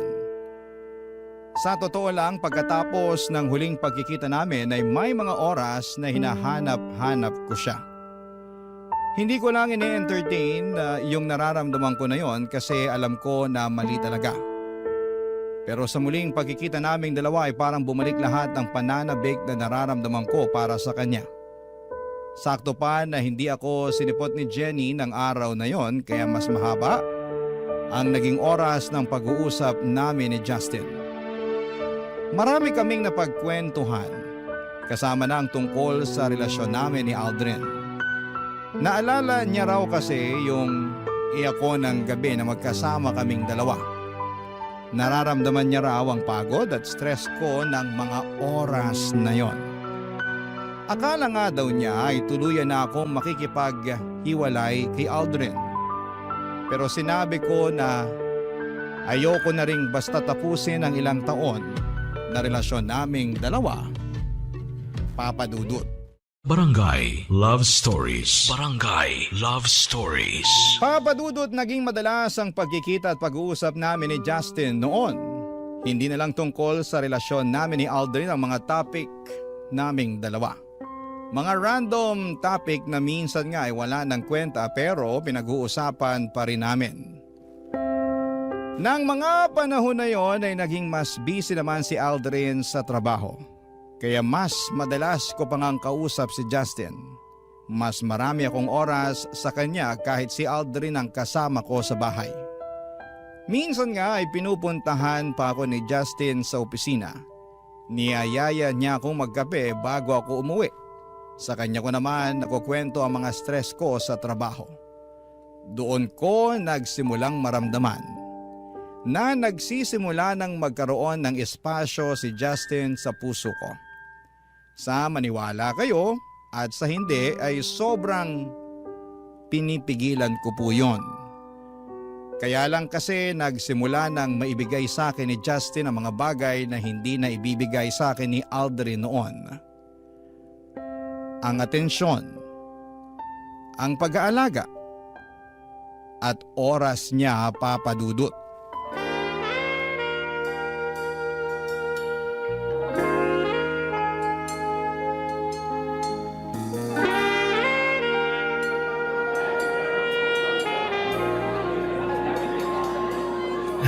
Finally, nakapag-date din ulit tayo, Han. Oo nga eh. Akala ko hindi ka na magkakaroon ng oras ulit para sa akin. Sabi ko naman sa'yo, babawi ako. Bumibelo lang talaga ako.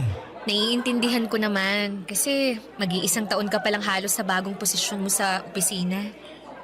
Salamat sa pag-intindi palagi sa akin, Han, ha. Alam ko na ikaw yung pinaka nahirapan kasi madalas sinasalo mo yung init ng ulo ko eh. Pero sana wag mong kalimutan na ginagawa ko lahat to para sa future nating dalawa, ha. Konti na lang.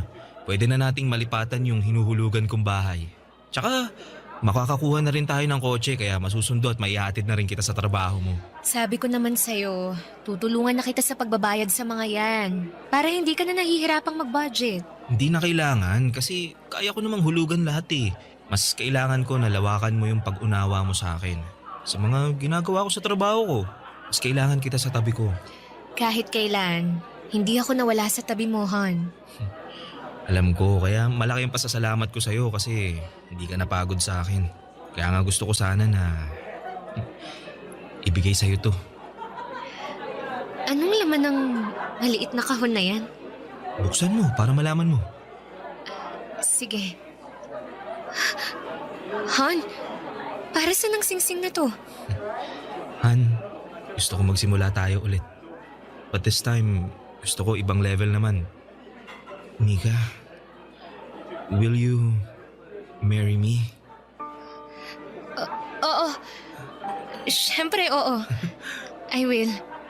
I will marry you, Aldrin.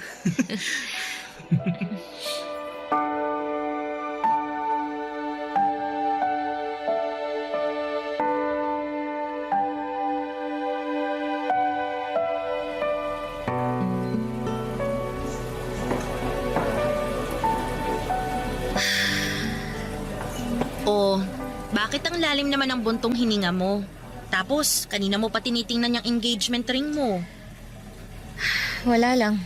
Wala lang, pero kanina ka pa napapatulala dyan. Magkwento ka na, dali. Makikinig ako. Anong chika yan, girl, ha? Wala naman akong chika, Jenny. Di nga. Oo nga. Okay lang naman ako. Okay. Sige, sabi mo eh. Ako na lang ang magtatanong para may pagchikahan tayo. Bakit parang hindi ka masaya na ikakasal ka na? Ha? Bakit mo naman natanong yan? Halata kasi sa mukha mo habang nakatitig ka dyan sa engagement ring mo. Tsaka, hanggang ngayon nga hindi mo pa rin pinopost o di kaya sinostory man lang sa social media yan eh. Kaya aminin mo na sa akin, may gumugulo talaga ngayon sa isipan mo, no, Mika? Sige na nga. Sasabihin ko na ang totoo. Jenny, para kasing hindi na ako sigurado kung gusto ko pa ba talagang magpakasal kay Aldrin eh. Ayan na nga bang sinasabi ko? Matagal ko nang nararamdaman yan. So, nahuli mo na ba siyang may ibang babae kaya ayaw mo nang ituloy ang kasal? Walang ganyan, Jenny. Kahit kailan, hindi ako niloko o sinaktan ni Aldrin. Okay. Bakit biglang nagbagong isip mo? Hindi ko na kasi nakikita yung sarili ko na siya yung kasama ko habang buhay eh. Pakiramdam ko kasi hindi niya na ako maaalagaan ng maayos. Masyado siyang focus sa trabaho. Oo, alam ko na para sa aming dalawa din yun. Para sa akin o sa future namin. Pero hindi lang naman kasi yun ang kailangan eh. Kailangan ko rin ng presence ni Aldrin sa buhay ko. Gusto kong maramdaman na nakafocus siya sa akin at hindi lang sa future naming dalawa.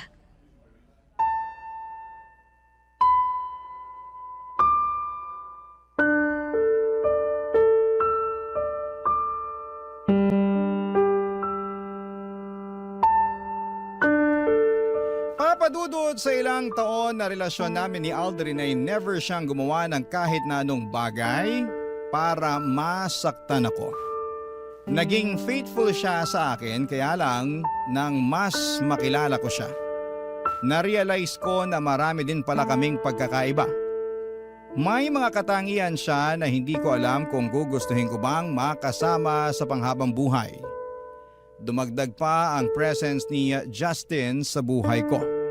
Si Justin na mas nabibigay ang oras na hinahanap ko mula kay Aldrin. Pero mula nang tanggapin ko ang alok na pagpapakasal ni Aldrin sa akin ay naisipan ko na kailangan ko nang itama ang lahat sa buhay ko. Hindi pwede na magpatuloy pa ang kung anuman ang nararamdaman ko para kay Justin. Ayaw ko nang patuloy na magkasala sa relasyon namin ni Aldrin. Kaya naman nag-decide ako na simulan nang iwasan si Justin, Papa Dudut.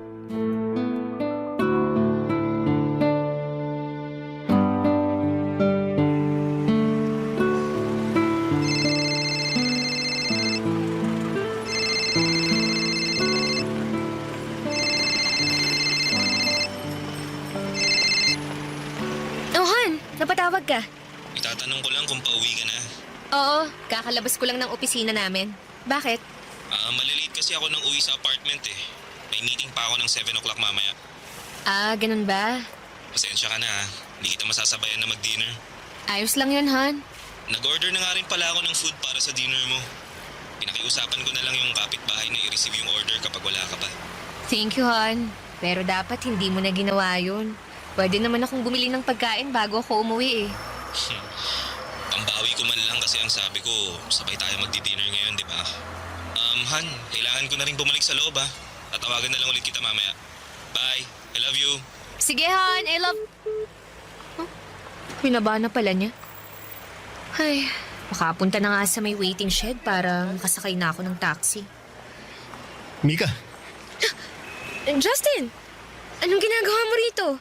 Wala naman tayong usapan na magkikita tayo ngayon eh. Wala nga pero gusto kasi kitang makita kaya pinuntahan kita dito. Bakit? May problema ba?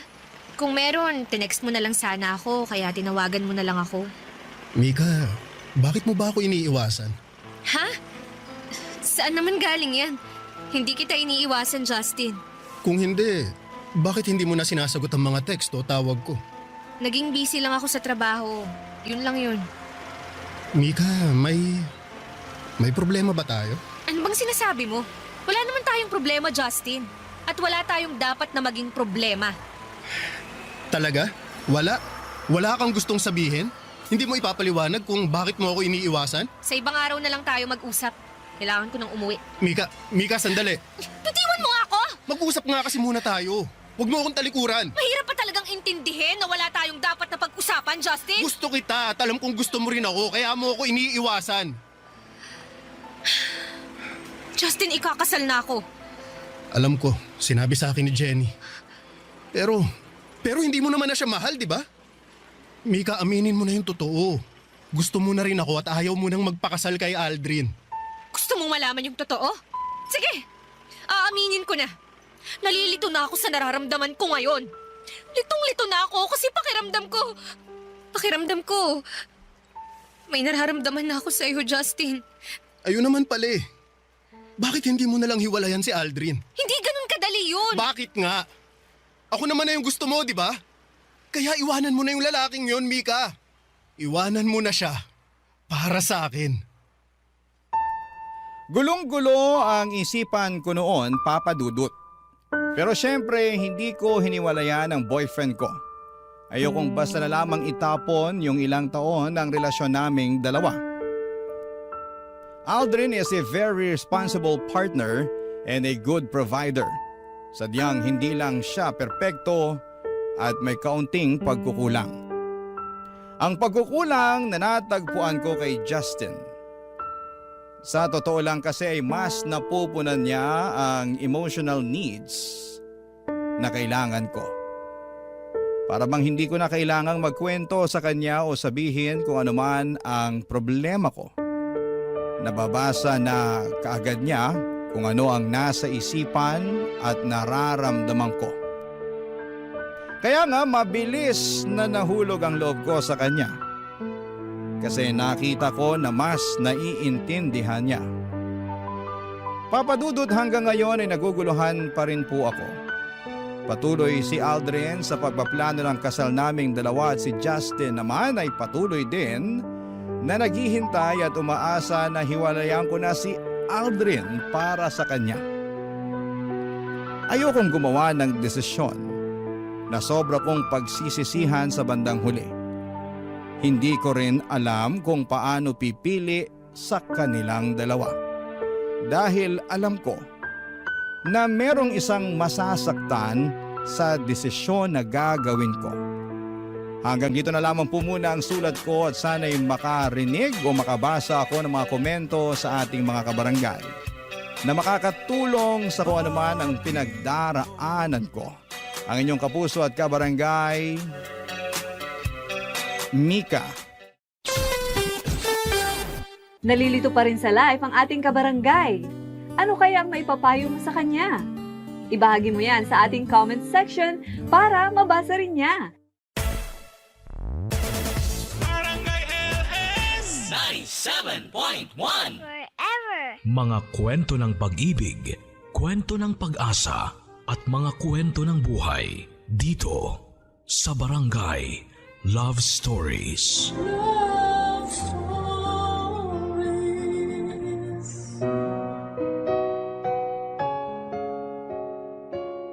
Kung marami ang nag-aasam ng anak ay meron ding iilan na hindi pa handang maging magulang. Kaya nga nakakapagdesisyon sila ng padalos-dalos at pagdating ng panahon, gusto nila yung pagsisisihan. Ganyan ang eksaktong kapalaran ni Elena, ang ating kabarangay ngayong Sabado at naisin man niyang ibalik ang kahapon. Hinding-hindi na yon mangyayari at ang tanging magagawa na lang niya ngayon ay magsisi. Handa ka na bang makarelate sa kanya? Alamin natin yan sa kwento ng pag-ibig, buhay at pag-asa sa nangungunang Barangay Love Stories. Dear Papa Dudut, kumusta po? Itago niyo na lamang po ako sa pangalang Elena. 37 years old, taga Rizal at isang mananahe. Nakatira po ako sa bahay ng kapatid ko kung saan nagtatahi kami at nagbebenta ng mga damit pambahay, pambata, shorts, kurtina at mga punda ng unan. May pwesto rin po kami sa Tagaytay, Tiangge at online seller sa isang shopping platform. Bukod sa pananahe ay inaalagaan at binabantayan ko rin ang mga anak ng kapatid ko lalo kapag nasa Tiangge sila para magtinda. Close po kasi kami ng mga pamangking ko at parang nanay na rin ang turing nila sa akin. Masaya naman po ako kapag inaasikaso sila. Papa Dudut, thankful po kami sa mga blessings namin ngayon dahil kahit may pandemya ay unti-unti na po kaming nakakaraos sa araw-araw. Noong maliliit kasi kami ay sobrang hirap ng buhay. Nasa Tondo pa kami noon nakatira at napadpad na lamang sa Rizal dahil taga rito ang mga kamag-anak ni tatay. Kaya masasabi kong dito na rin ako nagkaisip. Namasukan bilang tindera ng isda at gulay si nanay sa isang talipapa sa bayan ng Angono samantalang tubero at karpentero naman ang hanap buhay ni tatay. 3 po kaming magkakapatid at ako ang panganay. Siyempre lahat ng magulang walang gusto kundi ang makapagtapos ang mga anak nila sa pag-aaral. Yun din ang pangarap sa amin ni nanay at tatay, Papa Dudut. Kaya ginagawa nilang lahat para maigapang lamang ang pang-araw-araw na baon at gastusin namin sa school. Lagi rin nilang pinapaalala sa amin na unahing makapagtapos bago mag-asawa. Simula bata ako ay tumatak sa akin ang bili na yon ng mga magulang namin. Kaya nga hanggat maaari ay iniiwasan kong i-entertain yung mga batang lalaki na nakikipagkaibigan sa akin. Wala po ako naging boyfriend mula elementary hanggang high school, kaya tuwang-tuwa si nanay at tatay sa akin. Lagi nila akong binibida sa mga kumari at kumpare nila na mabait at masunuring anak daw ako. At hindi raw sila makapaghintay na makagraduate ako sa college nang sa wakas ay magkaroon na ng profesional sa pamilya namin. Hanggang sa tumungtong ako sa 19 na taong gulang. Tanda ko nasa 2nd year college ako sa kursong education nang makilala ko si Dexter.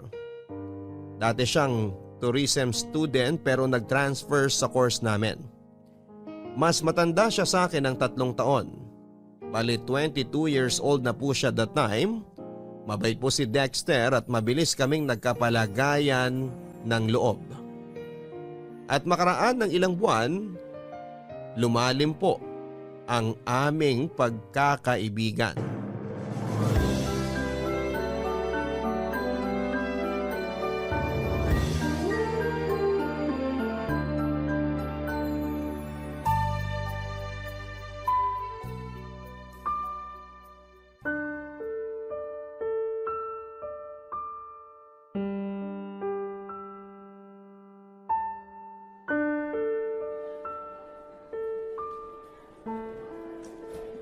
Dexter, ano ba? Bakit kanina mo pa ako iniiwasan? Hindi mo nga ako kinausap kanina sa klase natin eh. Parang wala lang ako sa'yo. Wala lang talaga ako sa mood. Kilala mo naman ako pag bad trip, di ba? Yun lang yun. Yun nga ang hindi ko magets. Bakit ka bad trip? Kanino ka bad trip? Ay nako, ba't ba ang dami mong tanong? Ay, gusto mo talagang malaman? Malamang tinatanong ko nga, di ba? Sa'yo ako bad trip. At bakit naman?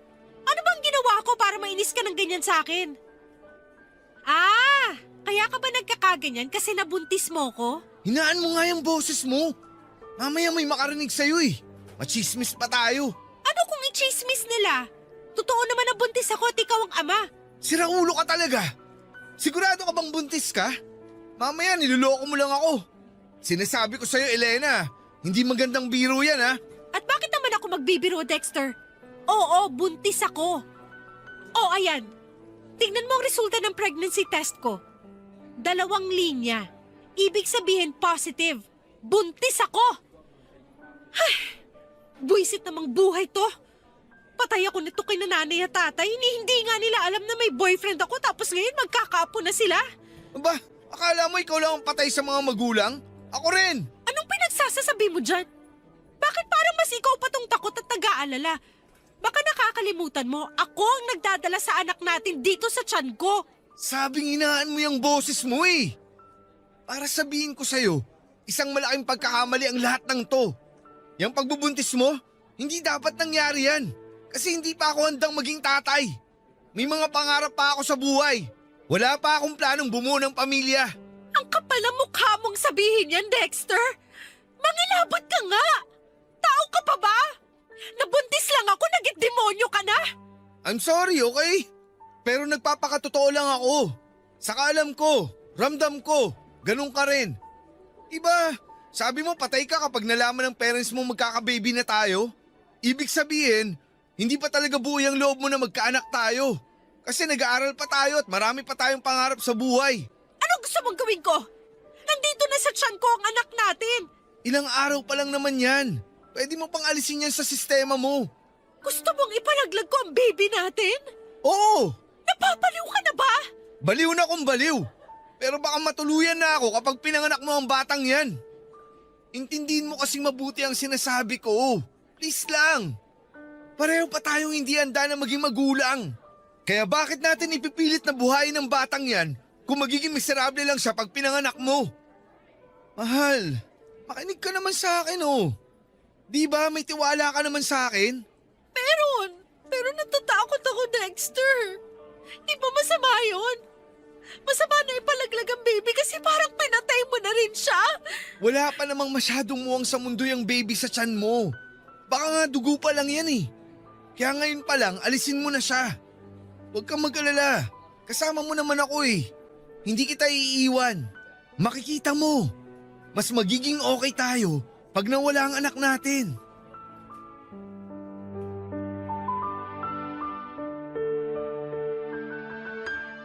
Papa Dudut, alam kong malaking kasalanan sa Diyos ang pagkakasundo namin ni Dexter na ipalaglag ang baby namin.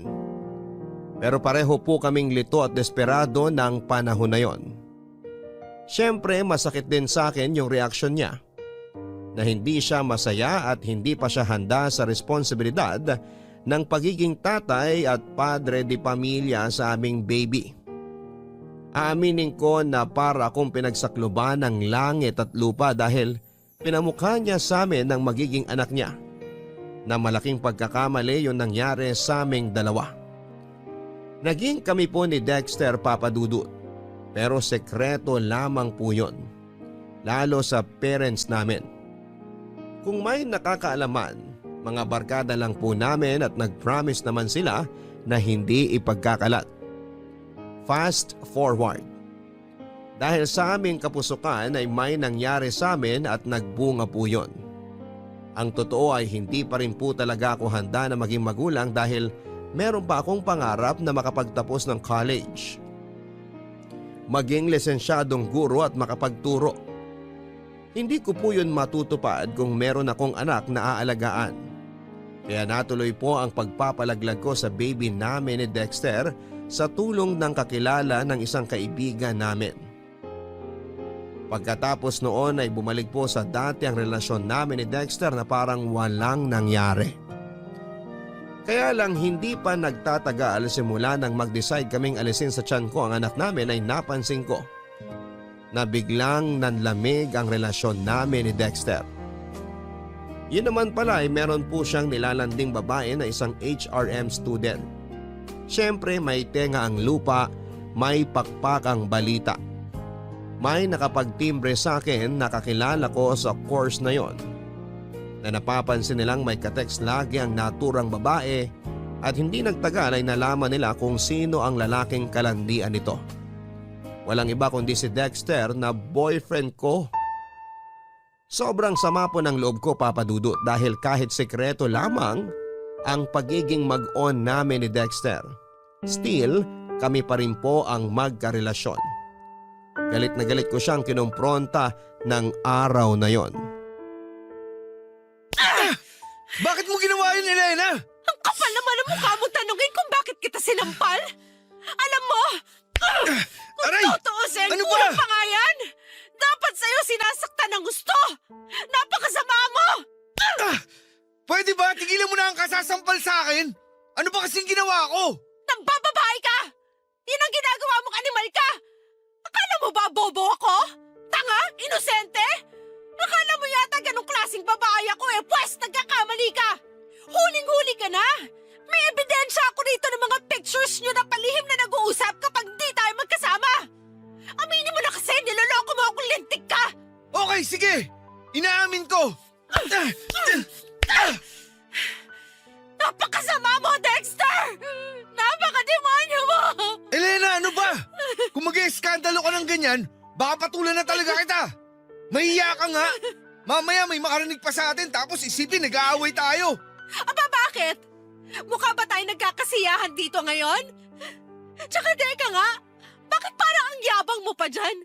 Inamin mo na nga na nambababae ka pero parang ang dating normal lang yun sa'yo? Paano naman kasing hindi ako titingin sa iba? Ganyan ang ugali mo. Habang tumatagal, nakakabwisit ka na, alam mo ba yon? Ang dali mong magselos. Lahat na lang pinagseselosan mo. Barkada ko, classmates natin. Tapos nasasakal na rin ako sa relasyon nating dalawa. Masyado kang emosyonal at kulang sa atensyon. Ano bang palagay mo sa akin? Yaya mo? Magulang mo? Hindi naman, di ba?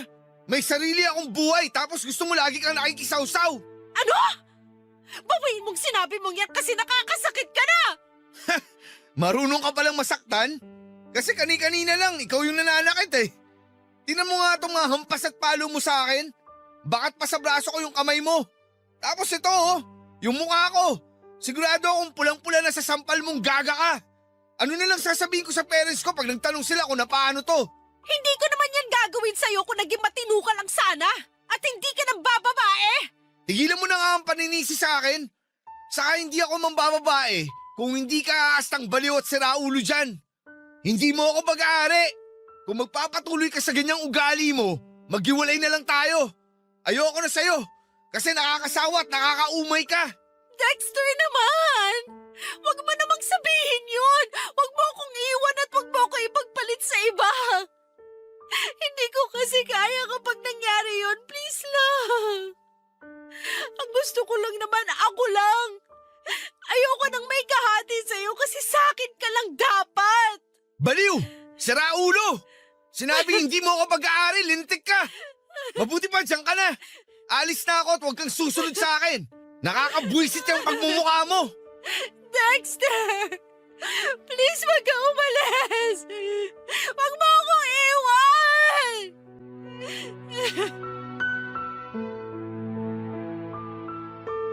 Yung masama na ang loob ko kay Dexter lalo pong sumama pagkatapos ng pagtatalo naming yon, Papa Dudut.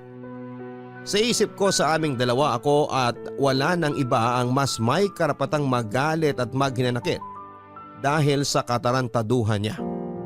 Pero bakit parang ang ending ay kasalanan ko kasi masyado akong clingy sa kanya at pakiramdam niya ay nasasakal na siya. Alam ko, Papa Dudut, na excuses lang niya ang mga bagay na yon para mapagtakpan ang kasalanan niya. At siya ang lumabas na biktima sa aming dalawa. Kaya galit na galit po ako sa kanya ng panahon na yon. At kulang na lang ay isumpa ko siya, Papa Dudut. Ilang araw din po kaming hindi nagpansinan ni Dexter at mas mahirap yon sa parte ko dahil magkaklase kami. Tingin ko nga ay ako lang ang affected dahil mukhang ayos lamang siya. Nagagawa pa nga niyang makipagtawanan sa iba naming kaklase at sumama sa mga gimmick o inuman ng mga ito after class. Mahal na mahal ko po si Dexter, Papa Dudut. Tawagin niyo na po akong tanga, martir o hibang. Pero may pagka-hopeless romantic kasi akong tao.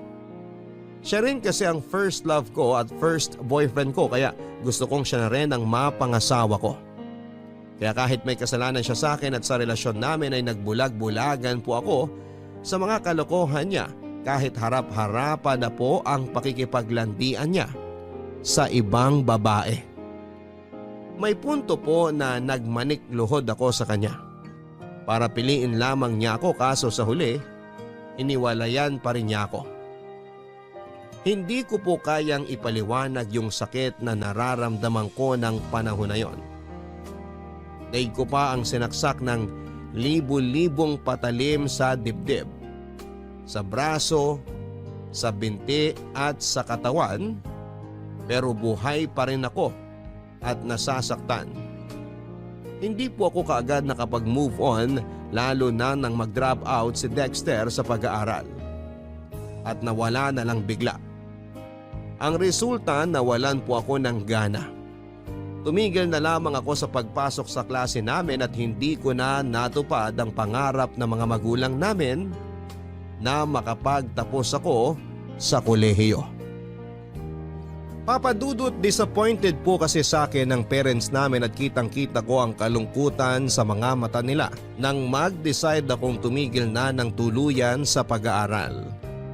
Nahihirapan po kasi akong mag-concentrate sa klase namin at para bang gusto ko na lamang magkulong sa bahay namin at magmukmok. Siyempre, palaisipan sa pamilya ko ang pinagdadaanan ko ng panahon na yon.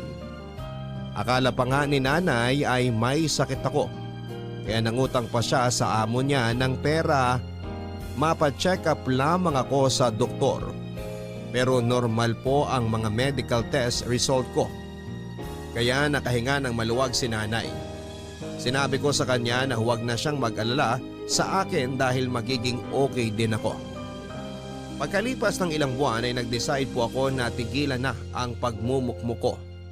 Pero imbes na bumalik ang gana ko sa pag-aaral ay naisipan ko maghanap ng mapapasukang trabaho para makatulong sa mga magulang namin. Nag-apply po ako sa mga convenience store at swerteng natanggap ako bilang cashier. Tapos ay nagtrabaho din po ako sa fast food bilang all-around crew. Hindi nagtagal ay niyaya po ako ng isang agent na nagre-recruit ng panahon na yon sa fast food ng isang mall kung saan ay nakatambay lang naman ako at naghihintay sa kaibigan ko. Bale, sinama niya ako sa grupo ng mga ino-orient nila para maging call center agent. At dahil kahit papaano, tiwala naman ako sa English at pronunciation ko ay sinubukan ko. Tapos nakapasa po ako at nag-start na mag-training. Nang maging regular po ako at sumisweldo na ng mataas kesa sa dati kong trabaho, nakatulong na po ako sa mga gastusin namin sa bahay at pagpapaaral sa mga kapatid ko. Kahit papaano ay naging proud po ako sa sarili ko dahil nakikita kong nagkakaroon ng direksyon ng buhay ko. 1.5 taon na po ako noon bilang call center agent nang maglaro ang tadhana. Kung kailan kasi tuluyan na ako naka-move on kay Dexter na first love and first boyfriend ko, ay saka naman biglang nag-cruise ang landas naming dalawa, Papa Dudut.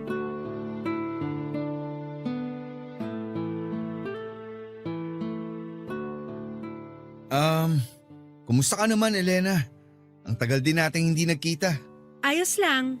Ito working as call center agent. Diyan lang office namin sa malapit. Naisipan ko lang bumili ng kape bago mag-start shift ko. Ah, ganun ba? Sandali, nagkakape ka na pala ngayon? Oo, nakakailang cups nga ako nito araw-araw. Nakaka-addict kasi. Nako, hinay-hinay lang sa pag-inom ng kape ha. Masama rin yan sa kalusugan kapag napasobra. Alam ko naman yun. Hindi ko lang din maiwasan dahil kailangan lagi akong gising sa trabaho ko. Kapag hindi ako nakakapagkape, daig ko pa yung sabog at lutang. Ganun? Ayos lang ba makipagkwentuhan sa'yo? Nagmamadali ka ba? Ang totoo, gusto ko sanang humingi ng sorry sa'yo kasi bigla ako nawala after ng breakup natin. Alam ko masakit sa'yo na naghiwalay tayo tapos iniwan pa kita. Ewan ko kung anong pumasok sa isip ko nun. Kaya bigla ako nag-decide na tumigil sa pag-aaral at sumama sa tito ko papunta sa Cebu. Pinasok niya ako ng trabaho doon. Doon na rin ako tumira ng ilang taon. Elena, alam kong malaki ang kasalanan ko sa'yo. Kaya gusto kong humingi ng sorry. Aaminin ko masama ang loob ko kasi sinaktan mo ko ng sobra-sobra noon. Hindi ko maintindihan kung ano bang naging kasalanan ko sa'yo para sa huli. Iwan mo ko at hindi piliin. Ikaw ang first love ko, first boyfriend. Kaya normal na masaktan ako ng husto at mahirapang makamove on. Siguro, tinanggap ko na lang talaga na hindi tayo para sa isa't isa at merong nakalaan sa ating iba. Teka, maiba ako. May asawa ka na ba? Mga anak? Wala. Wala akong anak at mas lalong wala akong asawa. Sinubukan ko manligaw. Nagka-girlfriend naman ako pero iba ka pa rin, Elena. Sobrang ibang-iba yung relasyon natin at hindi ko yun mahanap sa mga babaeng nakasama ko. Alam ko lahat ng mga kasalanan at pagkukulang ko sa'yo. At sa maniwala ka o hindi, pinagsisihan ko yun ng gusto. Kung may babalik ko lang kahapon, hindi kita sasaktan at hindi kita iiwanan. Kaso wala eh. Nagpakagago ako. Imposibleng matama ko pa yung mga maling nagawa ko. Mga bata pa tayo noon kumpara sa edad natin ngayon. Siguro mas nag-mature na tayo. Tsaka pinatawad na kita, Dexter. Hindi ko man maintindihan yung mga dahilan mo noon kung bakit mo yun nagawa. Hinayaan ko na lang na tulungan ako ng panahon na maghilom. Tapos sino mag-aakala na magkikita tayo ulit, di ba? Napaka mapaglaro ng kapalaran. Oo nga eh. Pero naniniwala ako na may dahilan ng pagkikita nating to. Pero ikaw ba? Meron ka na bang asawa o kahit man lang boyfriend? Wala akong asawa. Wala rin ako mga anak. At mas lalong wala akong boyfriend ngayon.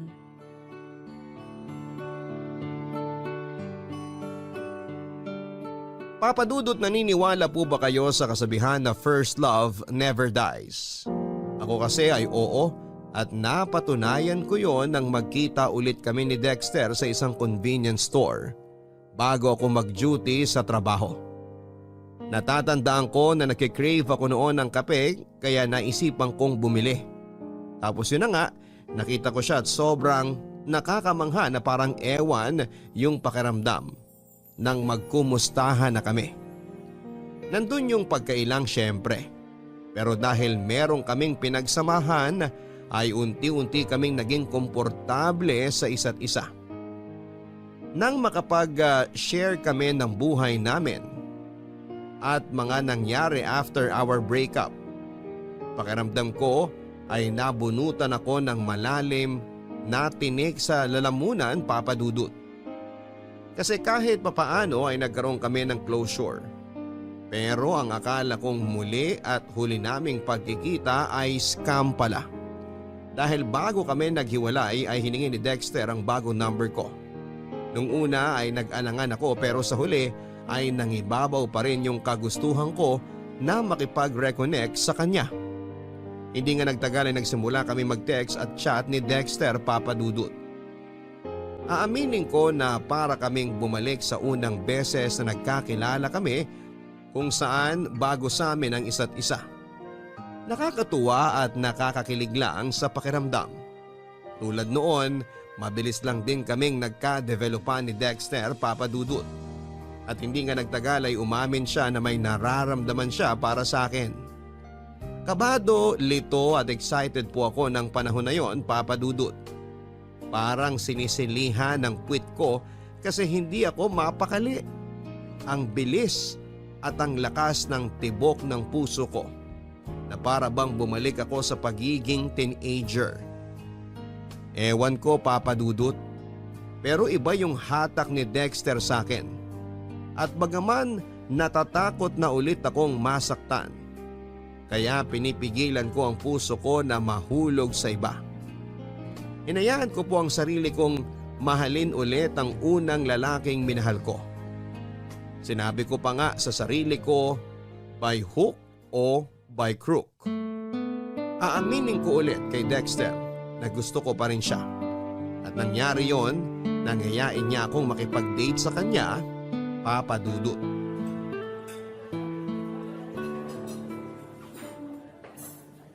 Elena, thank you ah.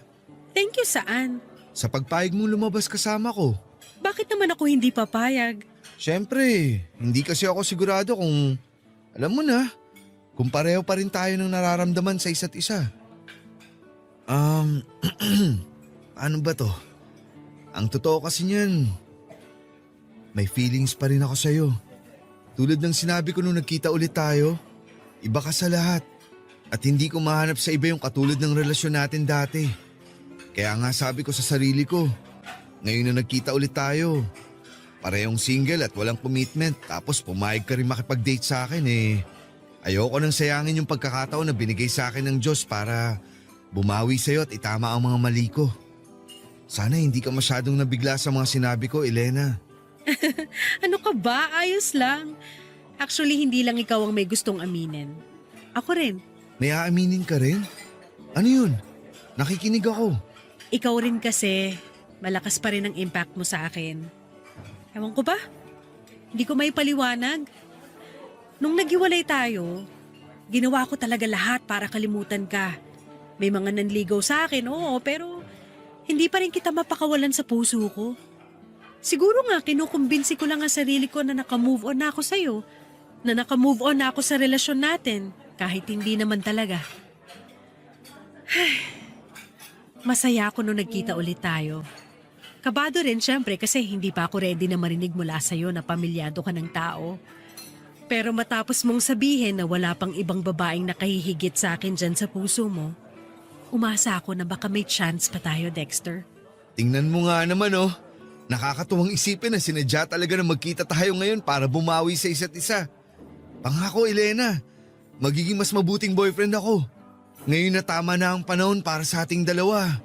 Walang araw na hindi ko ipagsisigawan sa mundo kung gaano ako kaswerte na dumating ka sa buhay ko. Yun eh, kung hahayaan mo akong ligawan kita. Ano, payag ka? Walang problema. Pumapayag ako. Basta promise mo sa akin na hindi mo na ako sasaktan katulad dati. Kasi kahit paano may takot pa rin sa puso ko. Pero syempre mas nananaig yung pagmamahal ko para sa'yo. Mahal din kita, Elena. Sobrang mahal. Pangako, magiging good boy na ako. Araw-araw kitang uunahin. Tiwala na akong mas magagawa at mapapatunayan ko na yun ngayon. Kasi nasa tamang edad na ako. Di hamak na mas mature na ako mag-isip kaysa noon. Kaya huwag kang mag-alala. Ligtas ka sa akin. At salamat pala sa pagkakataon. Huwag ka nang mag-thank you. Reserve mo na lang yan pag sinagot na kita. Ang tanong, sasagutin nga ba kita? Teka, di ba mutual na yung feelings natin? Oo, pero depende pa rin yun sa panliligaw mo. Naisip ko kasi baka magbago pa ang isip ko kaya dapat galingan mo. Matagal na yata akong magaling. Alam mo yan. Oo, at mayabang din. Kumain na nga tayo bago pa lumamig tong mga pagkain. The best daw ang steak nila rito. Oh, heto, tikman mo. Susubuan kita.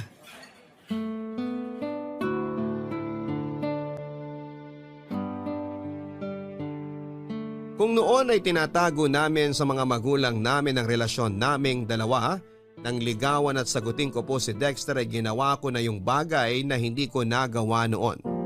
Yon ay ang ipakilala siya sa pamilya ko. Lalong-lalo na kina nanay at tatay. Kabado po kaming pareho nang dalhin ko siya sa bahay namin pero naging maayos naman ang pagkikita nila ng parents ko at ang pagtanggap sa kanya ng pamilya ko.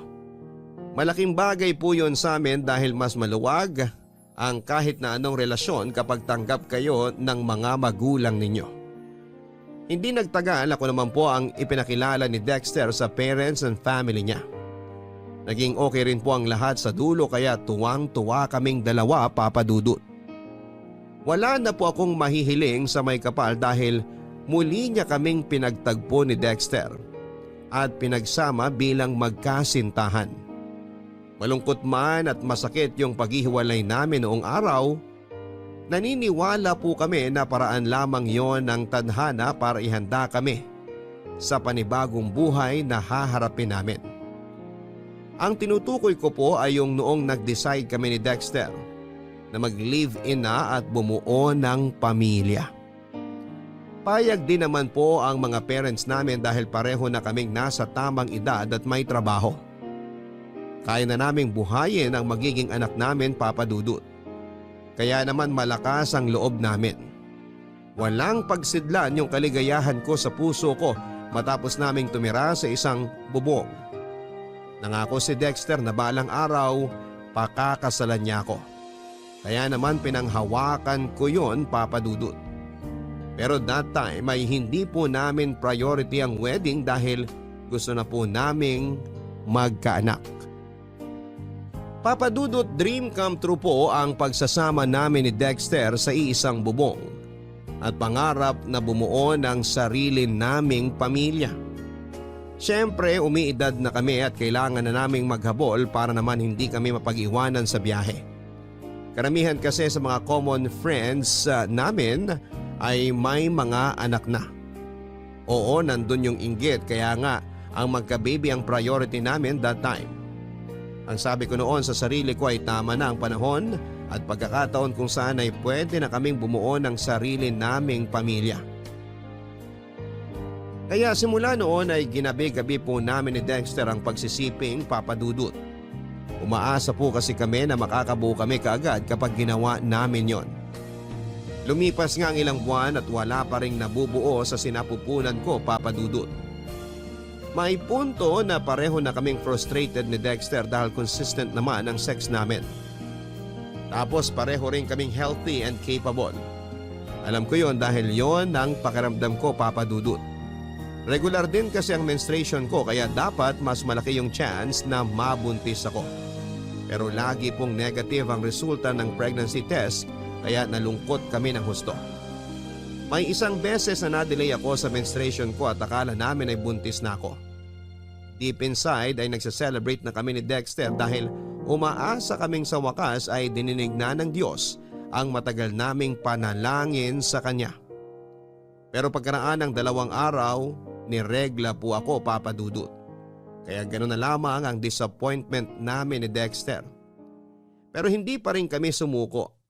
Sinubukan pa rin po namin kahit paulit-ulit na kaming nabibigo. Ganon naman talaga ang buhay. Walang mangyayari kung magmumukmuk lamang kami sa sulok at hindi magpapatuloy, Papa Dudut.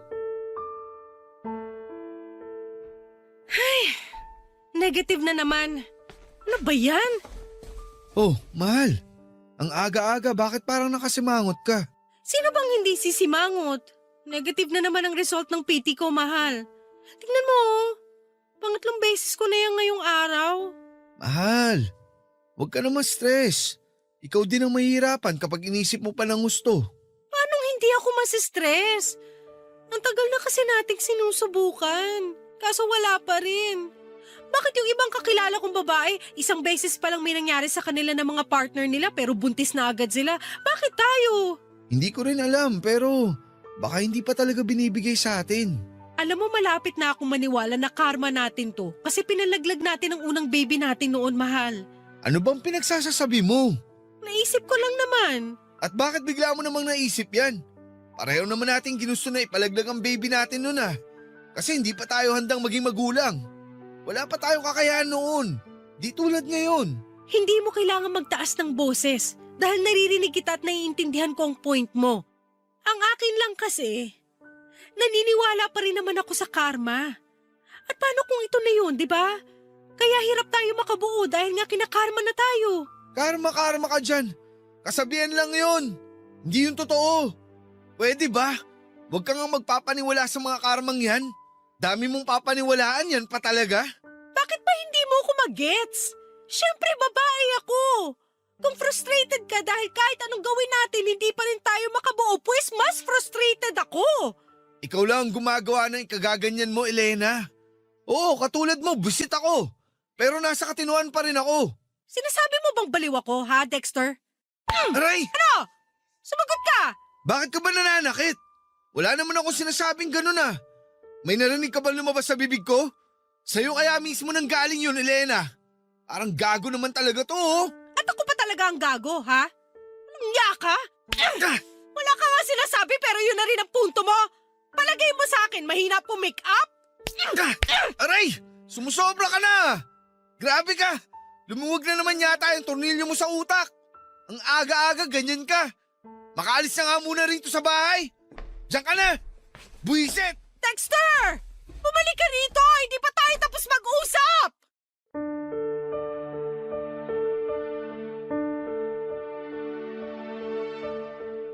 Aaminin ko, Papa Dudut, na matapos ang realization ko na yon sa posibilidad ng mababang tsansa na makabuo kami ni Dexter ay mas doboble ang frustration na nararamdaman ko sa kaloob-looban ko. Muli pong nag-flashback sa akin yung panahon na walang pagdadalawang isip naming hinatulan ng buhay ng kaawa-awa naming baby nang ipalaglag ko po ito. Walang gabi simula noon na hindi ako umiyak bago matulog, Papa Dudut. Tuwing umaga na lang ay nagigising ako na mugto ang mga mata at paos ang boses. Tapos madalas ay nagagalit at naiinis sa akin si Dexter dahil madrama at maarte daw ako. Isang beses nga ay sinabihan niya akong magpatingin sa OB para malaman namin kung may problema ako sa matres. Kahit natatakot ay sinunod ko po ang gusto niyang mangyari. Doon ko po nalaman ang sagot sa tanong ko, Papa Dudut. Hindi ko na po idedetalye ang findings ng doktor sa akin pero isa lang ang sigurado. May kinalaman ang pagpapalaglag ko noong araw sa dahilan kung bakit hirap po akong mabuntis ng panahon na yon. At matapos ko pong sabihin kay Dexter ang resulta, imbes na simpatya, awa o pagdamay sa kalagayan ko, galit, panunumbat at paninisi ang initial reaction niya. Bagay na mas nagpalala pa ng matinding sakit at kalungkutan na nararamdaman ko ng panahon na yon.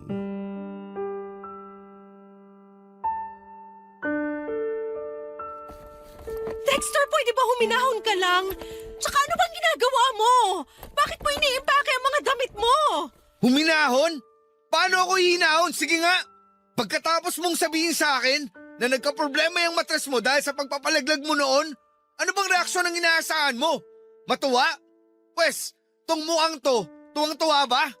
Nakakainis ka, Elena! Ikaw pala ang may problema kaya hindi pa rin tayo nakakabuo. Hindi ko naman kasalanan yun ah. Hindi ko rin ginusto, Dexter. Sana naman intindihin mo ang sitwasyon. Ewan ko kung paano gagawin yung sinasabi mo pero nahihirapan na akong intindihin ka. Tapos malalaman ko pa yung resulta ng test mo. Lalo na ako nabwisit sa'yo. Kaya nga naisip kong umalis muna rito sa bahay eh. Kasi ayaw kita makita o makasama. At saan ka naman pupunta? Kahit saan. Doon sa bahay ng kumpare ko. Sirang ulo ka talaga. Kung ano-ano pumapasok dyan sa kukote mo, mas malala ka pa sa akin. Sa palagay mo ba masaya ako malaman yung result ng mga test ko? Nalulungkot ako at nasasaktan, Dexter. Maraming pumapasok sa isip ko, lahat yung negative thoughts. Sinabi ko sa'yo kasi gusto kong damayan mo ako bilang partner. Pero bakit ganyan ang asal mo? Tapos gusto mo pa akong iwanan? Mahiya ka nga! Napakamakasarili mong tao! Hindi ko kasi alam kung anong mararamdaman eh. Hindi na tayo magkaka-baby, Elena. Hindi na tayo magiging magulang. Hindi sa hindi, pero mababa lang ang chance. Eh di ganun din yun. Kasalanan mo talaga to eh. Ewan ko sa'yo, hindi ka nakakaintindi. Mababa ang chance pero hindi ibig sabihin 0% na ang posibilidad na makabuo tayo. Please, Dexter.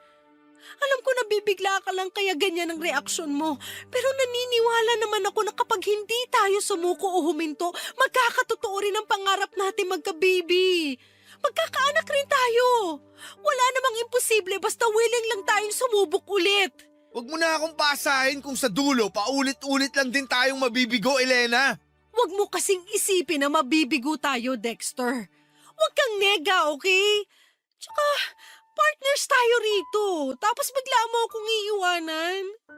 Nangako ka sa akin na hindi mo nagagawin namang iwan. Nakalimutan mo na ba? Nakakasama ka ng loob.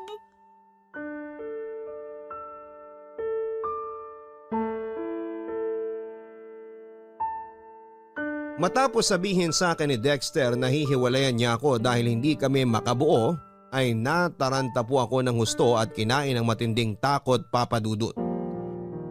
Hindi ko kayang mawala sa piling ko si Dexter lalo na kung kailan pabor na sa amin ang kapalaran. Muli po ako nakiusap sa kanya na subukan lang namin. Hindi naman kasi sinabi ng doktor na wala na akong tsansang mabuntis. Mababa lang pero kung hindi kami susuko, samahan pa ng dasal sa may kapal ay baka isang araw ay matupad din po ang aming kahilingan. Mabuti na lamang po dahil nakinig sa pakiusap ko si Dexter at muli po naming sinubukang magka-baby, Papa Dudut.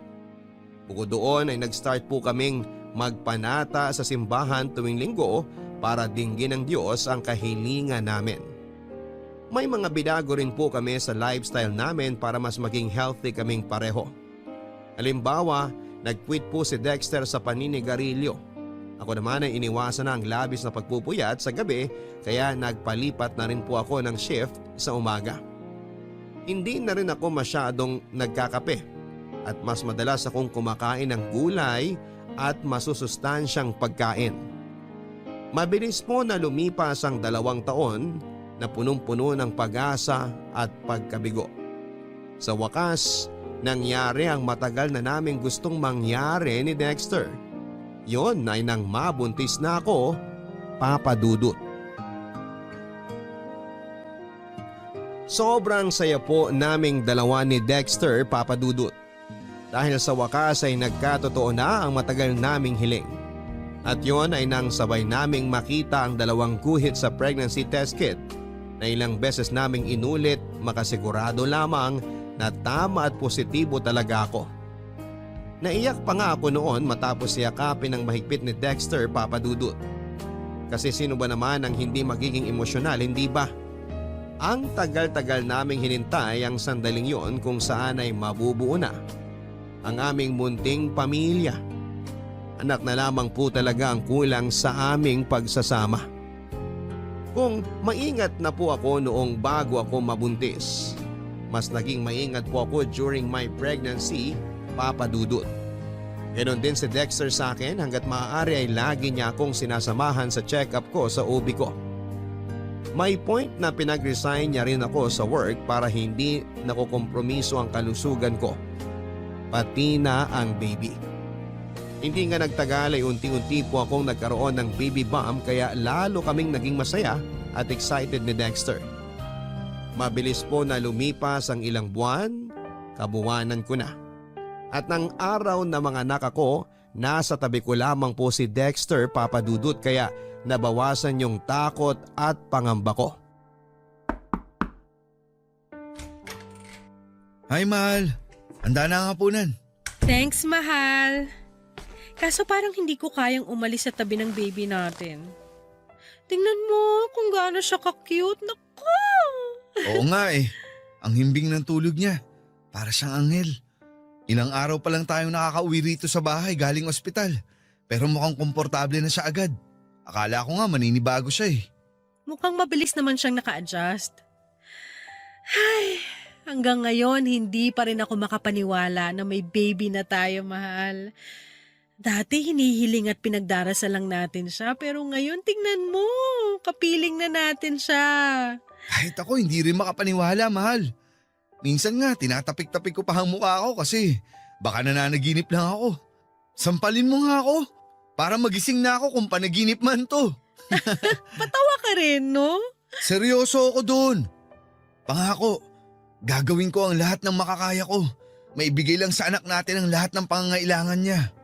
Alam kong hindi ako perpektong tatay, pero sisiguruhin kong hindi ako magkukulang. Magtatrabaho ako ng mabuti at kikita ng pera para paghandaan ang kinabukasan niya. Alam ko namang gagawin mo yon dahil mahal mo ang anak natin, Dexter. Hindi lang mahal, sobrang mahal. Ang tagal natin siyang hinintay.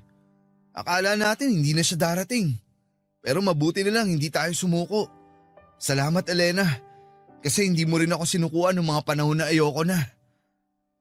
Ay, nahihiya talaga ako sa'yo eh. Dahil sa inasal ko ng mga panahon na yon. Naduwag ako. Para akong hindi lalaki. Alam ko na kung may pagpipilian ka, hindi mo naman yun sasabihin. Lito at naguguluhan ka lang din noon. Naiintindihan kita, mahal. Ngayong natupad na ang pangarap natin maging isang buong pamilya, wala na akong mahihiling pa. Ako rin. Ikaw at ang anak lang natin sapat na mahal. Walang gabi simula nung malaman kong buntis ako sa kanya na hindi ako nagpasalamat sa Diyos. Akala ko hindi niya pakikinggan ang panalangin ko dahil nakagawa tayo noon ng kasalanan. Pero totoo na mapagpatawad siya dahil binigay niya sa atin ang anak natin. Hindi lang ikaw may pangako kay baby, mahal. Ako rin meron. Anak, salamat kasi dumating ka sa buhay namin ng papa mo. Hindi mo alam kung paano mo kami binago. Dahil sa'yo, nagkaroon ng direksyon ng buhay namin. Dahil sa'yo natupad ang pangarap namin ng papa mo na magkaroon ng pamilya. Ikaw ang kukumpleto sa amin, anak.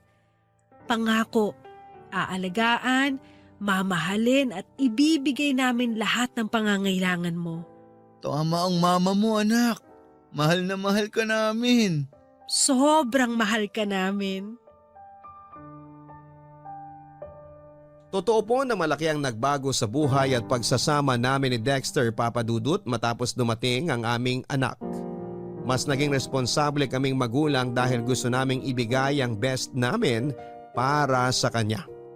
Kapansin-pansin din na mas ginanahan si Dexter sa pagtatrabaho dahil nag-promise siya sa amin ng anak niya na ibibigay niyang lahat ng pangangailangan namin. Papa Dudut, ako naman ay naging mas responsableng nanay. Bukod sa pagdating ng baby namin at tuluyang pagiging buo ng aming pamilya. Meron pa pong isang blessing na dumating sa buhay namin ni Dexter. Yon ay walang iba kundi ang maikasal kami at ganap na naging mag-asawa. Mabilis po na lumipas ang 3 taon. Naging masaya po ang aming pamilya, Papa Dudut.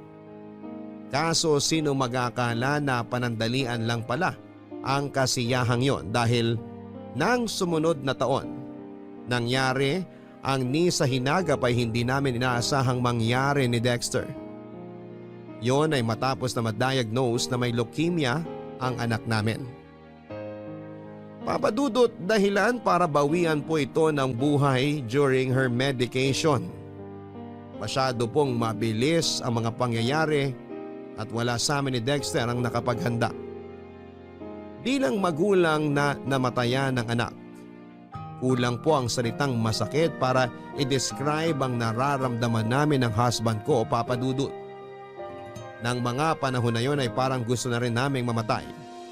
At hanggang sa libingan ng anak namin ay hindi po namin siya mapitawan. Ngunit kasabay ng pagkawala ng anak namin, meron pa po palang matinding pagsubok na darating sa buhay at pagsasama namin ni Dexter. Bagay na lalong nagpadurog sa puso ko, Papa Dudut.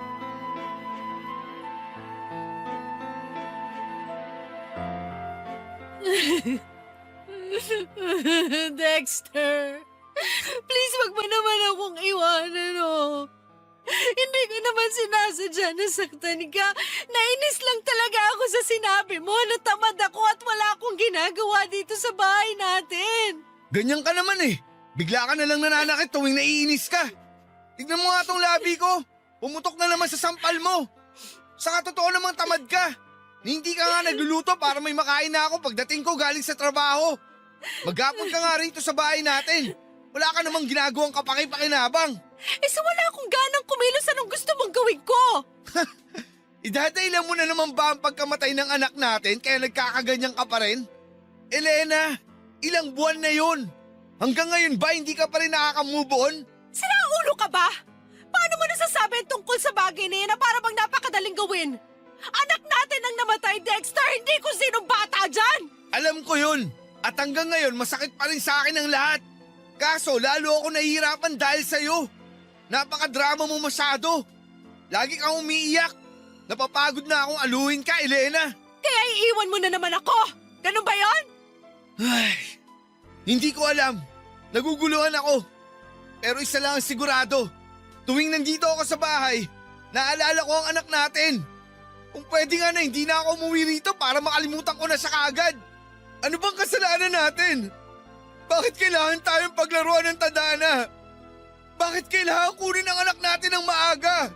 Ni hindi pa nga nagtatagal mula nung ibigay siya sa atin tapos gano'n na lang kadali na binawi siya sa atin. Kahit sa ang agulo ko tingnan, hindi makatarungan. Kasalanan mo talaga to, Elena! Ano? Bakit ako? Hindi mo kasi inalagaan ang anak natin. Diba? Nangako ka na babantayan mo siya. Nasisiguruhin mo ligtas siya. Pero bakit dinapuan pa rin siya ng ganong klaseng sakit? Bakit namatay pa rin siya at nawala sa atin? Nasisiraan ka na ng ulo. Tsaka ginawa ko naman ang lahat para alagaan siya ni hindi ko nga pinapakagat Hanggat sa lamok ko pinadadapuan sa insektong anak natin tapos ang kapal na mukha mong sisihin ako at sumatan ako na pinabayaan siya? Maya ka nga, Dexter! Kahit na anong sabihin mo, kahit na anong katuwiran mo, hindi na may babalik ang buhay ng anak natin, Elena. Naisip ko, wala na rin saysay na magsama pa tayo sa isang bubong. Kaya nakapag-desisyon na ako iwanan ka. Dexter naman! Ngayon mo pa talaga naisip yan samantalang dapat nga magkasangga at magkasama tayo sa buhay. Wala na ang anak natin. Pati relasyon at pagsasama natin bilang magkasama gusto mo rin mawala at masira? Bakit naman ganyan? Wala naman akong kasalanan na tulad mo nagluluksa rin ako. Tulad mo namatayan din ako ng anak. Huwag ka naman maging unfair sa akin. Huwag mo akong dramahan, buwisit ka! Dexter!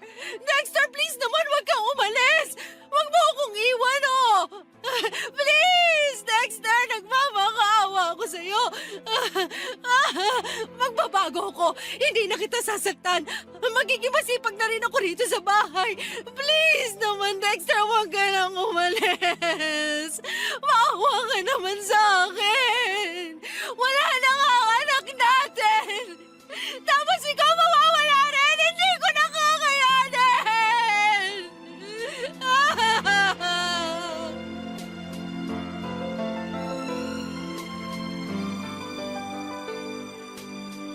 Hindi na po talaga maayos ang relasyon namin ni Dexter ilang linggo matapos mailibing ang anak namin, Papa Dudut. Ramdam ko na naging malayo kami sa isa't isa dahil pareho kaming nagluluksa. Aaminin ko na napabayaan ko rin siya bilang asawa at nagkulang din siya sa akin. Tapos huli na bago ko na-realize kung gaano na kalaki ang agwat namin sa isa't isa. Madalas na kaming mag-away kahit na sa maliit na bagay lamang. Tapos nasasaktan ko rin siya physically. Nagsisi po ako ng husto dahil nagpadaig ako sa emosyon ko. Kaya nga sinubukan ko pong isalba ang relasyon namin ni Dexter pero nauwi pa rin kami sa hiwalayan. Yung sakit na nararamdaman ko nang mawala ang anak namin ay naramdaman ko ulit matapos akong hindi piliin ang asawa ko, Papa Dudut. Sa kasalukuyan ay nakatira po ako sa bahay ng kapatid ko at tumutulong sa negosyo nila dahil para akong mababaliw kapag nananatili ako sa dati naming bahay. Hanggang sa ngayon ay aaminin ko na may mga gabi pa ring umiiyak ako bago matulog at paulit-ulit kong tinatanong ang Diyos kung totoo bang mag-isa na lamang ako sa buhay dahil kinuha na niya ang aking anak at nagkahiwalay na naman kami ni Dexter. Mukha lang po talaga akong matatag pero malapit na akong masiraan ng ulo. Hindi ko mapigilan ang sarili kong isipin na hinatulan na ako ng langit dahil sa kasalanang nagawa ko nang minsan ngunit walang kapatawaran. Kaya malaking bagay po na nakapagbahagi ako ngayon sa programa ninyo upang mabawasan ang sakit ng pinagdaraanan ko, Papa Dudut. Maraming salamat po kung sakaling mapili po ninyo ang sulat ko at sana'y patuloy pong i-bless ang Barangay Love Stories para makapaghatid po kayo ng magandang storya ng buhay. Ang inyong forever kapuso at kabarangay, Elena.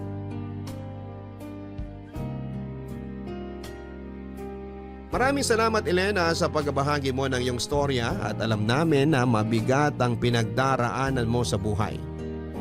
Sana'y nagkaroon ng kaunting kapanatagan sa puso mo gayong naibahagi mo na sa aming programa ang kwento ng buhay mo.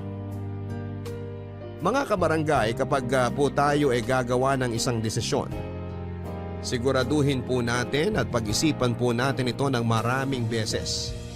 Dahil mahirap magsisi sa huli. Minsan kahit kapatawaran ay hindi na po ibinibigay sa atin dahil nahatula na tayo. Magkaganon pa man ay ipagpatuloy pa rin natin ang pagbabagong buhay at pagiging mabuting bersyon ng ating mga sarili. Hanggang sa muli, ako po si Papa Dudut sa mga kwento ng pag-ibig, buhay at pag-asa sa Barangay Love Stories #1. Mga kwento ng pag-ibig, kwento ng pag-asa at mga kwento ng buhay dito sa Barangay Love Stories. Love Stories.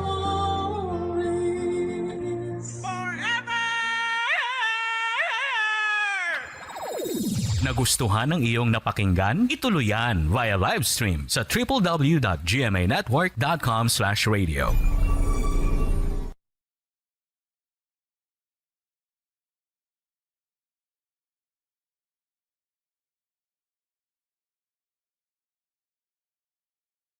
Ang mga kwento ng pag-ibig, kwento ng buhay at kwento ng pag-asa dito sa Barangay Love Stories. Love Stories.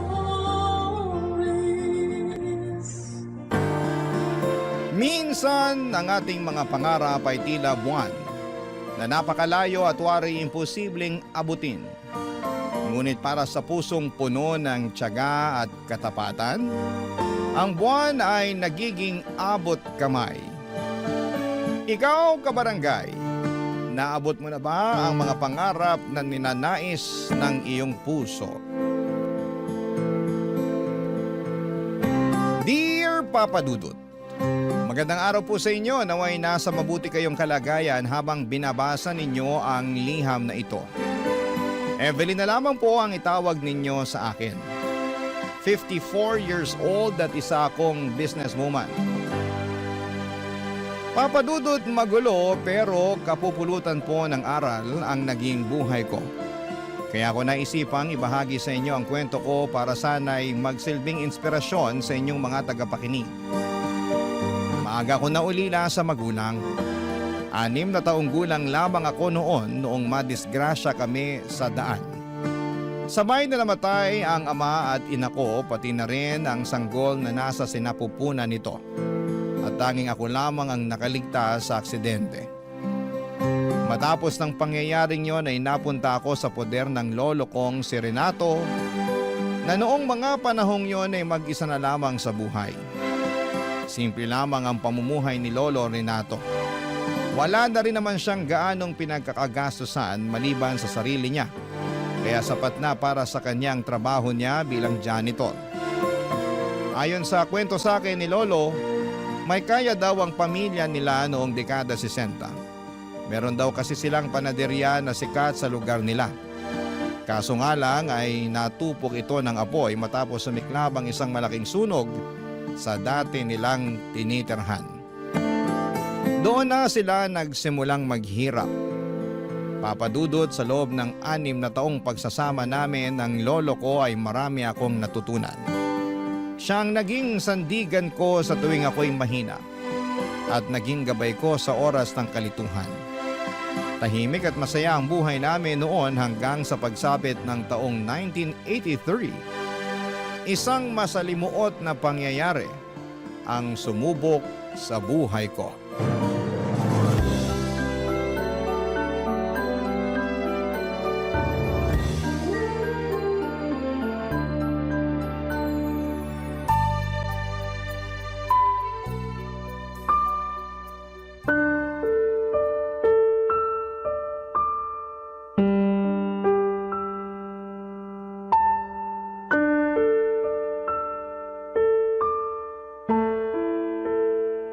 Lolo, nandito na po ako. Oh, bakit naman nakabusangot ang apo ko? Hindi po ako nakapaglaro kanina sa eskwela namin eh. Oh, bakit naman? Gusto ko po sanang sumali sa basketball kanina kaso hindi ako pinayagan ng guro ko. Ano sabi? Bakit hindi ka raw pinayagan? Kasi po, ang sabi sa akin, hindi po pambabaeng laro ang basketball. Para lang daw po yun sa mga kalalakihan. Totoo po ba yun, Lolo? Walang katotohanan yan, apo. Ang basketball, maaari din niyang laruin ng mga babae. Talaga po ba? Oo. Bakit po ang sabi ng guro namin hindi pwede? Minsan, may mga tao pa rin talagang makaluma ang pananaw sa buhay. Hayaan mo na sila. Nasanay lang siguro sila sa kung ano yung nakaugalian ng mga ninuno natin. Ang mga ganyang pag-iisip, panahon pa ng Kastila yan eh. Talaga po ba? Oo naman.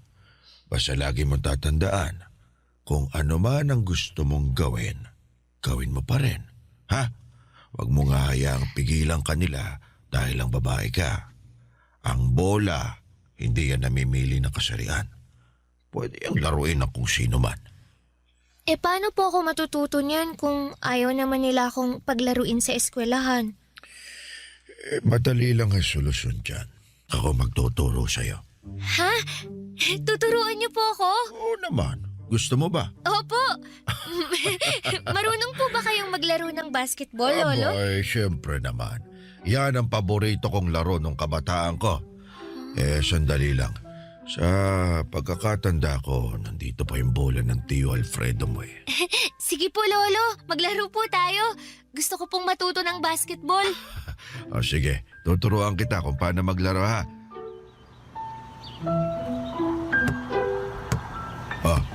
Subukan mong tumira ng tres. Sige po. Oy. Hindi naman pumasok eh. Ang hirap naman pong makapuntos, Lolo. Sus, nagsisimula ka pa lang naman. Konting ensayo pa masasanay ka rin. Panoorin mo kung paano ako tumira. Pasa mo sa akin ang bola. Sige po. Ganito ang gagawin mo ha. Tuwid mo lang yung likod mo tapos tansyahin mo yung ring. Dapat sakto lang yung lakas ng pagbato mo ng bola ha. Apo. Pwede mo ring sabayan ng pagtalon katulad nito. Grabe, Lolo! Ang husay niyo naman pong maglaro. Kaya niyo pa rin palang tumalon kahit na matanda na kayo. Huwag mo akong minamaliit. Manlalaro ako sa barangay namin nung binata pa ako. Gusto ko rin pong maging kasing husay niyo balang araw. Basta pag-usayan mo lang yung pag-iensayo. Sipag at tiyaga lang ang kailangan dyan. Tandaan mo sa buhay, matinding determinasyon at tibay ng loob ang sandata mo. Ito. Subukan mong agawin sa akin ng bola. Sige po. Ay! Ayan! Nakuha ko na yung bola! Yay! Lolo, may problema po ba? Parang hinihingal na kayo ah. Ayos lang ako. Ganito talaga kapag tumatanda na. Magpahinga na muna tayo saglit. Medyo napagod ako ron eh. Sige po. Gusto niyo po bang ikuha ko kayo ng tubig? Sige nga, nauuhaw na ako. Sige po. Evelyn, sandali lang. Po? Umuwi na lang tayo. Parang bumibigat na ang dibdib ko. Ano pong nangyayari, Lolo? Tumawag ka na. Tulog siya. Sa kapitbahay. Dalian mo! Lolo! Lolo! Lolo, bumangon po kayo dyan! Tulong! Tulungan niyo po kami! Tulong!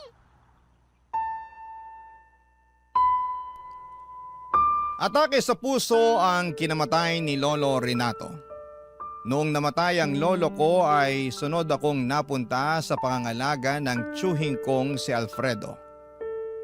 Sobrang bilis ng mga pangyayari noon na ang tanging naaalala ko na lamang ay ang patago kong pagkuha sa mga libro na palaging binabasa ni Lolo, pati na rin ang ilang mga kwaderno nito na lagi niyang sinusunatan noong nabubuhay pa lamang siya para lagi ko siyang maaalala.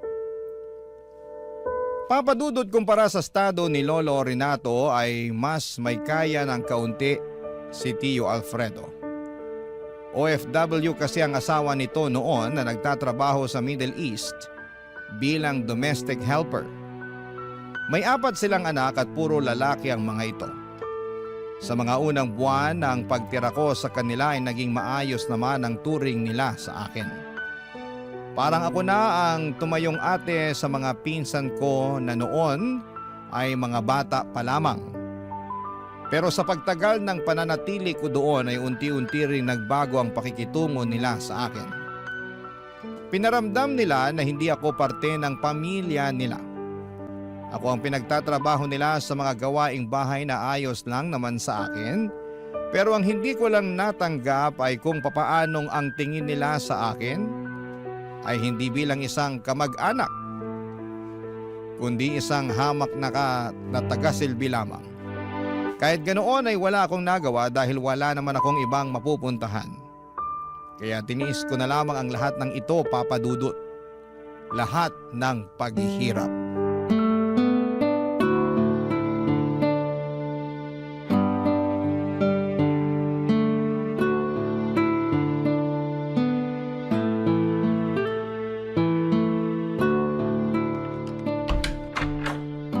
Evelyn! Evelyn, nasan ka? Bakit po, Tio Alfredo? Natapos mo na ba yung pinag-utos ko sa'yo ha? Opo, nakapagsaing na po ako. Nakapagluto na rin po ako ng pananghalian natin. Siguruhin mo lang na hindi mo na naman nasobrahan ng alat yung niluto mong ulam ha? Opo, tansyado ko na po lahat. Kung hindi masyadong maalat, sunog naman. Kababae mong tao, di ka marunong magluto. Wala po kasing nagturo sa akin eh. 13 anyos ka na, dapat marunong ka na sa mga ganyang bagay. Paano ka makakahanap ng mapapangasawa niyan kung hindi ka marunong gumawa ng mga gawaing bahay? Masyado pa po akong bata para mag-asawa, Tio. Hindi ko naman sinasabi na mag-asawa ka na ngayon. Ang gusto kong sabihin, darating din ang panahon na magiging may bahay ka. At dapat maaga pa lang, tinuturuan mo na sarili mo sa kung anong magiging trabaho mo bilang asawa. Ayoko pong maging asawa lang ang trabaho ko. Gusto ko po, balang araw, maging doktor para makatulong ako sa mga may sakit. Tayog naman ang pangarap mo, Neng. May kakayahan ka ba para maabot yung pangarap mong yan, Aber? Opo, mag-aaral po ako ng mabuti. Oh, at sino naman magpapaaral sa'yo? Hindi po ba kayo? May 4 na akong anak na pinag-aaral. So tingin mo ba kakayanin ko pang magdagdag ng isa pa? Akala ko po ba, hindi po ba nagpunta pa tayo sa eskwelahan nung nakaraang linggo para mag-enroll? Oo, para i-enroll ang mga pinsan mo pero hindi ka kasama doon. Anong inaasahan mo, pag-aaralin din kita? Ang hirap na nga ng buhay, dadagdag ka pa. Ibig niyo po bang sabihin, titigil na ako sa pag-aaral? Pero mag-high school na po ako ah. Hindi mo na kailangan mag-aral pa ng high school. Sapat na yun nakapagtapos ka ng elementarya. Babae ka lang naman eh. Ang kailangan mo lang gawin, makapaghanap ng mayamang mapapangasawa at magiging maayos na buhay mo. Pero Tio, gusto ko pong ipagpatuloy ang pag-aaral ko. Bakit? May pera ka ba? Wala po. O yun naman pala eh. Mag-aral ka kung may pampaaral ka sa sarili mo. Huwag kang umasa sa akin dahil marami akong binabayaran. Dapat nga magpasalamat ka pa't kinupkup pa kita eh. Ang dapat mong gawin, alagaan mo ang mga pinsan mo para kahit papano makabawi ka naman sa amin. Ano pong gagawin ko kapag nasa eskwela na ang mga pinsan ko? O edi, maglinis ka, maglaba, mamalengke. Lahat ng yan, trabaho ng babae yan. Doon mo na lang ito ng oras mo. Hindi yung nagsasayang ka pa ng oras at pera sa pag-aaral na yan. Di naman ikaw ang bubuhay sa pamilya mo pagdating ng araw eh. Yung asawa mo naman ang gagawa nun. Eh bakit po si Tia? Siya ang kumakayod sa pamilya niyo. Ba't talagang rumarason ka pa? Ano gusto mo palabasin? Nabatugan ako, wala akong trabaho. Totoo naman po na wala kayong trabaho. Sige, ituloy mo yung sasabihin mo. Sasampalin ko yung bunganga mo. Pasensya na po. Bata-bata mo pa, palasagot ka na. Yan ba ang itinuro sa'yo ng magulang mo? Wala kang modo ah. Gusto mo palayasin kita dito eh. Hindi po, wag po. Ayusin mo yung pag-uugali mo, Evelyn. Tandaan mo, wala kang karapatan sa pamamahay na to dahil nakikitira ka lang. Opo, Tio.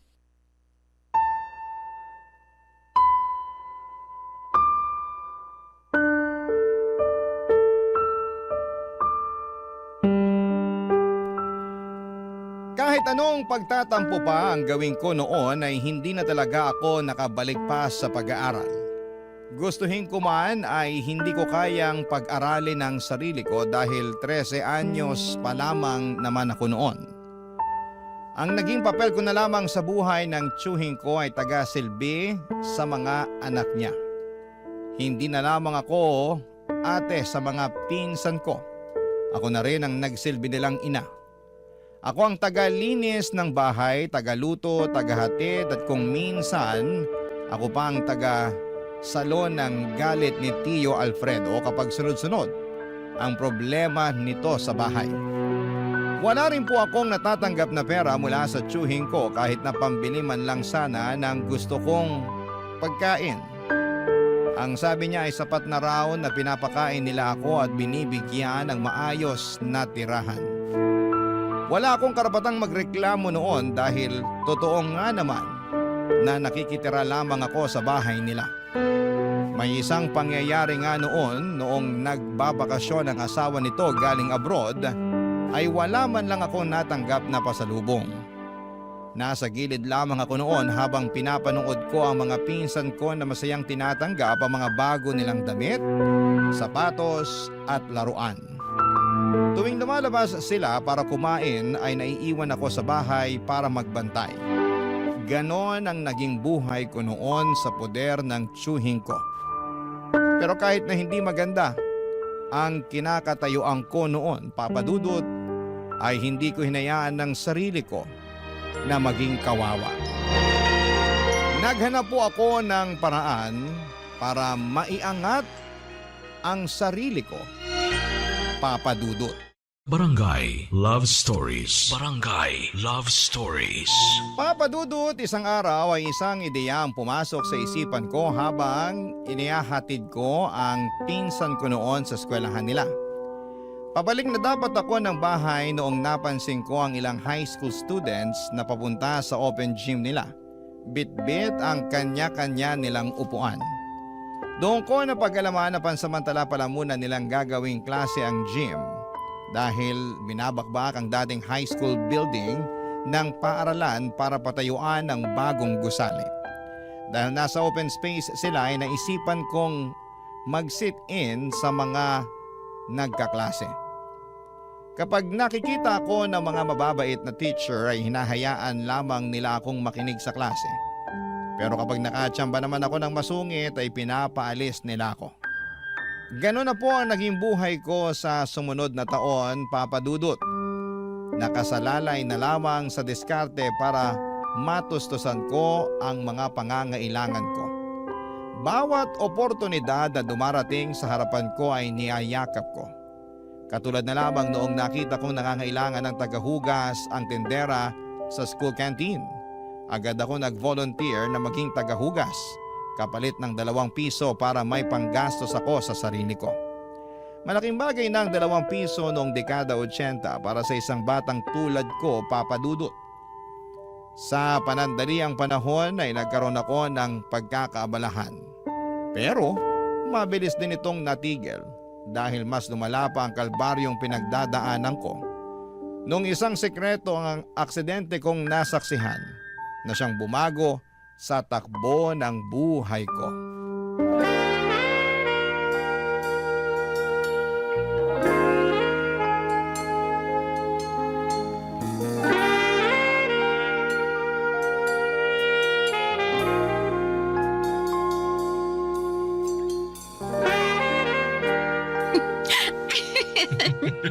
Ano ka ba? Tiyo! Ay! Sus Mariosep! Alfredo! Akala ko ba walang tao dito? Ay, nako. Evelyn, ano bang ginagawa mo rito? Akala ko ba binabantayan mo mga pinsan mo doon sa eskwela? Umuwi po ako para magpalit. Narumihan po kasi ang damit ko eh. Walang yaka? Gusto mo bang mabuko tayo? Sa susunod, huwag mo akong iimbitahin dito sa pamamahay mo kung makikita lang pala tayo ng anak mo. Tapos ang gusto mo pa, dito natin gawin sa salas. Ay, Hindi ko naman siya... ay nako, aalis na ako. Sandali lang. Hindi ko anak to. Tsaka wala naman talaga tao eh. Pasensya na po. Hindi ko alam na may bisita po kayo. Huli ka nga ritong bata ka. Aray! Tiyo! Yung kamay ko po! Kahit kailan, panira ka talaga. Ano ginagawa mo rito? Di ba't inutos ko sa'yo na bantayan mo mga pinsan mo sa eskwela nila? Pinabantayan ko naman po sila eh. Nasa klase sila ngayon kaya naisip kong umuwi muna saglit para sa... Wala akong pakialaman naman yan dahilan mo. Di ka ba marunong kumatok, ha? Bakit bigla-bigla ka nalang pumapasok dito sa bahay? Anong tingin mo rito? Bahay mo ba to? Hindi po. Sa susunod, kumatok ka! Naintindihan mo? Opo, Tiyo. Ngayon, ano mga nakita mo kanina pagkapasok mo? Wala po. Sabihin mo'ng totoo. Nakita ko po na nakayakap po kayo dun sa babae. Yun lang. Opo. Hoy, Evelyn, makinig ka sa sasabihin ko, ha? Wala kang nakita. Intindihan mo? Wala kang nadat ng babae dito. Mag-isa lang ako dito nanonood ng telebisyon. Intindihan mo ba yan? Sagot! Opo. Wala po akong nakita. Wala po. Kapag ito kumalat, ha? Sinasabi ko sa'yo, malilintigan ka sa akin. Wala po akong pagsasabihan ng mga nakita ko. Pangako po, Tio.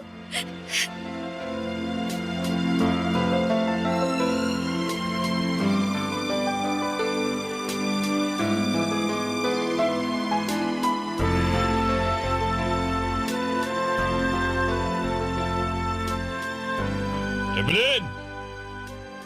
Evelyn! Po, Tio Alfredo, may ipag-uutos po ba kayo? Anong ginawa mo? Ano pong ibig niyong sabihin? Wala po akong ginagawa. Hindi ba't nag-usap na tayo? Hindi ko po kayo maintindihan. Ikaw ang nagkalat ng balitang yon, no? Ano pong balita? Umangan ka pa? Ikaw ang nagkalat na may babae ako! Hindi po. Wala po akong pinagsabihan sa mga nakita ko. Anong wala? Paano malalaman ng mga tao na may inuwi akong babae dito sa bahay kung hindi manggagaling sa'yo? Hindi po akong... Huwag ka nang sumagot! Magdadahilan ka pa? Alam ko namang gusto mo akong bawian eh. Nang dahil sa bunganga mo, nag-aaway kami ngayon ng asawa ko. Gusto niyang makipaghiwalay sa akin ngayon. Ano, masaya ka na? Masaya ka na ba na mawawala na ng inang mga pinsan mo? Hindi po. Naiinggit ka siguro sa kanila dahil wala ng mga magulang mo kaya sinisira mo pamilya namin. Alam mo, ang dapat sa'yo, turuan ng leksyon eh. Ha? Nasaan na ba yung pamalo ko, ha? Ha? Eto, sigurado ako magtatanda ka rito. Tio, wag po. Wala kang utang na loob! Tio, tama na po. Ha? Aray! Masakit po. Tama na, Tio. Ikaw na nga ang kinupkup namin. Ikaw pa ang malakas na loob na sirain ang pamilya ko. Tama na po. Grabe na po kayo sa akin. Ba't malakas na ang loob mo ngayon? Sumasagot ka na talaga? Ano? Bakit ganyan ka makatingin? Ha? Kaya mo nang lumaban ngayon?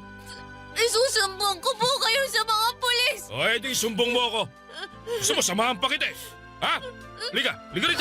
Aray! Tio! Yung kamay ko po! Masakit po! Lumayas ka sa pamamahay ko! Ayoko nang makita ang pagmumukha mo rito! Subukan mo pang tumapak sa pamamahay ko. Hindi ka na makakaalis dito ng buhay! Malis ka sa harapan ko! Alis!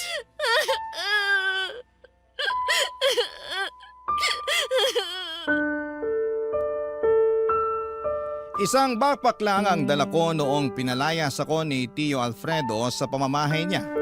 Ang laman noon ay ilang damit pati na mga libro at notebook ni Lolo Renato. Matapos mapalayas ay kung saan-saan ako napadpad para maghanap ng kanlungan. Nasubukan kong matulog sa eskwelahan sa ilalim ng tulay, sa mga abandonadong gusali at pati na rin sa sementeryo. Naging palaboy ako ng ilang buwan. At para makakain ay nanlilimos ako. Paminsan-minsan ay nakakahanap ako ng maliliit na trabaho katulad ng pagbibitbit ng mga gamit ng pasahero sa bus terminal at pangangalakal. Naranasan ko rin kumain ng pagpag at mga tira-tirang pagkain na tinatapon sa mga restaurant at fast food. Pakiramdam ko noon ay para bang wala na akong pag-asa sa buhay. Dumating ako sa puntong gusto ko nang sumuko dahil hindi ko makuha kung bakit sa murang edad ay dinaranas ko ang ganong klase ng buhay. Marami akong pangarap na gustong maabot pero hindi ko alam kung papaano ko sisimulang kamtin ang mga ito kung wala akong magamit na tungtungan para abutin ang mga ito. Ni wala man lang akong kakilala na pwedeng malapitan. Araw-araw ay nakikipaglaban ako para mabuhay dahil kung hindi ko ito gagawin ay walang mangyayari sa akin. Hanggang sa isang araw ay biglang ngumiti ang langit sa akin. Habang natutulog ako sa gilid ng simbahan na kumakalamang tiyan at nanghihina ay isang ginang ang lumapit sa akin.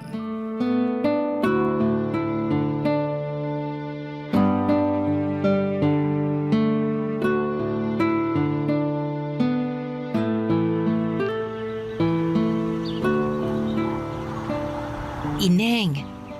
Ineng! Kumising ka na dyan! Ano po yun? Hindi ka ba naiinitan dyan sa kinahihigaan mo? Abay, tirik na tirik ang araw, oh! Pasensya na po. Bawal po bang matulog dito? Hindi naman, pero pwede kang lumipat ng pwesto kung gusto mo para hindi ka na mainitan dyan. Ako, kawawang balat mo niyan. Hindi ko na po napansin na mataas na pala ang araw. Hindi po ako nakatulog ng maayos kagabi. Umulan po kasi. Naku, kawawa ka naman. Hindi ka pa siguro kumakain. Ay, sandali lang. May dala akong tinapay dito sa bag ko. Oh, heto, tinapay. Para naman magkalaman ng sikmura mo. Maraming salamat po. Oh, tapos ito, piso, pambili mo ng panulak. Maraming salamat po, Ale. Heneng, ano palang pangalan mo? Evelyn po. Ah, ako naman si Nenita. Palagi kitang nakikita dito sa tabi ng simbahan kada linggo eh. Pero hindi ko pa nakikita ang mga magulang mo. Nasaan ba sila? Wala na po akong magulang. Namatay po sila sa aksidente. Ay, mahabaging Diyos. Mukhang ang bata mo pa para mawala ng magulang ah. Ilang taon ka na ba? 14 po. Wala ka bang ibang kamag-anak na pwedeng kumupkup sa'yo? May tsuhin po ako pero pinalayas niya po ako. Ay, bakit naman? Akala po kasi niya ako yung nagkalat na may iba siyang babae. Nagalit siya tapos pinaalis na niya ako sa bahay nila. Ay, kaawaan ka ng Panginoon. Paano ka nila natitiis na palaboy-laboy na lang sa lansangan? Nasanay na po ako. Simula nung nawala ang mga magulang ko, pati na rin si Lolo Renato. Wala na akong naging kakampi sa buhay. Sanay na po akong mag-isa. Alam mo, Evelyn, hindi ka naman talaga nag-iisa eh. Kapag kailangan mo ng kasama, ng makakausap, ayan, bukas ang simbahan para sa lahat ng tao. Manalangin ka, kausapin mo ang Panginoon. Nakapasok ka na ba dyan? Opo, minsan kapag nanlilimos po ako, kaso ipinagtatabuyan lang ako ng mga tao eh. Nandidiri yata sila sa akin. Gusto mo bang sumama na lang sa akin? Saan po? Sa bahay ko. Maliit lang yung bahay na yon pero sa tingin ko, kakasya naman tayong dalawa doon. May isang kutsyon ako na hindi na nagagamit. Maaari mo yung gamitin kesa nagtitiis ka dito sa mga karton. Saan po yung bahay niyo? Malayo po ba? Ay, malapit lang dito. Nilalakad ko nga lang eh. Pauwi na ako. Gusto mo bang sumama? Baka po mamaya may kapalit ito. Wala po akong pambayad ng upa. Hindi ako nagpapaupa, iha. Isa pa, libre itong pagkup-kup ko sa'yo. Bukal ito sa kalooban ko. Pero bakit niyo po ako tinutulungan? Hindi naman po tayo magkaano-ano ah. Hindi kailangang magkadugo para magtulungan. Kung kaya ko namang tumulong, bakit hindi? Isa pa, naaawa ako sa sitwasyon mo. Bata ka pa at kapag nagabayan ka ng maayos, nako, baka maaayos pa natin ang kinabukasan mo.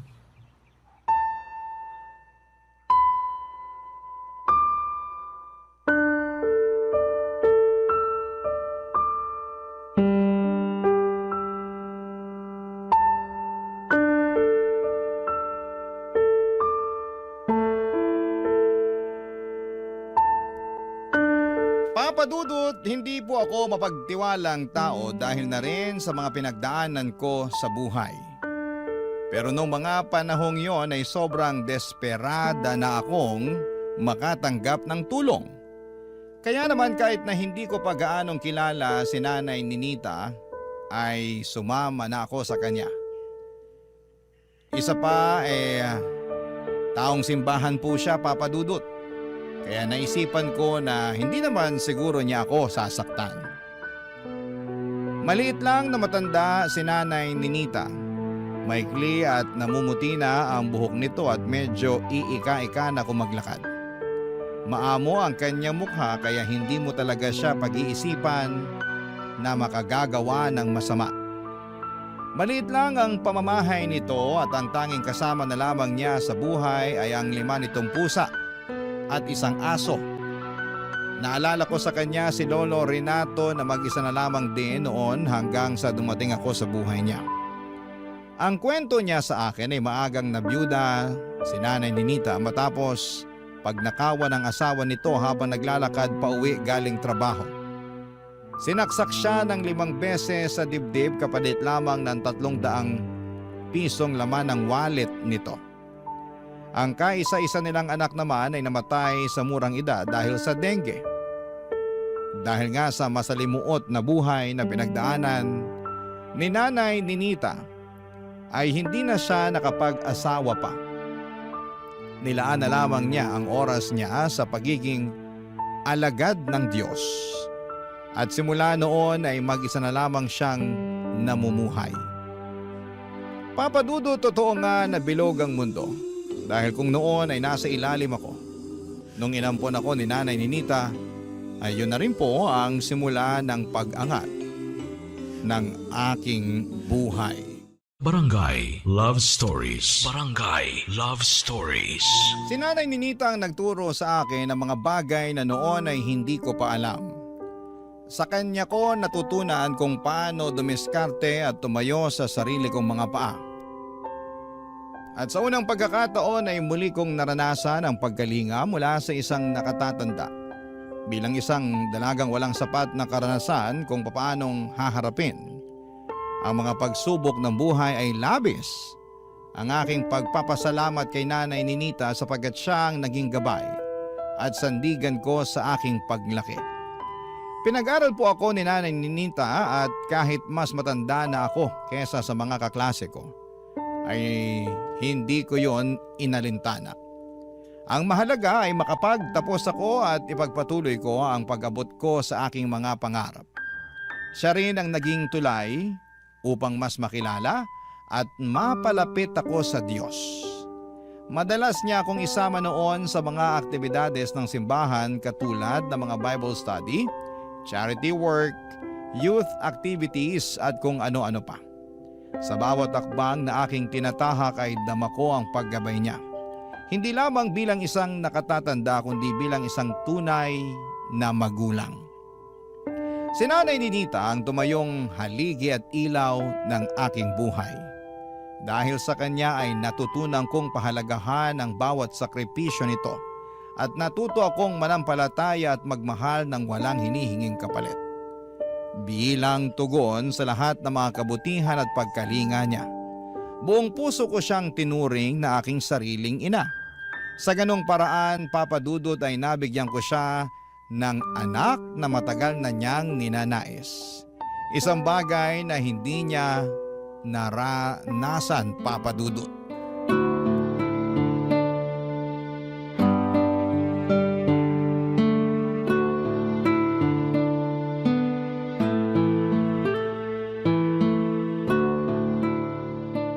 Nay Ninita?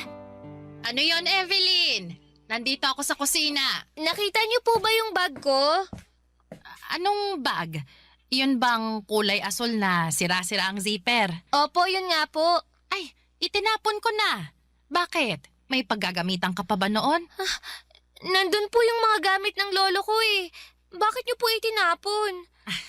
Huwag kang mag-alala. Hindi ko naman itinapon yung laman. Mga libro at kwadernong laman nun, hindi ba?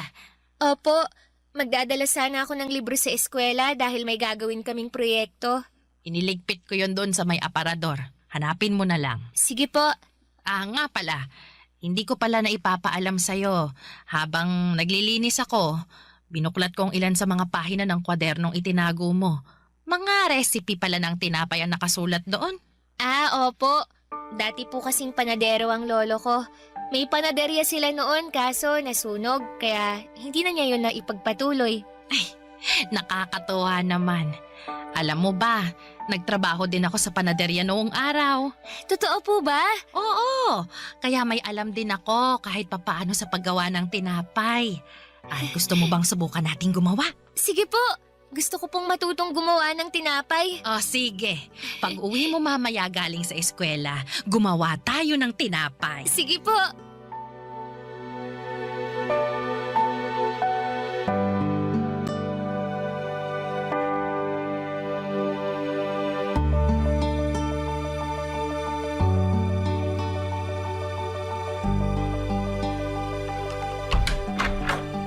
Nainanita, nandito na po ako. Oh, Evelyn, nakauwi ka na? Ay, sakto. Katatapos ko lang ihanda itong mga gagamitin natin sa paggawa ng tinapay. Ano pong klaseng tinapay ang gagawin natin? Monay! Mas mura ang mga sangkap nito kaya ito muna ang unahin nating gawin. Mahirap po bang gawin yan? Naku, madali lang. Kailangan lang nating magmasa ng harina na may mantika, tubig, pampaalsa at kaunting asin. Gusto mo ba ikaw ang magmasa? Opo. O sige, ang una mong gagawin, paghalu-haluin mo muna ang mga tuyong sangkap. Pagkatapos, maglaan ka ng butas sa gitna ng harina, saka mo ilagay ang mantika at tubig. Ganito po ba? Oo, ganyan nga. Tapos tansyahin mo na lang muna yung tubig para hindi maparami ang lagay mo. Nailagay ko na po. Ano pong kasunod? Masahin mo na lang ng mabuti hanggang sa lumambot. At kapag hindi na dumidikit sa kamay mo, pwede na yang itabi. Hindi po ba natin tululutuin agad? Hindi muna, kasi aantayin muna natin siyang umalsa. Bakit po? Para mas malaki at malambot kapag naluto na. Gaano po katagal? Kailangan nating maghintay ng 1 hanggang 2.5 oras. Ay, ang tagal naman po nating maghihintay. Sabik na akong magluto eh. Hindi po ba pwedeng iluto na natin agad pagkatapos paghalu-haluin? Ay, hindi pwede. Kailangan nating sumunod sa tamang proseso. Alam mo, Evelyn, sa paggawa ng tinapay, kakailanganin mo ng mahabang pasensya. Hindi mo kailangang madaliin ang proseso kasi kapag minadali mo, ay masasayang lang ang pinaghirapan mo. Katulad lang din yan sa buhay. Hindi natin agad-agad nakakamit ang tagumpay. Alam mo kung bakit? Bakit po, Nainanita? Dahil may wastong oras ang lahat ng bagay. Minsan, kailangan lang talaga nating maghintay.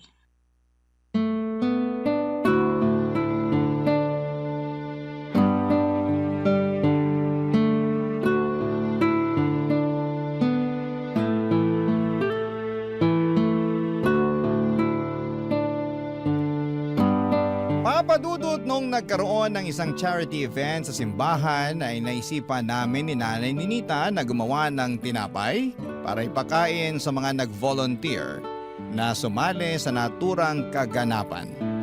Hindi namin inaasahan na marami ang magkakagusto sa tinapay na ginawa namin. Doon namin naisipan ni Nanay Ninita na gawin na po itong negosyo. Kada madaling araw ay bumabangon na kami ni Nanay Ninita para gumawa ng tinapay. Ang mga tinapay na yon ay nilalako ko noon sa eskwelahan namin. Ang perang nakukuha namin mula doon ay siya namang pinangtutustos ko sa pag-aaral ko hanggang sa tumungtong ako sa kolehiyo. At sa tulong nga po ng scholarship na natanggap ko mula sa simbahan, ay nakapagtapos ako at agad na nakapasok bilang sekretarya sa isang LGU. Doon ay unti-unti akong nag-ipon para maipatayo ang plano naming pwesto ni Nanay Ninita. Gusto ko kasing ibalik noon ang panaderya na naging negosyo ni Lolo Renato. Total ay recipe naman niya. Ang ginamit namin ay mabuting bigyan ko rin siya ng pagkilala. Dahil kahit na wala na siya sa mundong ito, ay malaki pa rin ang naging tulong niya upang mabago ang buhay ko. Naging matagumpay ang bakery business namin ni Nanay Ninita pagsapit ng bagong dekada. Taong 2001 ay unti-unti namin itong napalago hanggang sa hindi na namin namamalayan na maginhawa na pala ang buhay namin. Malayo na po ito sa paghihirap na pinagdaanan ko noong bata pa lamang ako, Papa Dudut.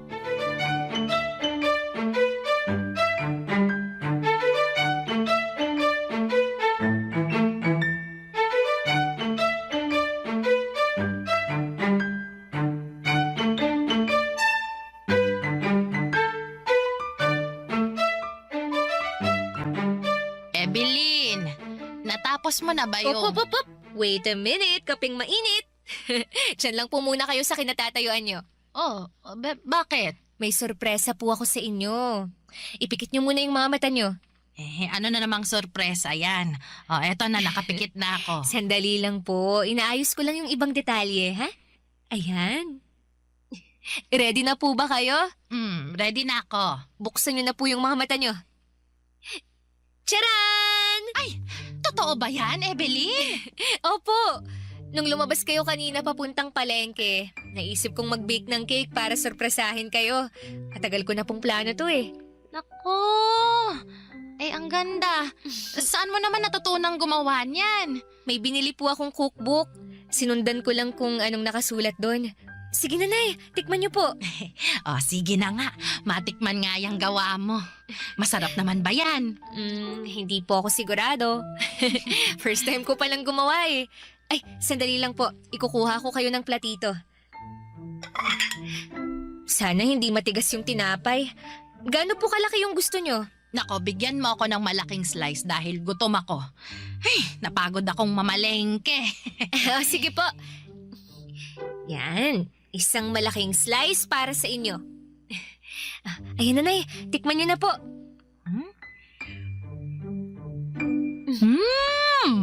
Masarap ah. Totoo po ba? Baka naman sinasabi nyo lang yan para hindi ako masaktan. Gusto ko po yung totoong opinion nyo para matuto ako. Yung totoo ba ang gusto mo? Opo. Sige. Medyo sumobra lang sa tamis yung icing. Maliban doon, wala nang problema. Presentable din siyang tingnan. Katulad siya nung mga nakikita kong cake sa mga binyag at kasal. Sige po, konting practice pa. Kapag naperpekto ko to, idadagdag ko to sa panaderya natin. Nakakatuwa naman na hanggang ngayon, hindi ka pa rin tumitigil sa pangangarap. Hindi po talaga ako titigil hanggat hindi ko natutupad lahat ng pangarap ko para sa ating dalawa. Ang layo na talaga ng narating mo, Evelyn. Sinong mag-aakala na yung batang natutulog lang sa tabi ng simbahan noon, ngayon, nagmamay-ari na ng sariling bakery. Tuwing nakikita ko itong tagumpay na tinatamasa mo ngayon, lubos na nagagalak ang puso ko. Hindi ko po maaabot ang lahat ng to kung hindi dahil sa inyo. Kaya nga po ginagawa ko ang lahat para mabigyan ko kayo ng komportableng buhay bilang kabayaran na rin sa pag-aalaga at pagtitiwala niyo sa akin. Ay, sobra-sobra na nga itong grasya na meron tayo ngayon Doon pa lang, nakabawi ka na. Kulang pa po to, Nay. Marami pa po akong plano para sa inyo. Gusto ko dumating yung araw na magbuhay donya kayo. Yun na po ang pinakamagandang regalo na maibibigay ko sa inyo. Nako, hindi mo na kailangang gawin yan. Matanda na ako. Masaya na ako sa kung anong meron tayo ngayon. Dahil nagawa ko ng layunin ko sa buhay. Kontento na ako ngayon. Ang mabuti pang gawin mo, ibahagi mo mga biyayang meron ka sa mga taong nangangailangan. Yun ang gusto kong gawin mo. Tulungan mo ang mga katulad mong puno ng pangarap pero pinagkaitan ng maayos na kapalaran. Papa Dudut, naging matagumpay ang plano kong cake business at yun ang nagsilbing pangalawa kong negosyo. Dahil sa lumalawak naming business ay kumuha na ako noon ng sarili kong empleyado. Mga working student, single mother at mga kabataang hindi nakapag-aral. Gusto ko rin kasing maging instrumento ng Panginoon para makatulong sa mga nangangailangan katulad ng pagtulong na ginawa sa akin ni Nanay Ninita. Sa mga sumunod na taon ay nakapagpundar ako ng maayos na tirahan para sa aming dalawa ni Nanay Ninita. Nakabili na rin ako noon ng sarili kong sasakyan. Dahil sa tagumpay na tinatamasa ko noon, ay nag-resign ako sa trabaho ko at tinuong ko na lamang ang buong atensyon ko sa business ko. Pagsapit ko ng 40 ay nakapagtayo ako ng panibagong branch ng bakery at cake shop. 5 taon pagkatapos noon ay binawian na ng buhay si Nanay Ninita dahil sa katandaan. Namatay siya sa pagkakatulog, katulad ng matagal niyang panalangin na magkaroon ng kamatayang tahimik at walang sakit. Siguro'y binigay na lamang sa kanya ng langit ang hiling niyang yon dahil sa pagiging mabuti niyang tao. Papa Dudut, hindi na ako nakapag-asawa pa dahil naging busy ako masyado sa mga business ko. Ganon pa man ay hindi ko kailangan ng asawa para magkaroon ng masayang pamilya. Ang ginawa ko ay nag-ampon ako ng batang iniwan ng kanilang magulang para kahit papaano ay maipasa ko ang kabutihang ginawa sa akin ni Nanay Ninita. Sa ngayon po ay may 3 akong anak, hindi ko man sila kadugo, ay higit pa sa magkadugo ang pagmamahala namin sa isa't isa. Dito ko na po tatapusin ang aking kwento at sana po ay nakapagbigay ng inspirasyon sa inyong lahat. Ang inyong forever, kapuso at kabarangay, Evelyn. Napakasakit na nangyari kay letter sender. Pero buti sa uli, naging maayos pa rin ang buhay niya. Anong say mo sa Barangay Love Stories na ito? Pagkwentuhan natin sa comment section yan. Ang mga kwento ng pag-ibig, kwento ng buhay at kwento ng pag-asa dito sa Barangay Love Stories. Love Stories.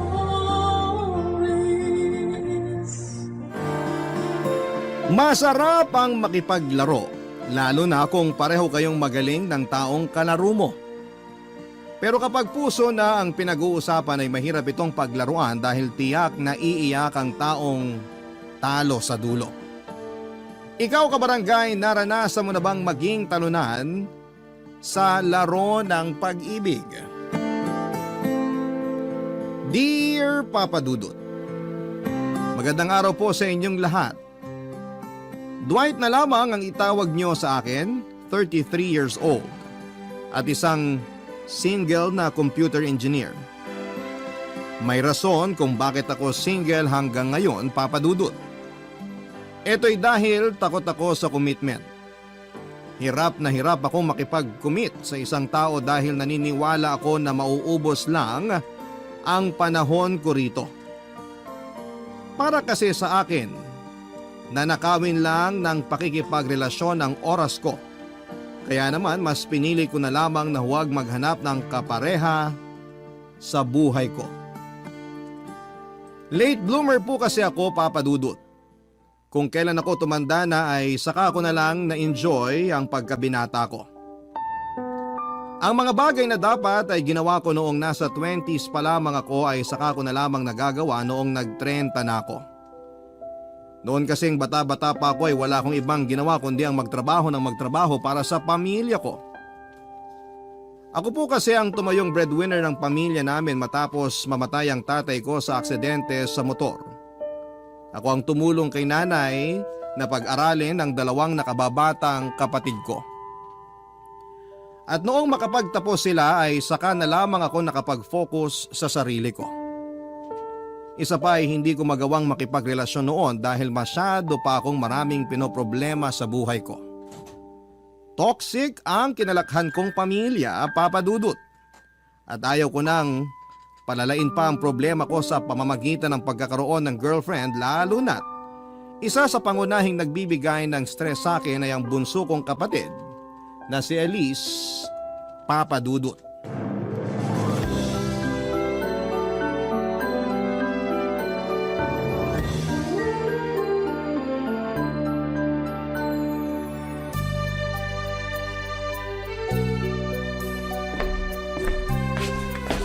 O Elise, anong ginagawa mo dyan?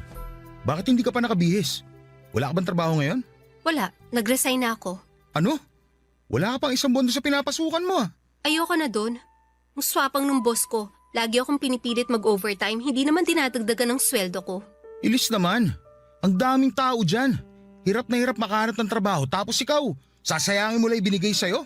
Ano magagawa ko kung ayaw ko sa trabahong yun? Ikaw naman nagpumilit sa akin na pumasok doon, di ba? Oo, nakiusap ako sa kaibigan ko na i-recommend ka niya sa pinapasukan niya. Kasi ilang buwan ka nang walang trabaho. Mabuti nga kinuha ka nila tapos sasayangin mo lang? Bawal ba magreklamo? Sa bulok yung sistema nila Porket desperada na ako makahanap ng trabaho, aabusuhin na nila ako. Hindi naman pwede yun. Kaysa naman nakatambay ka rito sa bahay. Ano, buhay prinsesa ka na lang. Tagahintay ng grasya. Ang galing mo naman. Maghahanap ako ng sarili kong trabaho. Hindi ko kailangan ng tulong mo. Ha? Kailan pa? Wala ka pa nga napapatunayan Simula pagkabata, sa akin ka na nakaasa. Paano ako maghahanap ng trabaho sa ganyang ugali mo? Bakit? Ginusto ko ba yung tulong mo? Hiningi ko ba yun sa'yo? Tinulungan kita kasi kapatid kita.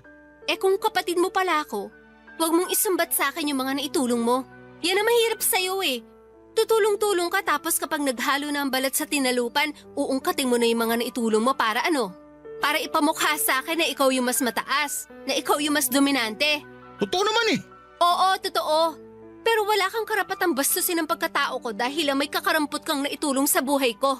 Kakarampot? Pinag-aral kita. Hinanapan kita ng trabaho. Galing sa bulsa ko nagpapakain sa'yo. Saan yung kakarampot doon? Masama bang magsalita? Masama bang punahin ka lalo na kung nakikita ko yung mga pinagpaguran ko na pupunta lang sa wala? Ayan, dyan ka magaling. Ang magbilang. Isama mo na rin sa listahan pati yung pagpalit mo ng diaper ko nung baby pa ako. Yan naman yung gusto mo, di ba? Yung araw-araw ipinapaalala mo sa akin na wala akong narating, na ikaw lang yung magaling. Bakit kasalanan ko? Bakit ako yung mali? Ako yung bumubuhay sa atin pero ako pa yung masama. Sa pamilyang to, ako yung naghahanap buhay. Ako yung nagpapakahirap. Nagpapakapagod para mabuhay kayo. Tapos ano? Ako yung kontrabida? Hindi ko sinusumbat yung mga bagay na nagawa ko sa'yo. Ang gusto ko lang naman, pahalagahan mo yung mga paghihirap ko. Pinag-aral ko kayong dalawa ng ate mo, tapos ganito yung sukling makukuha ko. Yung isa buntis, tapos ikaw walang trabaho. Magalit na kayo kung magalit, pero nagagalit ako sa inyo dahil pagod na ako sa totoo lang. Alam mo kung ano yung nakakalungkot? Ni isa sa inyo, wala man lang nagpapasalamat. Ni isa sa inyo, wala man lang nagpahalaga sa effort ko. Wala Sinanay nyo na kasi yung mga sarili nyo na nandito lang ako, nasasagot sa mga problema nyo. Tapos ka na ba? Gusto mo makarinig ng salamat? Di salamat. Salamat, huwaran kang kapatid. Ikaw na ang pinakamagaling. Ikaw na ang uliran sa lahat. Ikaw na. Pakaalis na nga. Hoy! Napakawala mong kwentang kausap!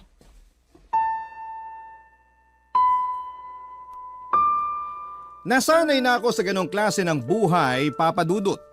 Lagi na lamang kasi sa akin nakaasa ang lahat. Mula umaga hanggang gabi ako lahat ang humaharap sa mga problema ng pamilya namin. Matanda na ang mga kapatid ko kung tutuusin pero parang wala man lang silang pinagkatandaan. Dahil sa akin pa rin sila umaasa. Kapag naman naglalabas ako ng hinanakit sa kanila ay ako pa rin ang lalabas na masama. Ang malala, sa halip na maintindihan ako ng nanay namin ay mas kinakampihan pa niya ang mga kapatid ko. Ako raw ang panganay at kailangan ako ang umintindi sa mga nakababata kong kapatid. Ako na nga yung tumutulong sa kanila pero ako pa yung pinagkakaisahan. Tuwing nasisira ang araw ko dahil sa pamilya ko ay umaalis ako ng bahay. Nagpupunta ako sa mga bar at doon ay naghahanap ng babae. May isa akong lugar na paulit-ulit na pinupuntahan kung saan ako nakakakilala ng mga kababaihang willing makipag one night stand. Pagkatapos ng isang gabing puno ng sayawan at alak, ay inaaya ko silang maghotel para doon namin sabay tapusin ang magdamag. Pagsapit ng umaga ay maghihiwalay kami at hindi na magkikita pang muli, Papa Dudut. Ganun na nga po ang naging buhay ko. Alak at babae na lamang ang tanging nagpapasaya sa akin lalo na tuwing stress ako sa trabaho at stress sa bahay. Sa ganoong paraan ko nakilala si Sienna na noong unay nakasama ko lamang ng isang beses hanggang sa naulit muli ang pagkikita namin, Papa Dudut. Kalaunan ay siya na ang naging fubo ko. Ang babaeng pinupuntahan ko kapag kailangan kong maglabas ng stress at init ng katawan, Papa Dudut.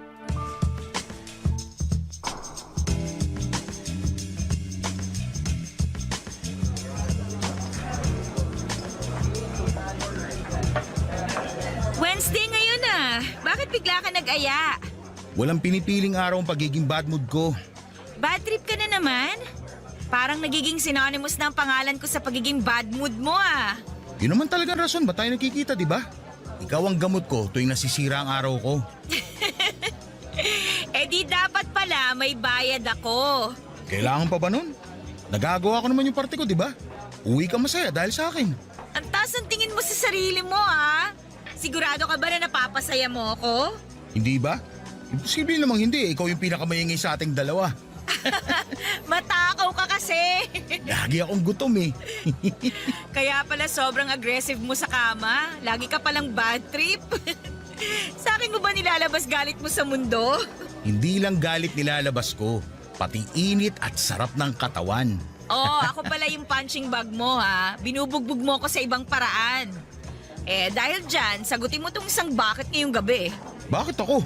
Dapat hati tayo. Ikaw nag-gaya eh. Dapat ikaw magbayad. Ganun na ba ngayon? Ganun naman talaga dapat no.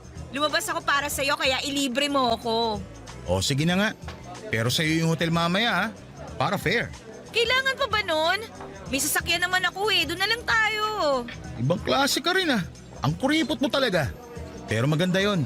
Hindi ko pa nasusubukan sa sasakyan. Wag na pala. Bagong linis lang yung sasakyan ko. Baka madumihan ka agad. Oy, wala nang bawian. Wala. Binabawi ko na. Cheers tayo. Cheers para sa pamilyang toxic. Oh, cheers para sa pusong sawi. Teka, mali pala. Dapat ang hinihiling natin, yung positive. Hindi yung mga nega sa buhay.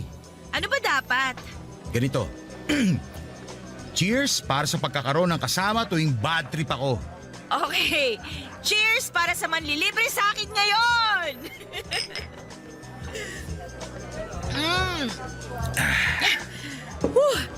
Tuloy na lang kaya natin to sa hotel. Ayaw mo na ba rito? Masyadong maingay eh. Bili na lang tayo ng maiinom sa labas tapos sa hotel na tayo uminom. Sige ba? Para diretso na rin tayo. Magkaaya ka pa kasi sa bar eh. Pwede namang rekta na. Sorry naman po. Alam ko na sa susunod. O ano, saan tayo? Sa dati ba? Try naman natin sa iba. Kabisado na nila mukha natin sa dati. Sige. May alam ako. Tara, lika na. Isang buwan na ang lumipas simula nang nakilala ko si Sienna. 2:00 noon ng madaling araw noong napansin ko si Sienna na mag-isang nakatayo sa may gilid ng stage sa bar na pinupuntahan ko. Nakahawak siya ng isang baso ng beer at tahimik na nakikinig sa kumakantang banda. Tandang-tanda ko pa ang suot niya na black dress na abot hanggang taas ng tuhod. Papunta na sa kulay na brown ang mahaba nitong buhok na hanggang balikat. Ganong klase ng babae ang mga tipo ko, Papa Dudut. Kaya nung nakita ko siya ay agad ko siyang nilapitan at nakipagkilala ako sa kanya. Ang unang pagkikita namin yon ay nauwi sa kama. Akala ko noon ay hindi na masusundan pa ang pagkikita namin. Ganon kasi karaniwan ang mga nai-encounter kong babae. Pagkatapos naming pagsaluhan ng isang mainit na gabi ay hindi na ulit kami nagkikita kahit kailan. Pero sa pagkakataong yon ay nagkita ulit kami ni Sienna sa parehong bar pagkalipas ng ilang araw. Pinagsaluhan ulit naming dalawa ang ilang bote ng beer saka namin ito tinapos sa loob ng isang hotel malapit sa amin. Nang gabing yon ay naisipan naming dalawa na maging magpartner na lamang sa kalokohan. Nagpalitan kami ng contact number at tuwing kailangan niya ng kasama ay ako ang tinatawagan niya. Ganon din ako na kapag buwisit na buwisit ako sa buhay ay tinatawagan ko siya. Simula noon ay naging fubo na kami ni Sienna, Papa Dudut.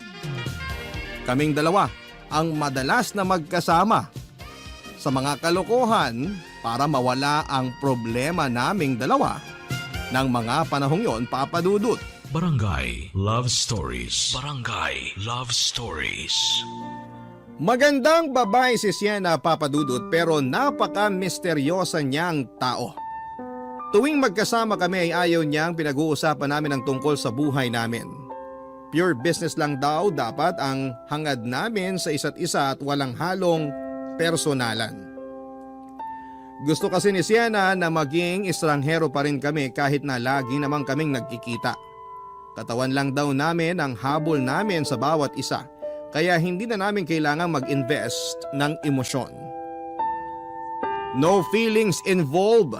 Yan ang rule ni Sienna sa akin, Papa Dudut. Bawal magtanong tungkol sa buhay-buhay, bawal mag-share ng personal stories, at higit sa lahat ay bawal kaming ma-in-love sa isa't isa. Kaya naman kahit mahigit 1 buwan na kaming nagkikita noon ay hanggang pangalan lamang ang alam ko kay Sienna. Hindi ko nga po sigurado kung totoo bang Sienna ang pangalan niya. Hindi ko alam kung saan siya nakatira, kung ano ang trabaho niya at ang mga hilig niya. Pati na rin ang birthday o maging edad niya. Sa totoo lang ay wala din naman po akong pakialam kahit na hindi ko makilala si Sienna ng lubusan. Hindi rin naman po ako interesado sa kanya noon dahil wala din naman akong planong pumasok sa isang relasyon na kasama siya. Kaya agree din po ako sa kanya na kailangan naming gawin ang mga bagay na yon. Tuwing nagkikita kami wala itong halong feelings. Pero noon yon, Papa Dudut, dahil kalaunan ay nagbago ang lahat. Nung bigla na lamang nag-open sa akin si Sienna tungkol sa problema niya sa buhay niya, Papa Dudut.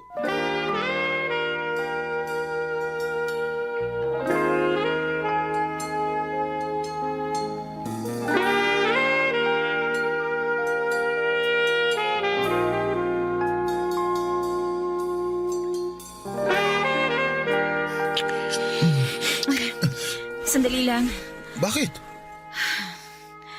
Wala talaga ako sa mood ngayon eh. May problema ba? Pwede bang pass muna tayo ngayon? Bakit naman? Tagal nating di nagkita eh. Excited pa naman ako makita ka. Ay, ang dami ko kasing iniisip ngayon eh. Eh di sana hindi ka na lang nagpunta kung ayaw mo pala. Anong gagawin natin ngayon dito? Umuwi na lang tayo. Pasensya na talaga ha. Dali lang. Uwi agad? May problema ba? Sabihin mo na, baka makatulong ako. Wala. Akin lang yun. Hindi mo na kailangan malaman kung ano yung pinagdadaanan ko ngayon. Alam kong eto lang ang meron tayo ngayon. Pero pwede naman magkwento eh. Marami na tayong pinagsamahan, kaya wala nang kaso sa akin yun.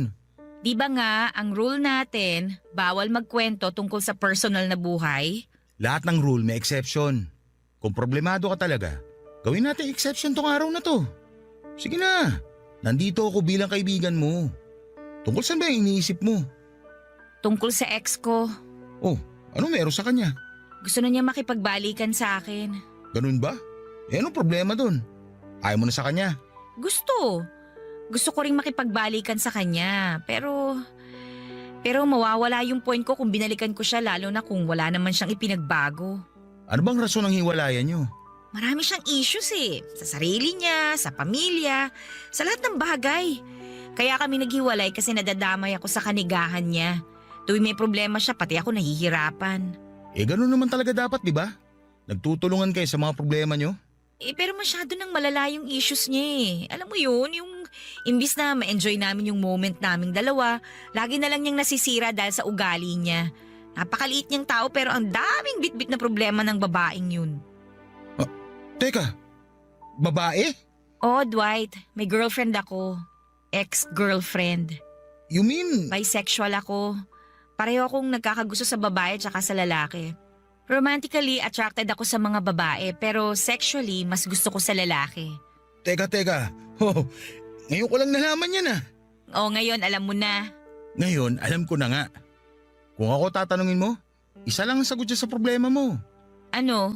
Mahal mo pa rin ba siya hanggang ngayon? Oo.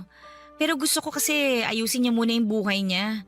Hindi ko trabaho bilang girlfriend ang umayos ng buhay ng isang taong madaming pasang problema. Kung gusto niya makipagbalikan sa akin, ayusin na muna niya yung sarili niya. Eh di sabihin mo sa kanya yan. Malay natin, yan ang maging rason para magbago na yung tao. Sana nga. Ganun lang naman kasimple yun eh. Pag-usapan yung lahat. Kung wala magbabago, eh di wala magkakabalikan. Oo, alam ko na yan. Yun naman pala eh. O ikaw naman. Anong ako naman? Eh di ba problemado ka rin sa pamilya mo? Ikaw naman magkwento para fair. Usual na toxic family lang naman yung pinagdadaanan ko. Isang pamilya na sa akin lahat nakaasa. Lalo na yung kapatid kong bunso. Puro problema na lang ang dala sa akin. Baka naman maging siya, marami ding problema, kaya ganun. Parang pareho lang din naman pala tayo ng pinagdadaanan eh. Ibabalik ko sa iyo yung sinabi mo. Kausapin mo yung kapatid mo. Alamin mo kung saan nanggagaling yung mga problema niya.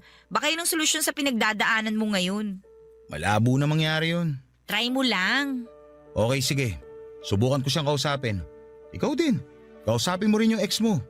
Sabihin mo sa kanya lahat ng ayaw at gusto mo para alam niya ginagawa niya. Okay, try ko. Ano? Pwede na ba natin ituloy yung ginagawa natin? Pass pa rin. Inom na lang tayo. Libre ko. Daya naman. Sa unang pagkakataon ay nasilip ko ang mundo ng babaeng gabi-gabi kong nakakasama. Ang dating black and white na pagtingin ko kay Sienna ay biglang nabigyan ng kulay. Hindi na lamang siya si Sienna na nakakasama ko sa inuman. Hindi na lamang siya ang Sienna na nakakasama ko sa ilalim ng kumot sa isang kwartong walang bintana. Siya na ngayon si Sienna na matapang man tignan pero malambot naman pagdating sa ex-girlfriend niya. Para siyang walang pakialam sa mundo pero marupok naman pagdating sa pag-ibig. Pagkatapos ng pag-uusap namin yon ni Sienna ay sinunod ko ang mga payo niya sa akin, Papa Dudut. Kailangan ko raw kilalanin pa ang kapatid kong si Elise para mapakinggan at malaman kung saan ang gagaling ang ginagawa nitong pagre-rebelde. Kung iisipin ay hindi talaga kami close ng kapatid kong yon. Noong kasing nag-aaral pa lamang siya ay wala siyang ibang ginawa kundi ang gumala kasama ang mga kaibigan niya. Hindi nito sineseryoso ang pag-aaral niya kaya ilang beses siyang bumagsak sa mga subjects niya. 7 taon siyang nag-aral, Papa Dudut, bago siya nakapagtapos sa kolehiyo. Doon nagsimula ang hindi namin pagkakaintindihang magkapatid. Ang awayan namin yon ay nabuo ng nabuo hanggang sa nasanay na lamang kaming dalawa na hindi magkasundo. Kaya naman, noong naabutan ko si Elise sa bahay isang gabi ay kinausap ko siya ng masinsinan.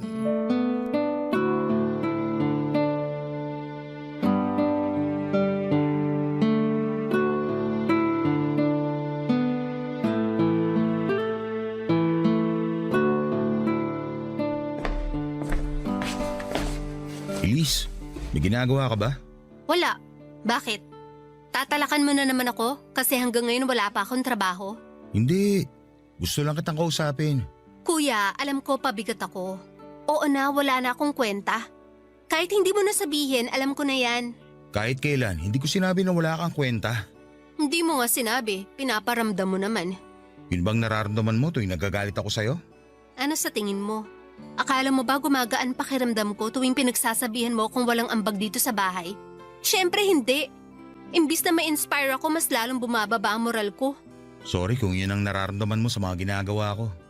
Hindi ko naman gusto mangyari yun eh. Ang gusto ko lang, magkaroon ka ng maayos na buhay. Sinong tao naman ang may ayaw magkaroon ng maayos na buhay, ha, kuya? Siyempre ako rin. Gusto ko mangyari yun sa buhay ko. Kung ganun, bakit hindi mo gawin? Bakit hindi mo simulan? Ginagawa ko naman lahat ng makakaya ko eh. Ginagawa mo nga, pero... Pero, baka tama ka nga siguro. Baka wala talaga akong kwenta, kaya hanggang ngayon ganito pa rin ang buhay ko. Sa tingin mo, ano yung problema? Ano yung mga rason bakit hindi ka makausad? Sabihin mo sa akin, Elise, para matulungan kita. Hindi ko alam. Sa totoo lang, hirap na hirap akong harapin kung ano ba ang purpose ko sa mundong to eh. Hindi ko alam kung anong gusto ko, kung ano ba dapat ang maging future ko, kung ano ba yung mga bagay na gusto ko makuha sa buhay. Hindi ko pa alam, kuya. Naiintindihan kita. Ganyan din ako noon. Talaga ba? Parang hindi naman. Ako kasi, laging nadadala sa pressure. Parang palagi na lang na may kailangan akong tapusin. Kailangan kong graduate, kailangan kong magkatrabaho, kailangan kong makatulong. Dapat makasabay ako sa takbo ng buhay kahit na sobrang hirap humabol. Kasi ganoon naman talaga ang katotohanan. Kailangan nating sumabay. Kasi kung hindi natin gagawin yun, wala mangyayari sa buhay natin. Kaya nga ako sobrang pressured. Sobrang hirap huminga kasi feeling ko wala akong oras para gawin yun. Pilit akong hinihila ng mga responsibilidad ko sa buhay sa puntong hindi ko na kayang tumayo sa sarili ko. Kaya nagpapahila na lang ako. Bahala na kung saan ako dalhin. Lahat naman tayo nagpapahila lang eh. Pero dapat, ipakita mo sa sarili mo na kahit sobrang huli ka na, kaya mo pa rin humabol. Ako rin naman, bata pa lang. Na-pressure na ako sa mga responsibilidad na yan. Hindi naman sa nagre-reklamo ako. Gusto ko rin naman makatulong. Pero yun nga, tao lang din ako. Napapagod din. Mahirap kasi tayo at dahil mahirap tayo, wala tayong oras para tumigil at pag-isipan kung ano yung plano natin sa buhay. Yun yung hindi ko magawa, kuya. Hindi ko magawang mag-isip kung ano ba dapat ang kailangan kong gawin kasi araw-araw binabagabag ako ng utak ko. Matanda na ako na dapat may ginagawa na ako hindi lang para sa sarili ko kundi para sa pamilya natin. Nahihiya ako sa iyo kasi wala pa akong naibabalik. Nahihiya ako dahil hanggang ngayon, ganito pa rin ako. Isang babaeng walang direksyon ng buhay. Hindi mo naman kailangan magbalik eh. Ang kailangan mo lang gawin, huwag sayangin yung mga oportunidad na dumating sa'yo. Yung mga tulong na naibigay sa'yo, gamitin mo para sa sarili mo. Mahirap, oo. Pero kakayanin naman natin yan eh. Lalo na kapag desidido talaga tayo sa mga hangarin natin. Pero di bali, hindi kita mamadaliin. Sorry kung paminsan-minsan nagagalit ako sa'yo. Sorry din, kuya, kung nasasagot-sagot kita. Pasensya na sa mga nasabi ko sa'yo. Okay lang yun. At least ngayon, alam ko na ang rason. Ngayon, pwede na tayo magsimula ulit. Salamat, kuya.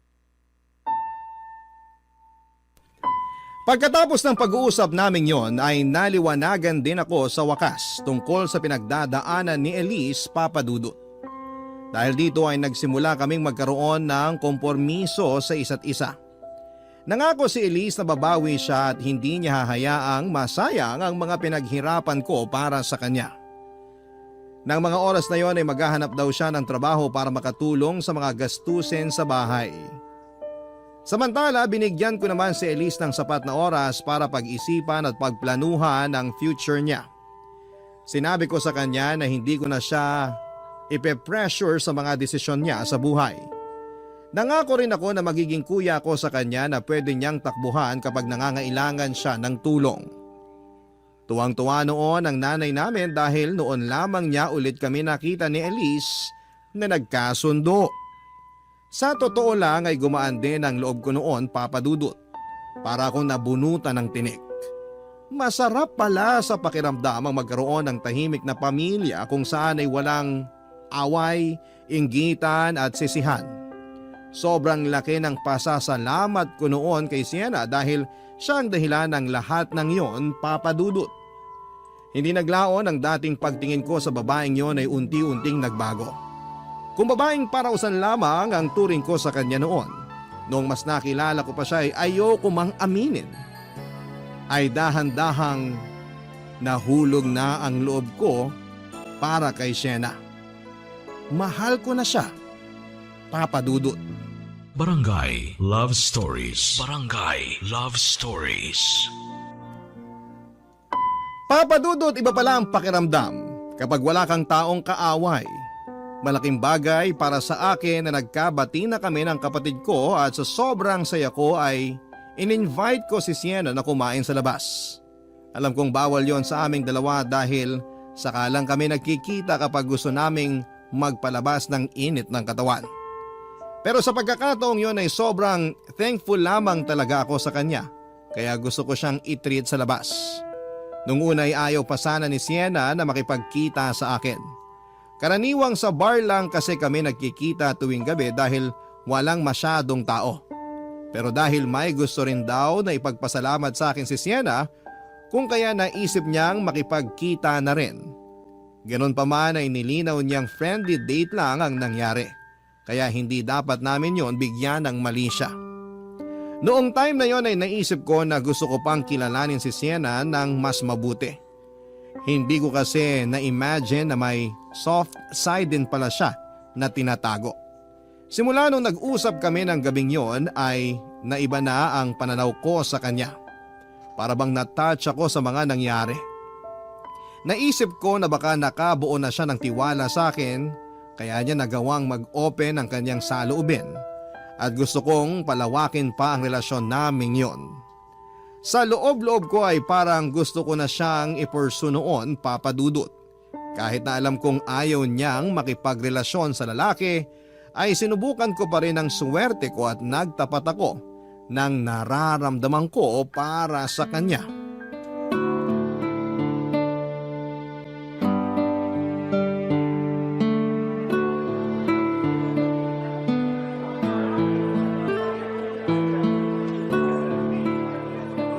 Ang weird. Bakit naman weird? First time lang kasi nating magkita ng may araw pa. Tuwing nagkikita tayo, gabi na, di ba? Ngayon lang tayo lumabas ng ganitong oras, ha? Oo nga, no? Ngayon lang din tayo nagkita na walang ibang plano kundi kumain lang at hindi alak ang iniinom natin. Kakaiba kasi itong setup natin eh. Pero ang mahalaga, nag-grow na yung pagsasama natin. Na dapat hindi mangyari. Bakit naman? Di ba nga, kaya nga may rule tayo na bawal tayo mag-open para hindi na ma-develop tong samahan natin. Pang-aliw lang tayo sa isa't isa. Pampatanggal ng init ng katawan. Iniiwasan ko talaga na magkaroon tayo ng attachment kasi nga hindi maganda kapag nangyari yun. Bakit kasi ayaw mo mangyari yun? Eh kasi ayoko. Magiging problema yan kapag nagkataon. Paano mo naman nasabi? Kasi ayoko ma-fall sa'yo. Bakit naman ayaw mo? Good catch naman ako ah. Hindi pwede kasi nagkabalikan na kami ng ex ko. Talaga? Nagkabalikan na kayo? Oo. Yun din naman ang rason kung bakit ako pumayag na makipagkita sa'yo ngayon. Kasi ito na yung magiging huli nating pagkikita. Bakit naman? Siyempre, hindi na ako single, no? Nung nagkikita tayo, broken ako, single, walang kasama sa buhay. O ngayon nagkabalikan na kami ng girlfriend ko, hindi na ako makikipagkita pa sa'yo. Hindi ako cheater, yun din ang rason kung bakit ayoko magkaroon tayo ng attachment sa isa't isa para madali tayong maghiwalay. Nakakalungkot naman. Mamimiss kita. Bakit naman? Marami pa namang ibang babae dyan eh. Babalik ka lang naman sa dati mong gawi. Ikaw na yung gusto ko eh. Huwag mo sabihin. Sabihin ano? Na nahulog na ako sa'yo? Paano kung oo? Dwight! Alam ko hindi dapat ito mangyari, pero huli na. May nararamdaman na ako eh. Mas lalo na nung gabing ibinahagi mo sa akin yung buhay mo. Tsaka sobrang laki din ang naitulong mo sa problema namin ng kapatid ko. Yan na nga ba yung sinasabi ko eh. Paulit-ulit kong pinapaalala sa'yo na dapat walang feelings involved sa kung ano man ang meron tayo. Huwag akong sisihin mo. Sisihin mo puso ko. Ikaw yung pinili eh. Sorry, pero hindi talaga magiging tayo. Mas makakabuti nga talaga na wag na lang tayo magkita. Bigyan mo naman ako ng chance. Chance? Dwight, kakasabi ko lang na nagkabalikan na kami ng ex ko. Siya yung mahal ko. Never ako nagkagusto sa'yo. Katawan lang ang habol ko. Ganon ka rin dapat na katawan lang ang habol mo sa akin. So paano yan? Hindi na tayo magkikita kahit kailan. Hindi na. Delete mo na lahat ng contact ko sa'yo. Simula ngayon, kalimutan na natin lahat na nangyari sa atin. Kasi gano'n naman dapat nung una pa lang, di ba? O paano? Pasensya ka na ha. Hindi na kita masasamahan. Mauna na ako sa'yo.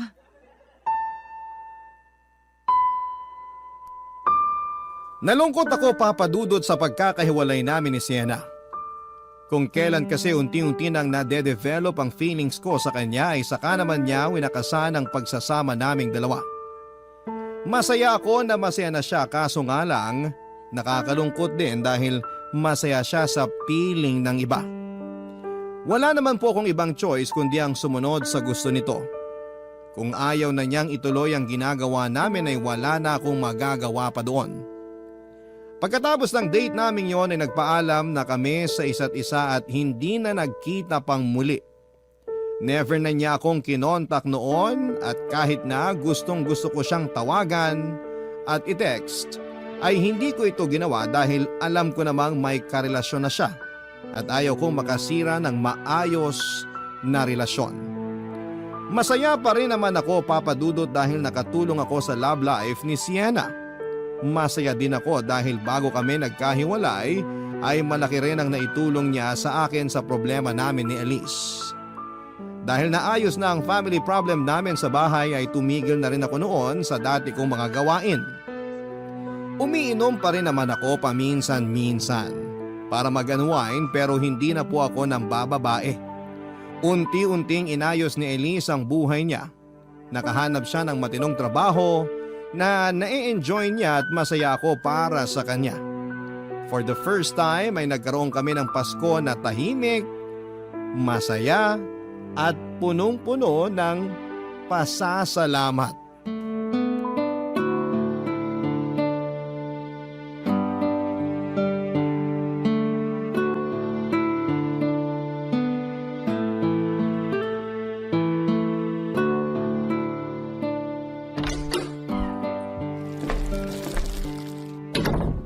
Nandito na ako. Uy, sakto kuya. Nabili mo ba yung pinapabili ko? Oo, kumuha ako ng 2 manggang hinog. Para saan ba to? Gagawa ko ng mango graham. Sarap naman. Parang ngayon lang kita makikita magluto ah. Hindi naman yung lulutuin eh. Yun lang ang kaya kong gawin, kaya yun ang ambag ko ngayong Noche Buena. Ito naman yung akin. Cake. Lapag ko na dito sa mesa. Mukhang marami tayong kakainin ngayong gabi ah. Oo nga eh. Nakakatuwa kasi ngayon lang ako nakaramdam ng ganito sa Pasko. Anong ibig mo sabihin? Ngayon lang ako naging masaya. Naalala mo ba last year? Kumakain tayo ng walang kibuan kasi nagkasagutan tayo noon. Talaga ba? Hindi ko na maalala eh. O kaya, galing kasi ako sa labas. Pinagalitan mo ko kasi mas importante pa sa akin ang mga kaibigan kaysa sa pamilya noon. Pero ngayon nagbago na ako. Priority ko na ang pamilya natin. Nakakatuwa naman kung ganun. Masaya ako na matatapos ang taon na nagkapatawaran na ang lahat. Tsaka isa pa kuya, may bisita pala ako ngayon. Talaga? Nasaan? Papunta pa lang siya rito. Baka darating na rin yon maya-maya. Sino ba yun? Basta, papakilala ko siya sa inyo nila mama pagdating niya. Boyfriend mo ba? Basta, surprise ko siya sa inyo. Oh, siya na yata yan. Ako na magbubukas.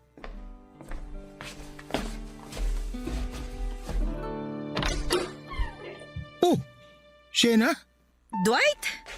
Anong... Kanina pa kita hinihintay. Halika, pumasok ka. Salamat. Ito pala yung kuya ko, si Kuya Dwight. Dito siya sa atin magno-Noche Buena. Pinaalam ko na kay nanay. Talaga? Hi, Shena. Merry Christmas. Merry Christmas din. Kuya, may aaminin ako sa'yo. Ha? Ano? Ano yung sinabi mo? Ang sabi ko may aaminin ako. Gusto ko na sa'yo ko muna unang sabihin ng lahat bago ko to i-announce mamaya. Baka kasi hindi matanggap ni nanay yung surprise ko. Mas maganda na may backup ako. Sige, ano ba yung aaminin mo? Gusto kong ipaalam sa'yo ang totoo, kuya. Nagkakagusto ako sa babae. Siya ang girlfriend ko. Ha? Si Shena? Girlfriend mo ang kapatid ko? Oo, siya nga. Siya yung girlfriend ko.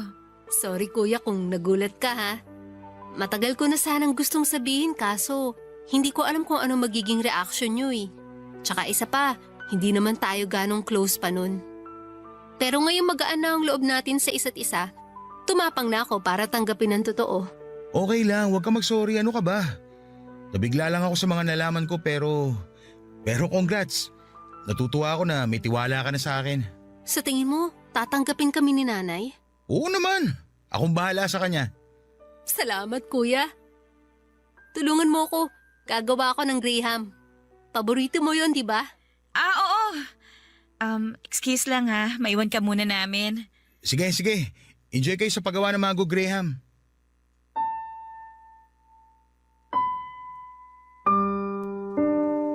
Sobrang laki ng gulat ko sa mga nalaman kong revelasyon ng kapatid ko, Papa Dudut. Nagulat ako na lesbian pala siya pero mas nagulat ako na ang girlfriend niya ay walang iba kundi si Sienna. Hindi ko alam na ang dating ex pala na tinutukoy noon ni Sienna ay walang iba kundi ang kapatid ko. Proud ako sa kapatid ko, Papa Dudut, dahil sa wakas ay nakahanap siya ng tapang para aminin sa akin at sa buong pamilya namin ang totoo niyang kasarian. Tinanggap namin siya pati na rin si Sienna. Noong nagkaroon kami ng oras ni Sienna na mag-usap na dalawa ay pinakiusapan niya ako na kung maaari ay huwag ko na raw sabihin sa kapatid ko ang namagitan sa amin, Papa Dudut. Nangyayari na lamang yon dahil na heartbroken siya kay Elise, Papa Dudut. Pero agad din naman niyang tinapos kung anong meron kami noong nagkabalikan silang dalawa. Ayaw ko rin naman pong sirain ang Noche Buena namin kaya hindi na ako nagsalita pa at ayaw ko ring masira ang pagsasama nilang dalawa. At dahil baka bumalik kami sa dati ni Elise kapag nangyari yon. Ang sekreto namin ni Sienna ay nanatiling sekreto hanggang sa ngayon, Papa Dudut. Suportado ko ang naging relasyon nila ni Sienna at Elise. Minsan ay may mga awkward moments nga lang tuwing nagkikita kaming dalawa ni Sienna dahil mahirap itago na magkakilala na kaming dalawa. Isa pa ay nagkaroon ako ng kaunting feelings sa kanya noon. Pero nadisiplina ko naman po ang sarili ko. Gusto kong maging mabuting kapatid kay Elise kaya naman kung ano man ang nangyari sa pagitan namin ni Sienna noon ay kinalimutan ko na lamang Papa Dudut. Hanggang sa ngayon ay going stronger pa rin silang dalawa. Sa kabilang banda naman ay naghahanap na rin po ako ng babae na willing na tanggapin ang commitment na ino-offer ko sa ngayon. Tapos na po kasi ako sa stage ng pagiging binata at sa tingin ko ay oras na rin po siguro na bumuo ako ng sarili kong pamilya. Ito po ang kwento ko, Papa Dudut. Maraming salamat sa pagpili ng aking sulat. Mabuhay po kayo ang Barangay Love Stories, lalong-lalo na ang Barangay LS. Ang inyong forever kapuso at kabarangay, Dwight. Nagustuhan ng iyong napakinggan? Ituloy yan via live stream sa www.gmanetwork.com/radio. Barangay LS 97.1